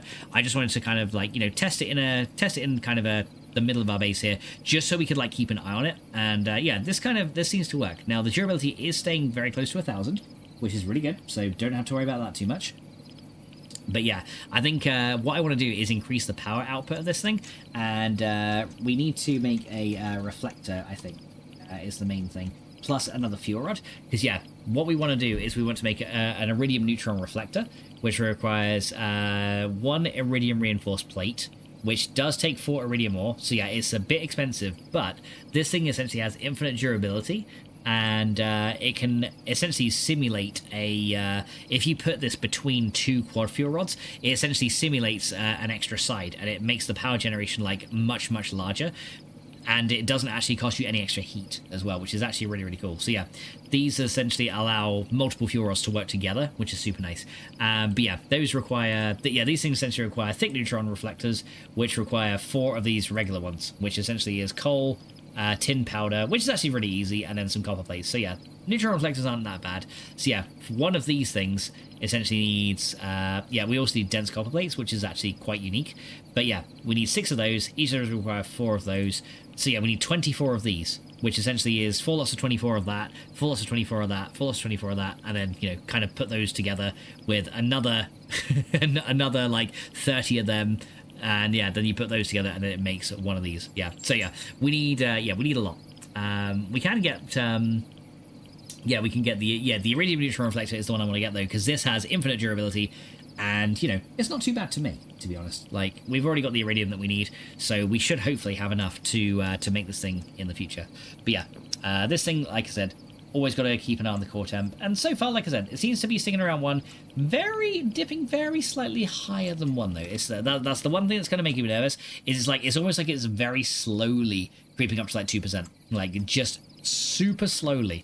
It's being very sly. But yeah, hopefully by the time that we're done, then next time, I will be having all of this, essentially all of this will be empowered, right? So this will be empowered, and we can start doing some more cool stuff, rearrange the greenhouses, get the power a bit more under control. But yeah, I'll probably be, once I switch to garden closures, I will probably be removing these greenhouses as well. Because, yeah, the greenhouses, at least these little greenhouses, because the garden closure essentially is an upgrade above the greenhouse, and it just makes it, like, way, way easier to generate power. It keeps stuff, essentially, like, the whole farming stuff will essentially be, instead of, like, in a multi-block thing like that, we can essentially make a wall of closures, and it will be done in like 1 block, which is going to be really, really nice. And then we can use the lasers to kind of sort all that into a storage system. So yeah, there's I got big plans for the empowering age, guys, and that is essentially to get my storage under control before we move into the farming age, which is age 4, and that's where we need to start bees and things like that. So yeah, there's a couple of things that I need to do, but yeah, as for now though, yeah, I think at this point I'm pretty happy with how this runs. And this thing is just producing a nice amount of power. And I think if we have this like outputting power into our base, it's going to be just really, really good in general. And as you can see, look, this thing is now full of energy. So we're just going to turn this guy off because it's now finished with its production. And as you can see now, we got a little bit more uranium to work with. I can now make more of the enriched stuff, which I'm actually going to do real quick, just so I don't forget. And we should be able to make 1 more fuel rod. So we go do these. I guess we got a little bit more uranium-235. Let me grab this guy. Then we can turn those into the enriched uranium fuel.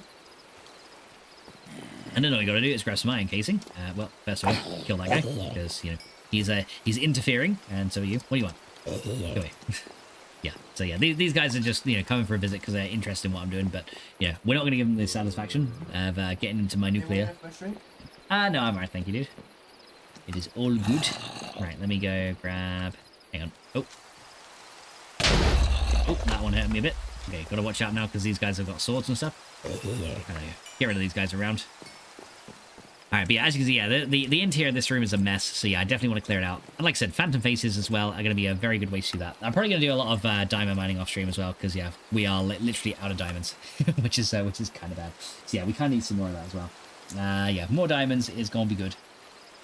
But until then, we've got to kind of make do with it, right? So yeah, we're going to make 4 more of these fuel rods, so we need 4 more iron plates into fuel rods. So we're going to make 1 more quad fuel rod, and then we'll be good to end off. Says, I love the beady craft textures. It's been ages since I played, but it's hands down my favorite bag. Yeah, I do like the beady craft textures, to be honest. Like, I think, you know, they look kind of a bit more cartoony, but they're also higher res, and it looks just really nice. So yeah, I'm definitely a fan of these. So yeah, I think we need to put that into wiring. There you go. So we're going to let this run through. Then 4 of those will wire up into these fuel rods. So go do 1, 2, 3, and 4. And then we are going to go into, so we're going to let that guy run. He's going to take a lot of power to actually generate. And then into here, we're going to put the uranium into there. And then we can do the fluid solid canning machine. And then we can add that and make 4 of these fuel rods. So we're going to just let that run. Right, there is an Enderman in my base. And right now, my armor set is not appropriate to fight him. So we're just going to leave him alone. Let's also use our hunger module so we can... restore our hunger here. But yeah, it's so nice to have the jetpack there. That's really, really good. And yeah, we've actually progressed quite a lot today, which I'm very happy with. Now, the thing is, right, if I put 2 of these quad fuel rods together, we're probably going to get some very bad results, right? And I will demonstrate just so you guys can see. It will give us a lot more power output, but it's probably going to be a little bit more dangerous to run it. And I will demonstrate why. So here we go. So we're going to do 3 of those. 2 of those, and let's make ourselves a second uranium fuel rod. There you go. So there's our second quad rod. So yeah, if we put this and rearrange this slightly, say if, for example, I put this guy, I don't know, say we put this guy over here, right? This thing will essentially double the power output, okay? So if we put this guy on now, this guy will give 120 EU per tick. However, you'll see that the I think the core temp and some of these components will actually drain out quite quickly. So yeah, as you can see, this one right here in particular is taking some damage, and the core temp is now going to rise probably a little bit higher, as you can see. Yeah, so as you can see, these things are now rising a little higher, and this side of the reactor is actually being damaged faster than it can exchange the heat. So yeah, there's a few things that we're going to be a bit careful of. And as you can see now, this thing is like 2.29. It's slowly climbing, right? But as you can see, it does give out 120 EU per tick, which is, you know, very nice. I am going to turn this off though and disconnect this wire, because otherwise this will melt the wire if we're not careful. So we're actually going to take this guy out here. And we're just going to remove this guy. But yeah, I want to show you what happens, essentially, if we make this even higher. And there is a way that we can use 2 quad fuel rods to make the power gen even higher, but it is very dangerous to do this. But it can be done. And with the right cooling, it is actually possible to use this. So yeah, it's like I said, it's very dangerous. It's a very dangerous process, but I will show you, just so you can see, right? So yeah, as you can see, this guy is now, the core temperature is now pretty much gone down. But let me just rearrange it very slightly. Imagine if the Enderman could pick up players as well as blocks. I think there was a mod actually that allowed Enderman to teleport players, and it was actually quite funny. So yeah, that might be a thing actually. Right, so what I'm going to do, right, is I'm going to essentially put these 2 fuel rods right next to each other, right? Now watch what happens. If we turn this on, this thing, as you can see, the core temperature right now doesn't seem to be rising that much, but it is going up. But as you can see, these components now are taking like a much higher amount of damage. It's still giving us a 160 EU per tick, however. But as you can see, this is actually, it was 60, but now it's 160 because of this. And I think Endermen that come close are going to get radiated. But as you can see, the core temp is actually going up a little bit faster, and the entire right side of the reactor is actually melting, which is a very, very bad thing. So yeah, so this thing is not good, and the heat is actually now, essentially, if your heat gets above like 10%, you should be worried, right? That's that's the way you want to play this. And you can see we've not got enough heat exchangers to essentially ride this out. We do have 160 EU per tick, which is very, very nice, but it's, as you can see, taking up, the heat is just kind of building up too fast. All these components are actually taking excess damage, as you can see.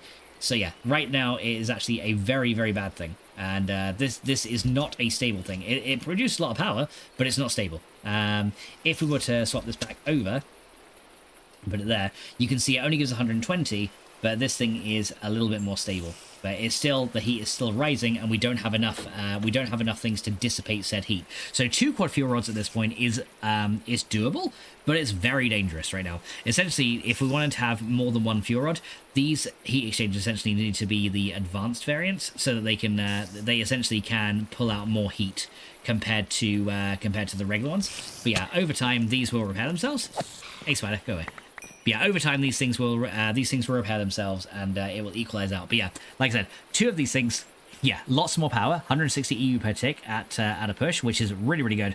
But yeah, it is one of those things where you just want to be like, you gotta be careful with that, because it's gonna, yeah, if you don't manage that very carefully, essentially we got 8 fuel rods in here. If you don't manage that carefully, it's gonna turn around and bite you in the ass, and you gotta be very, very careful with this.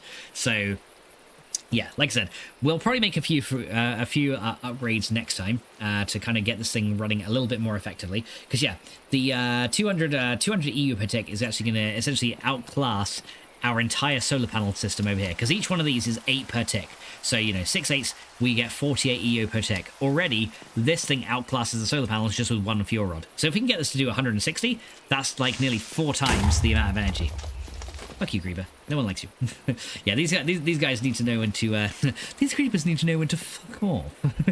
But yeah, I will probably try and charge up my base with this a little bit. But yeah, off stream, I'm definitely going to be moving a lot of this stuff around into other places, because I want to make it so that we can...